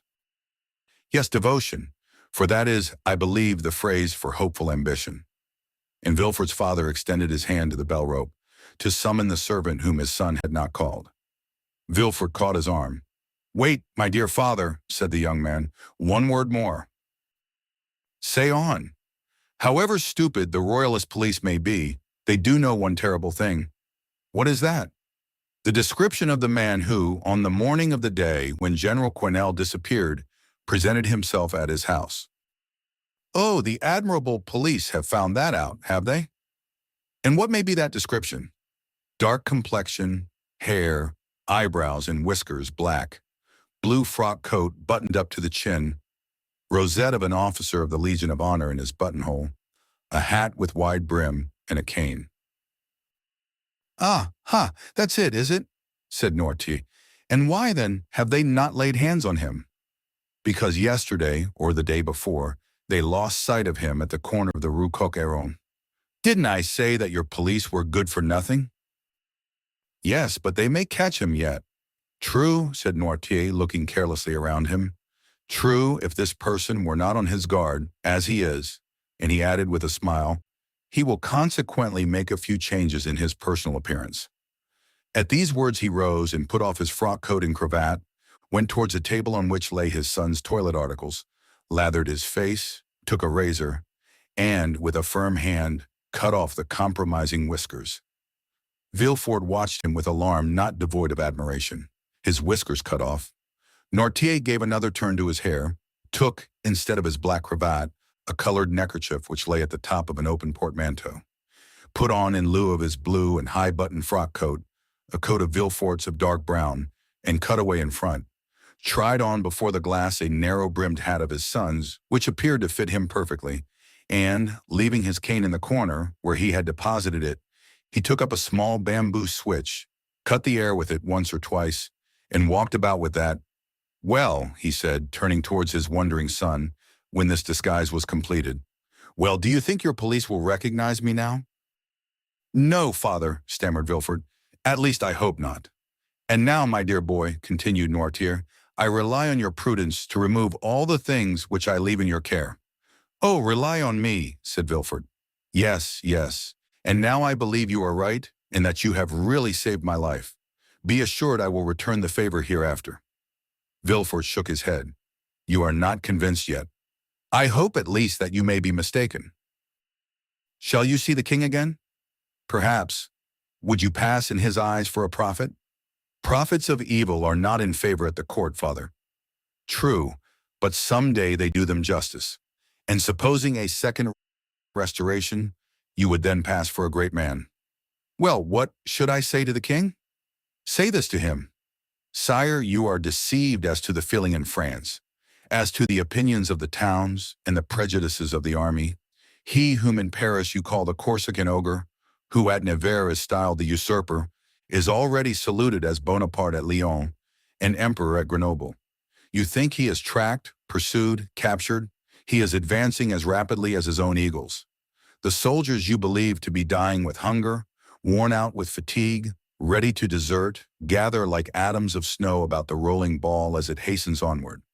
Sire, go, leave France to its real master, to him who acquired it, not by purchase, but by right of conquest. Go, sire, not that you incur any risk, for your adversary is powerful enough to show you mercy, but because it would be humiliating for a grandson of St. Louis to owe his life to the man of Arcola, Marengo, Austerlitz. Tell him this, Gerard, or rather, tell him nothing. Keep your journey a secret. Do not boast of what you have come to Paris to do or have done. Return with all speed. Enter Marseille at night and your house by the back door, and there remain, quiet, submissive, secret, and above all, inoffensive. For this time, I swear to you, we shall act like powerful men who know their enemies. Go, my son. Go, my dear Gerard, and by your obedience to my paternal orders, or if you prefer it, friendly counsels, we will keep you in your place. This will be, added Noirtier with a smile, one means by which you may a second time save me, if the political balance should someday take another turn and cast you aloft while hurling me down. Adieu, my dear Gerard, and at your next journey alight at my door. Noirtier left the room when he had finished, with the same calmness that had characterized him during the whole of this remarkable and trying conversation. Villefort, pale and agitated, ran to the window, put aside the curtain, and saw him pass, cool and collected, by 2 or 3 ill-looking men at the corner of the street, who were there, perhaps, to arrest a man with black whiskers, in a blue frock coat and hat with broad brim. Villefort stood watching, breathless, until his father had disappeared at the Rue Bussy. Then he turned to the various articles he had left behind him, put the black cravat and blue frock coat at the bottom of the portmanteau, threw the hat into a dark closet, broke the cane into small bits and flung it in the fire, put on his traveling cap, and calling his valet, checked with a look the 1,000 questions he was ready to ask, paid his bill, sprang into his carriage, which was ready, learned at Lyon that Bonaparte had entered Grenoble, and in the midst of the tumult which prevailed along the road, at length reached Marseilles, a prey to all the hopes and fears which enter into the heart of man with ambition in its first successes. Chapter 13. The 100 Days. Monsieur Noirtier was a true prophet, and things progressed rapidly as he had predicted. Everyone knows the history of the famous return from Elba, a return which was unprecedented in the past and will probably remain without a counterpart in the future. Louis XVIII made but a faint attempt to parry this unexpected blow. The monarchy he had scarcely reconstructed tottered on its precarious foundation, and at a sign from the emperor, the incongruous structure of ancient prejudices and new ideas fell to the ground. Villefort, therefore, gained nothing save the king's gratitude, which was rather likely to injure him at the present time, and the cross of the Legion of Honor, which he had the prudence not to wear, although Monsieur de Blacas had duly forwarded the brevet. Napoleon would doubtless have deprived Villefort of his office had it not been for Noirtier, who was all-powerful at court, and thus the Girondin of '93 and the Senator of 1806 protected him, who so lately had been his protector. All Villefort's influence barely enabled him to stifle the secret Dante had so nearly divulged. The king's procureur alone was deprived of his office, being suspected of royalism. However, scarcely was the imperial power established. That is, scarcely had the emperor re-entered the Tuileries and begun to issue orders from the closet into which we have introduced our readers. He found on the table there Louis XVIII's half-filled snuff box. Scarcely had this occurred when Marseille began, in spite of the authorities, to rekindle the flames of civil war, always smoldering in the south, and it required but little to excite the populace to acts of far greater violence than the shouts and insults with which they assailed the royalists whenever they ventured abroad. Owing to this change, the worthy shipowner became at that moment, we will not say all-powerful because Morel was a prudent and rather a timid man, so much so that many of the most zealous partisans of Bonaparte accused him of moderation, but sufficiently influential to make a demand in favor of Dante. Villefort retained his place, but his marriage was put off until a more favorable opportunity. If the emperor remained on the throne, Girard required a different alliance to aid his career. If Louis XVIII returned, the influence of Monsieur de Saint-Méran, like his own, could be vastly increased, and the marriage be still more suitable. The deputy procureur was therefore the first magistrate of Marseille when one morning his door opened and Monsieur Morel was announced. Anyone else would have hastened to receive him, but Villefort was a man of ability, and he knew this would be a sign of weakness. He made Morel wait in the antechamber, although he had no one with him, for the simple reason that the king's procureur always makes everyone wait, and after passing a quarter of an hour and reading the papers, he ordered Monsieur Morel to be admitted. Morel expected Villefort would be dejected. He found him as he had found him 6 weeks before, calm, firm, and full of that glacial politeness, that most insurmountable barrier which separates the well-bred from the vulgar man. He had entered Villefort's office expecting that the magistrate would tremble at the sight of him. On the contrary, he felt a cold shudder all over him when he saw Villefort sitting there with his elbow on his desk and his head leaning on his hand. He stopped at the door. Villefort gazed at him as if he had some difficulty in recognizing him. Then, after a brief interval, during which the honest shipowner turned his hat in his hands, "Monsieur Morel, I believe?" said Villefort. "Come nearer," said the magistrate, with a patronizing wave of the hand, "and tell me to what circumstance I owe the honor of this visit." "Do you not guess, monsieur?" asked Morel. "Not in the least, but if I can serve you in any way, I shall be delighted." "Everything depends on you. Explain yourself, pray." "Monsieur," said Morel, recovering his assurance as he proceeded, "do you recollect that a few days before the landing of His Majesty the Emperor, I came to intercede for a young man, the mate of my ship, who was accused of being concerned in correspondence with the island of Elba? What was the other day a crime is today a title to favor. You then served Louis XVIII, and you did not show any favor. It was your duty. Today you serve Napoleon, and you ought to protect him. It is equally your duty. I come, therefore, to ask what has become of him." Villefort, by a strong effort, sought to control himself. "What is his name?" said he. "Tell me his name." "Edmond Dantès." Villefort would probably have rather stood opposite the muzzle of a pistol at 25 paces than have heard this name spoken, but he did not blanch. Dante, repeated he, Edmond Dantès. Yes, monsieur. Villefort opened a large register, then went to a table, from the table turned to his registers, and then, turning to Morel, "Are you quite sure you are not mistaken, monsieur?" said he, in the most natural tone in the world. Had Morel been a more quick-sighted man, or better versed in these matters, he would have been surprised at the king's procureur answering him on such a subject, instead of referring him to the governors of the prison or the prefect of the department. But Morel, disappointed in his expectations of exciting fear, was conscious only of the other's condescension. Villefort had calculated rightly. "No," said Morel, "I am not mistaken. I have known him for 10 years, the last 4 of which he was in my service. Do not you recollect? I came about 6 weeks ago to plead for clemency, as I come today to plead for justice. You received me very coldly." "Oh, the royalists were very severe with the monsieur," returned Villefort. "I was then a royalist, because I believed the Bourbons not only the heirs to the throne, but the chosen of the nation. The miraculous return of Napoleon has conquered me. The legitimate monarch is he who is loved by his people." "That's right," cried Morel. "I like to hear you speak thus, and I augur well for Edmond from it." "Wait a moment," said Villefort, turning over the leaves of a register. "I have it. A sailor who was about to marry a young Catalan girl. I recollect now, it was a very serious charge." "How so?" "You know that when he left here he was taken to the Palais de Justice." "Well?" "I made my report to the authorities at Paris, and a week after he was carried off." "Carried off," said Morel. "What can they have done with him?" "Oh, he has been taken to Fenestrelle, to Pignerol, or to the Sainte Marguerite Islands. Some fine morning he will return to take command of your vessel.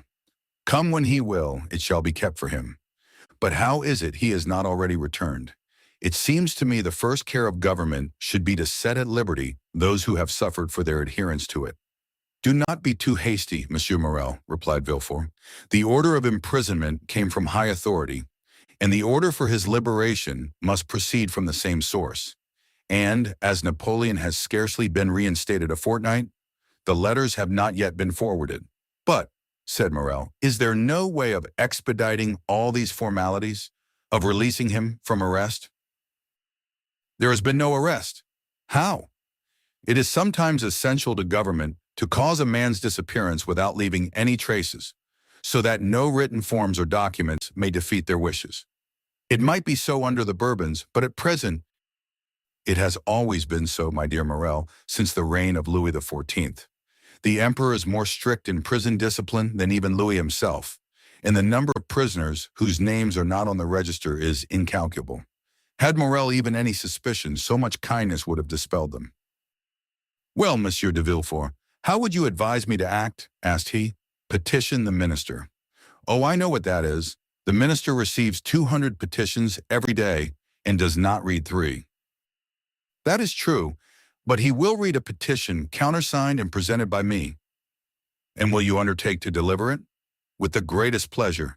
Dante was then guilty, and now he is innocent, and it is as much my duty to free him as it was to condemn him." Villefort thus forestalled any danger of an inquiry, which, however improbable it might be, if it did take place, would leave him defenseless. "But how shall I address the minister?"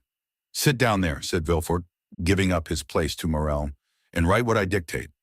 "Will you be so good?" "Certainly, but lose no time. We have lost too much already." "That is true. Only think what the poor fellow may even now be suffering."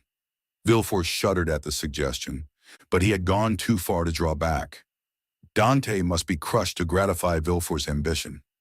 Villefort dictated a petition in which, from an excellent intention, no doubt Dante's patriotic services were exaggerated, and he was made out one of the most active agents of Napoleon's return.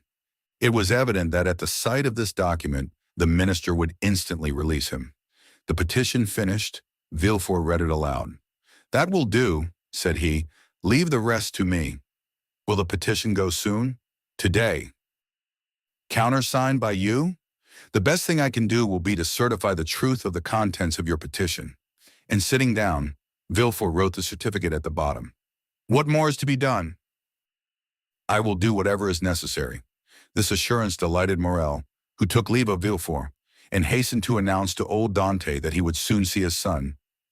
As for Villefort, instead of sending to Paris, he carefully preserved the petition that so fearfully compromised Dante, in the hopes of an event that seemed not unlikely. That is, a second restoration. Dante remained a prisoner, and heard not the noise of the fall of Louis XVIII's throne, or the still more tragic destruction of the empire. Twice during the 100 Days had Morel renewed his demand, and twice had Villefort soothed him with promises. At last there was Waterloo, and Morel came no more. He had done all that was in his power, and any fresh attempt would only compromise himself uselessly. Louis XVIII remounted the throne. Villefort, to whom Marseille had become filled with remorseful memories, sought and obtained the situation of king's procureur at Toulouse, and a fortnight afterwards he married Mademoiselle de Saint-Méran, whose father now stood higher at court than ever. And so Dante, after the 100 Days and after Waterloo, remained in his dungeon, forgotten of earth and heaven. Danglars comprehended the full extent of the wretched fate that overwhelmed Dante, and when Napoleon returned to France, he, after the manner of mediocre minds, termed the coincidence a decree of Providence. But when Napoleon returned to Paris, Danglars' heart failed him, and he lived in constant fear of Dante's return on a mission of vengeance. He therefore informed Monsieur Morel of his wish to quit the sea, and obtained a recommendation from him to a Spanish merchant, into whose service he entered at the end of March. That is, 10 or 12 days after Napoleon's return. He then left for Madrid and was no more heard of. Fernand understood nothing except that Dante was absent. What had become of him he cared not to inquire. Only during the respite the absence of his rival afforded him, he reflected, partly on the means of deceiving Mercédès as to the cause of his absence, partly on plans of emigration and abduction, as from time to time he sat sad and motionless on the summit of Cape Pharaoh, at the spot from whence Marseille and the Catalans are visible, watching for the apparition of a young and handsome man, who was for him also the messenger of vengeance. Fernand's mind was made up. He would shoot Dante and then kill himself. But Fernand was mistaken. A man of his disposition never kills himself, for he constantly hopes. During this time, the empire made its last conscription, and every man in France capable of bearing arms rushed to obey the summons of the emperor. Fernand departed with the rest, bearing with him the terrible thought that while he was away, his rival would perhaps return and marry Mercédès. Had Fernand really meant to kill himself, he would have done so when he parted from Mercédès. His devotion and the compassion he showed for her misfortunes produced the effect they always produce on noble minds. Mercédès had always had a sincere regard for Fernand, and this was now strengthened by gratitude. "My brother," said she as she placed his knapsack on his shoulders, "be careful of yourself, for if you are killed, I shall be alone in the world." These words carried a ray of hope into Fernand's heart. Should Dante not return, Mercédès might one day be his. Mercédès was left alone face to face with the vast plain that had never seemed so barren, and the sea that had never seemed so vast. Bathed in tears, she wandered about the Catalan village. Sometimes she stood mute and motionless as a statue, looking towards Marseille, at other times gazing on the sea, and debating as to whether it were not better to cast herself into the abyss of the ocean, and thus end her woes. It was not want of courage that prevented her putting this resolution into execution, but her religious feelings came to her aid and saved her. Caderousse was, like Fernand, enrolled in the army, but, being married and 8 years older, he was merely sent to the frontier. Old Dantès, who was only sustained by hope, lost all hope at Napoleon's downfall. 5 months after he had been separated from his son, and almost at the hour of his arrest, he breathed his last in Mercédès' arms. Monsieur Morel paid the expenses of his funeral, and a few small debts the poor old man had contracted. There was more than benevolence in this action. There was courage. The South was aflame, and to assist, even on his deathbed, the father of so dangerous a Bonapartist as Dante was stigmatized as a crime. Chapter 14. The Two Prisoners. A year after Louis XVIII's restoration, a visit was made by the Inspector General of Prisons. Dante in his cell heard the noise of preparation, sounds that at the depth where he lay would have been inaudible to any but the ear of a prisoner, who could hear the splash of the drop of water that every hour fell from the roof of his dungeon. He guessed something uncommon was passing among the living, but he had so long ceased to have any intercourse with the world that he looked upon himself as dead. The inspector visited, one after another, the cells and dungeons of several of the prisoners, whose good behavior or stupidity recommended them to the clemency of the government. He inquired how they were fed and if they had any request to make. The universal response was that the fare was detestable and that they wanted to be set free. The inspector asked if they had anything else to ask for. They shook their heads. What could they desire beyond their liberty? The inspector turned smilingly to the governor. I do not know what reason government can assign for these useless visits. When you see one prisoner, you see all. Always the same thing, ill-fed and innocent. Are there any others? Yes, the dangerous and mad prisoners are in the dungeons. Let us visit them, said the inspector with an air of fatigue. We must play the farce to the end. Let us see the dungeons. Let us first send for 2 soldiers, said the governor. The prisoners sometimes, through mere uneasiness of life, and in order to be sentenced to death, commit acts of useless violence, and you might fall a victim. Take all needful precautions, replied the inspector. 2 soldiers were accordingly sent for, and the inspector descended a stairway, so foul, so humid, so dark, as to be loathsome to sight, smell, and respiration. Oh, cried the inspector, who can live here? A most dangerous conspirator, a man we are ordered to keep the most strict watch over, as he is daring and resolute. He is alone? Certainly. How long has he been there? Nearly a year. Was he placed here when he first arrived?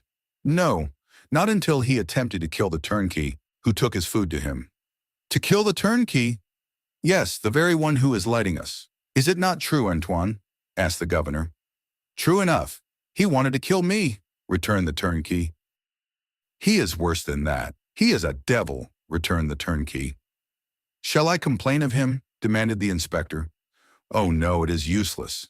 Besides, he is almost mad now, and in another year he will be quite so.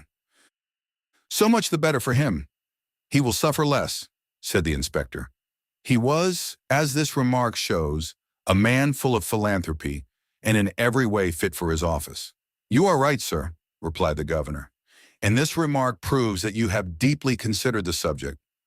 Now we have in a dungeon about 20 feet distant, and to which you descend by another stair, an old abbé, formerly leader of a party in Italy, who has been here since 1811. And in 1813 he went mad, and the change is astonishing. He used to weep, he now laughs, he grew thin, he now grows fat. You had better see him, for his madness is amusing. I will see them both, returned the inspector. I must conscientiously perform my duty. This was the inspector's first visit. He wished to display his authority. Let us visit this one first, added he. By all means, replied the governor, and he signed to the turnkey to open the door. At the sound of the key turning in the lock and the creaking of the hinges, Dante, who was crouched in a corner of the dungeon, whence he could see the ray of light that came through a narrow iron grating above, raised his head. Seeing a stranger escorted by 2 turnkeys holding torches and accompanied by 2 soldiers, and to whom the governor spoke bareheaded, Dante, who guessed the truth, and that the moment to address himself to the superior authorities was come, sprang forward with clasped hands. The soldiers interposed their bayonets, for they thought that he was about to attack the inspector, and the latter recoiled 2 or 3 steps. Dante saw that he was looked upon as dangerous. Then, infusing all the humility he possessed into his eyes and voice, he addressed the inspector and sought to inspire him with pity. The inspector listened attentively, then turning to the governor observed, He will become religious. He is already more gentle. He is afraid and retreated before the bayonets. Madmen are not afraid of anything. I made some curious observations on this at Château. Then turning to the prisoner, What is it you want, said he. I want to know what crime I have committed, to be tried, and if I am— Are you well fed? Said the inspector. I believe so. I don't know. It's of no consequence. What matters really, not only to me, but to officers of justice and the king, is that an innocent man should languish in prison, the victim of an infamous denunciation, to die here cursing his executioners. You are very humble today, remarked the governor. You are not so always. The other day, for instance, when you tried to kill the turnkey. It is true, sir, and I beg his pardon, for he has always been very good to me, but I was mad. And you are not so any longer? No, captivity has subdued me. I have been here so long. So long? When were you arrested then? Asked the inspector. The 28th of February, 1815, at 2:30 in the afternoon. Today is the 30th of July, 1816. Why, it is but 17 months. Only 17 months, replied Dante. Oh, you do not know what is 17 months in prison. 17 ages, rather, especially to a man who, like me, had arrived at the summit of his ambition. To a man who, like me, was on the point of marrying a woman he adored, who saw an honorable career open before him, and who loses all in an instant, who sees his prospects destroyed, and is ignorant of the fate of his affianced wife, and whether his aged father be still living. 17 months' captivity to a sailor accustomed to the boundless ocean is a worse punishment than human crime ever merited. Have pity on me, then, and ask for me, not intelligence, but a trial, not pardon, but a verdict. A trial, sir, I ask only for a trial. That, surely, cannot be denied to one who is accused. We shall see, said the inspector, then turning to the governor. On my word, the poor devil touches me. You must show me the proofs against him. Certainly, but you will find terrible charges. Monsieur, continued Dante, I know it is not in your power to release me, but you can plead for me. You can have me tried, and that is all I ask. Let me know my crime and the reason why I was condemned. Uncertainty is worse than all. Go on with the lights, said the inspector. Monsieur, cried Dante, I can tell by your voice you are touched with pity. Tell me at least a hope. Examine into your case. Oh, I am free. Then I am saved. Who arrested you? Monsieur Villefort. See him and hear what he says. Monsieur Villefort is no longer at Marseille. He is now at Toulouse.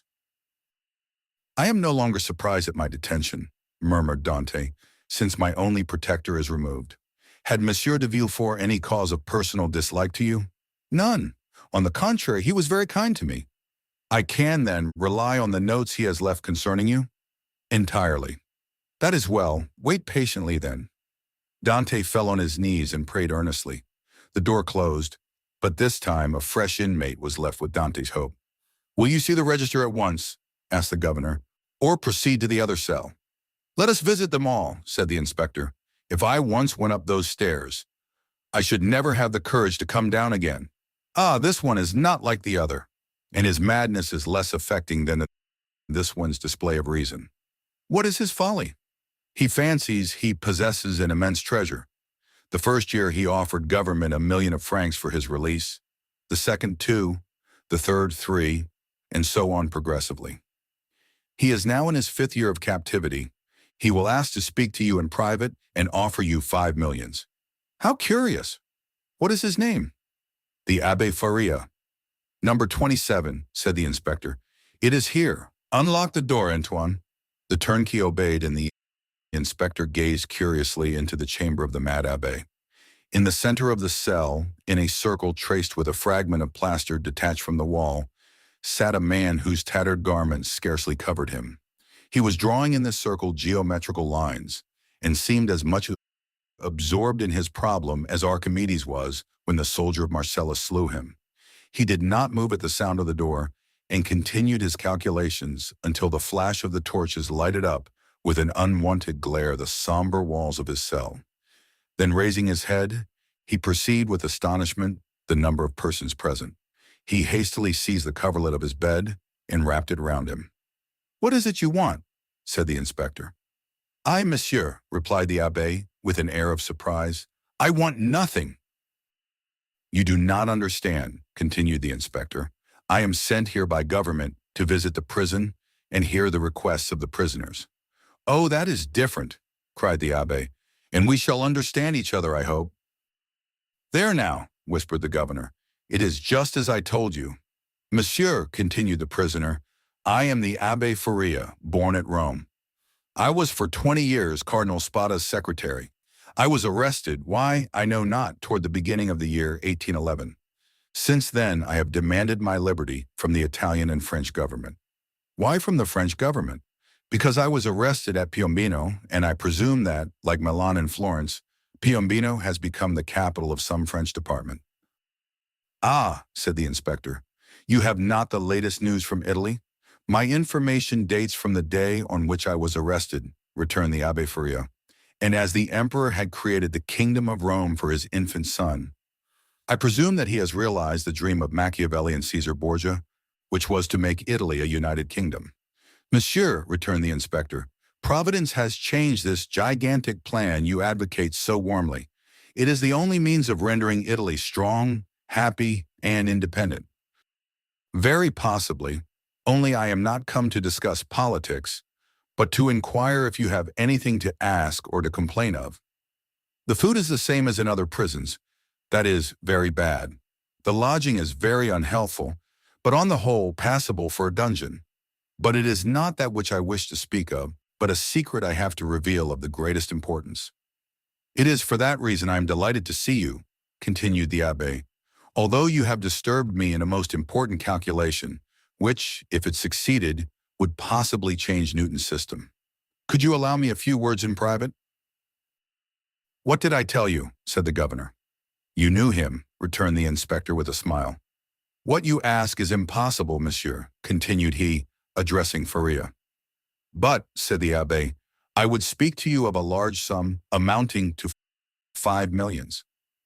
The very sum you named, whispered the inspector in his turn. However, continued Faria, seeing that the inspector was about to depart, it is not absolutely necessary for us to be alone. The governor can be present. Unfortunately, said the governor, I know beforehand what you are about to say. It concerns your treasures, does it not? Faria fixed his eyes on him with an expression that would have convinced anyone else of his sanity. Of course, said he, of what else should I speak? Mr. Inspector, continued the governor, I can tell you the story as well as he, for it has been dinned in my ears for the last 4 or 5 years. That proves, returned the abbé, that you are like those of Holy Writ, who having eyes see not, and having ears hear not. My dear sir, the government is rich and does not want your treasures, replied the inspector. Keep them until you are liberated. The abbé's eyes glistened. He seized the inspector's hand. But what if I am not liberated, cried he, and am detained here until my death? This treasure will be lost. Had not government better profit by it? I will offer 6 millions, and I will content myself with the rest, if they will only give me my liberty. On my word, said the inspector in a low tone, had I not been told beforehand that this man was mad, I should believe what he says. I am not mad, replied Faria, with that acuteness of hearing peculiar to prisoners. The treasure I speak of really exists, and I offer to sign an agreement with you, in which I promise to lead you to the spot where you shall dig. And if I deceive you, bring me here again. I ask no more. The governor laughed. Is the spot far from here? It is not ill planned, said the governor. If all the prisoners took it into their heads to travel 100 leagues, and their guardians consented to accompany them, they would have a capital chance of escaping. The scheme is well known, said the inspector, and the abbé's plan has not even the merit of originality. Then turning to Faria, I inquired if you are well fed, said he. Swear to me, replied Faria, to free me if what I tell you prove true, and I will stay here while you go to the spot.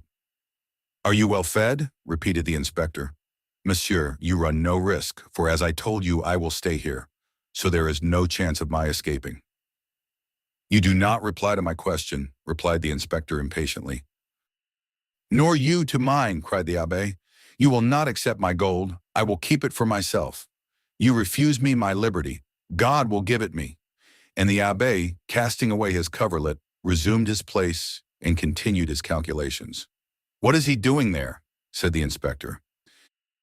Counting his treasures, replied the governor. Faria replied to this sarcasm with a glance of profound contempt. They went out. The turnkey closed the door behind them.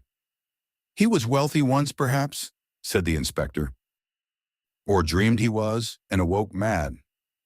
After all, said the inspector, if he had been rich, he would not have been here. So the matter ended for the Abbé Faria. He remained in his cell, and this visit only increased the belief in his insanity.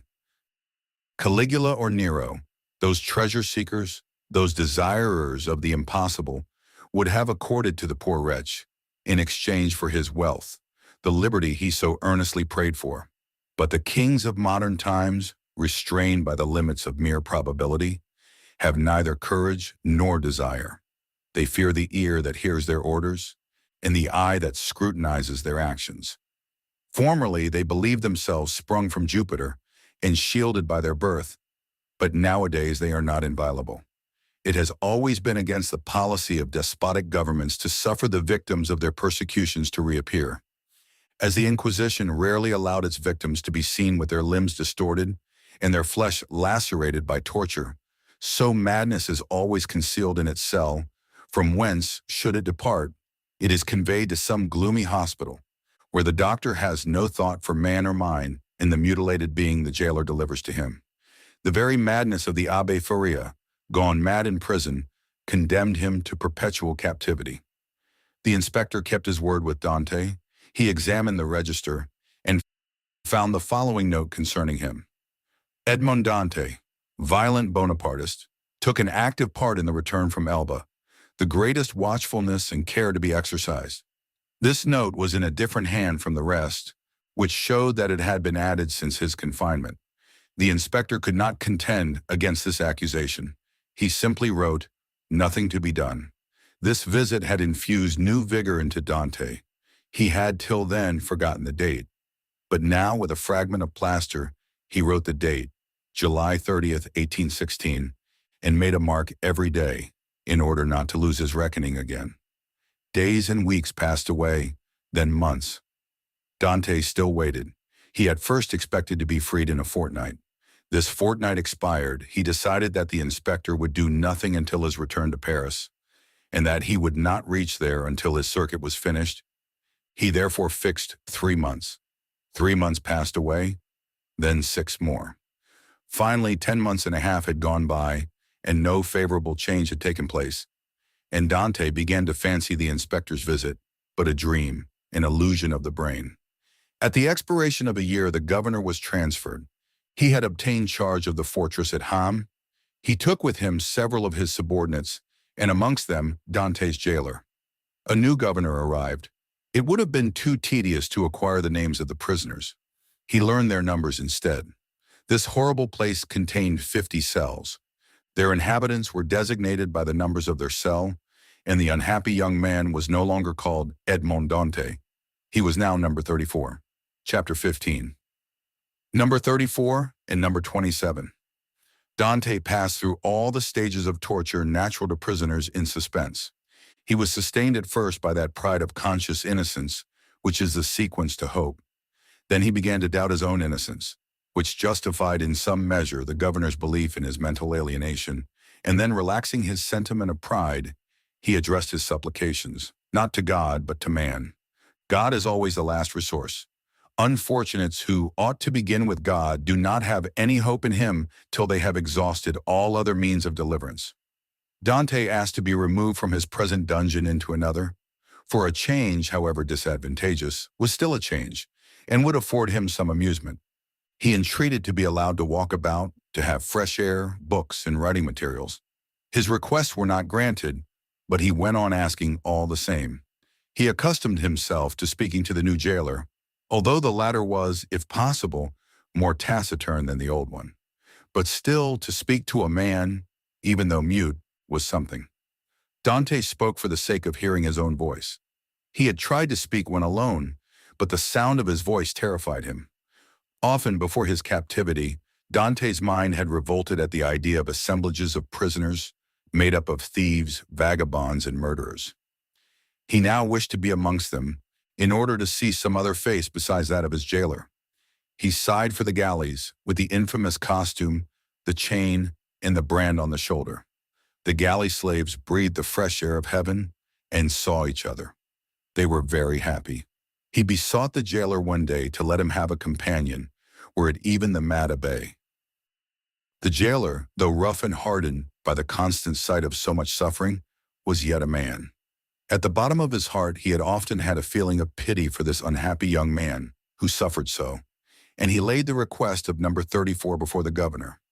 But the latter sapiently imagined that Dante wished to conspire or attempt an escape, and refused his request. Dante had exhausted all human resources, and he then turned to God. All the pious ideas that had been so long forgotten returned. He recollected the prayers his mother had taught him, and discovered a new meaning in every word. For in prosperity prayers seem but a mere medley of words, until misfortune comes and the unhappy sufferer first understands the meaning of the sublime language in which he invokes the pity of heaven. He prayed and prayed aloud, no longer terrified at the sound of his own voice, for he fell into a sort of ecstasy. He laid every action of his life before the Almighty, proposed tasks to accomplish, and at the end of every prayer introduced the entreaty oftener addressed to man than to God. Forgive us our trespasses as we forgive them that trespass against us. Yet in spite of his earnest prayers, Dante remained a prisoner. Then gloom settled heavily upon him. Dante was a man of great simplicity of thought, and without education, he could not therefore in the solitude of his dungeon traverse in mental vision the history of the ages, bring to life the nations that had perished, and rebuild the ancient cities so vast and stupendous in the light of the imagination, and that passed before the eye glowing with celestial colors in Martin's Babylonian pictures. He could not do this. He whose past life was so short, whose present so melancholy, and his future so doubtful. 19 years of light to reflect upon in eternal darkness. No distraction could come to his aid. His energetic spirit that would have exalted in thus revisiting the past was imprisoned like an eagle in a cage. He clung to one idea, that of his happiness, destroyed without apparent cause by an unheard-of fatality. He considered and reconsidered this idea, devoured it, so to speak, as the implacable Ugolino devours the skull of Archbishop Roger in the Inferno of Dante. Rage supplanted religious fervor. Dante uttered blasphemies that made his jailer recoil with horror, dashed himself furiously against the walls of his prison, wreaked his anger upon everything, and chiefly upon himself, so that the least thing, a grain of sand, a straw, or a breath of air that annoyed him, led to paroxysms of fury. Then the letter that Villefort had showed to him recurred to his mind, and every line gleamed forth in fiery letters on the wall, like the many, many tekel uparsin of Belshazzar. He told himself that it was the enmity of man, and not the vengeance of heaven, that had thus plunged him into the deepest misery. He consigned his unknown persecutors to the most horrible tortures he could imagine, and found them all insufficient, because after torture came death, and after death, if not repose, at least the boon of unconsciousness. By dint of constantly dwelling on the idea that tranquility was death, and if punishment were the end in view, other tortures than death must be invented, he began to reflect on suicide. Unhappy he who on the brink of misfortune broods over ideas like these. Before him is a dead sea that stretches in azure calm before the eye, but he who unwarily ventures within its embrace finds himself struggling with a monster that would drag him down to perdition. Once thus ensnared, unless the protecting hand of God snatch him thence, all is over, and his struggles but tend to hasten his destruction. This state of mental anguish is, however, less terrible than the sufferings that precede or the punishment that possibly will follow. There is a sort of consolation at the contemplation of the yawning abyss, at the bottom of which lie darkness and obscurity. Edmond found some solace in these ideas. All his sorrows, all his sufferings, with their train of gloomy specters, fled from his cell when the angel of death seemed about to enter. Dante reviewed his past life with composure and, looking forward with terror to his future existence, chose that middle line that seemed to afford him a refuge. Sometimes, said he, in my voyages, when I was a man and commanded other men, I have seen the heavens overcast, the sea rage and foam, the storm arise, and like a monstrous bird beating the two horizons with its wings. Then I felt that my vessel was a vain refuge, that trembled and shook before the tempest. Soon the fury of the waves and the sight of the sharp rocks announced the approach of death, and death then terrified me. And I used all my skill and intelligence as a man and a sailor to struggle against the wrath of God. But I did so because I was happy, because I had not courted death, because to be cast upon a bed of rocks and seaweed seemed terrible, because I was unwilling that I, a creature made for the service of God, should serve for food to the gulls and ravens. But now it is different. I have lost all that bound me to life. Death smiles and invites me to repose. I die after my own manner. I die exhausted and broken-spirited, as I fall asleep when I have paced 3,000 times round my cell. No sooner had this idea taken possession of him than he became more composed, arranged his couch to the best of his power, ate little and slept less, and found existence almost supportable, because he felt that he could throw it off at pleasure, like a worn-out garment. Two methods of self-destruction were at his disposal. He could hang himself with his handkerchief to the window bars, or refuse food and die of starvation. But the first was repugnant to him. Dante had always entertained the greatest horror of pirates who are hung up to the yardarm. He would not die by what seemed an infamous death. He resolved to adopt the second, and began that day to carry out his resolve. Nearly 4 years had passed away. At the end of the second, he had ceased to mark the lapse of time. Dante said, "I wish to die," and had chosen the manner of his death, and fearful of changing his mind, he had taken an oath to die. "When my morning and evening meals are brought," thought he, "I will cast them out of the window, and they will think that I have eaten them." He kept his word.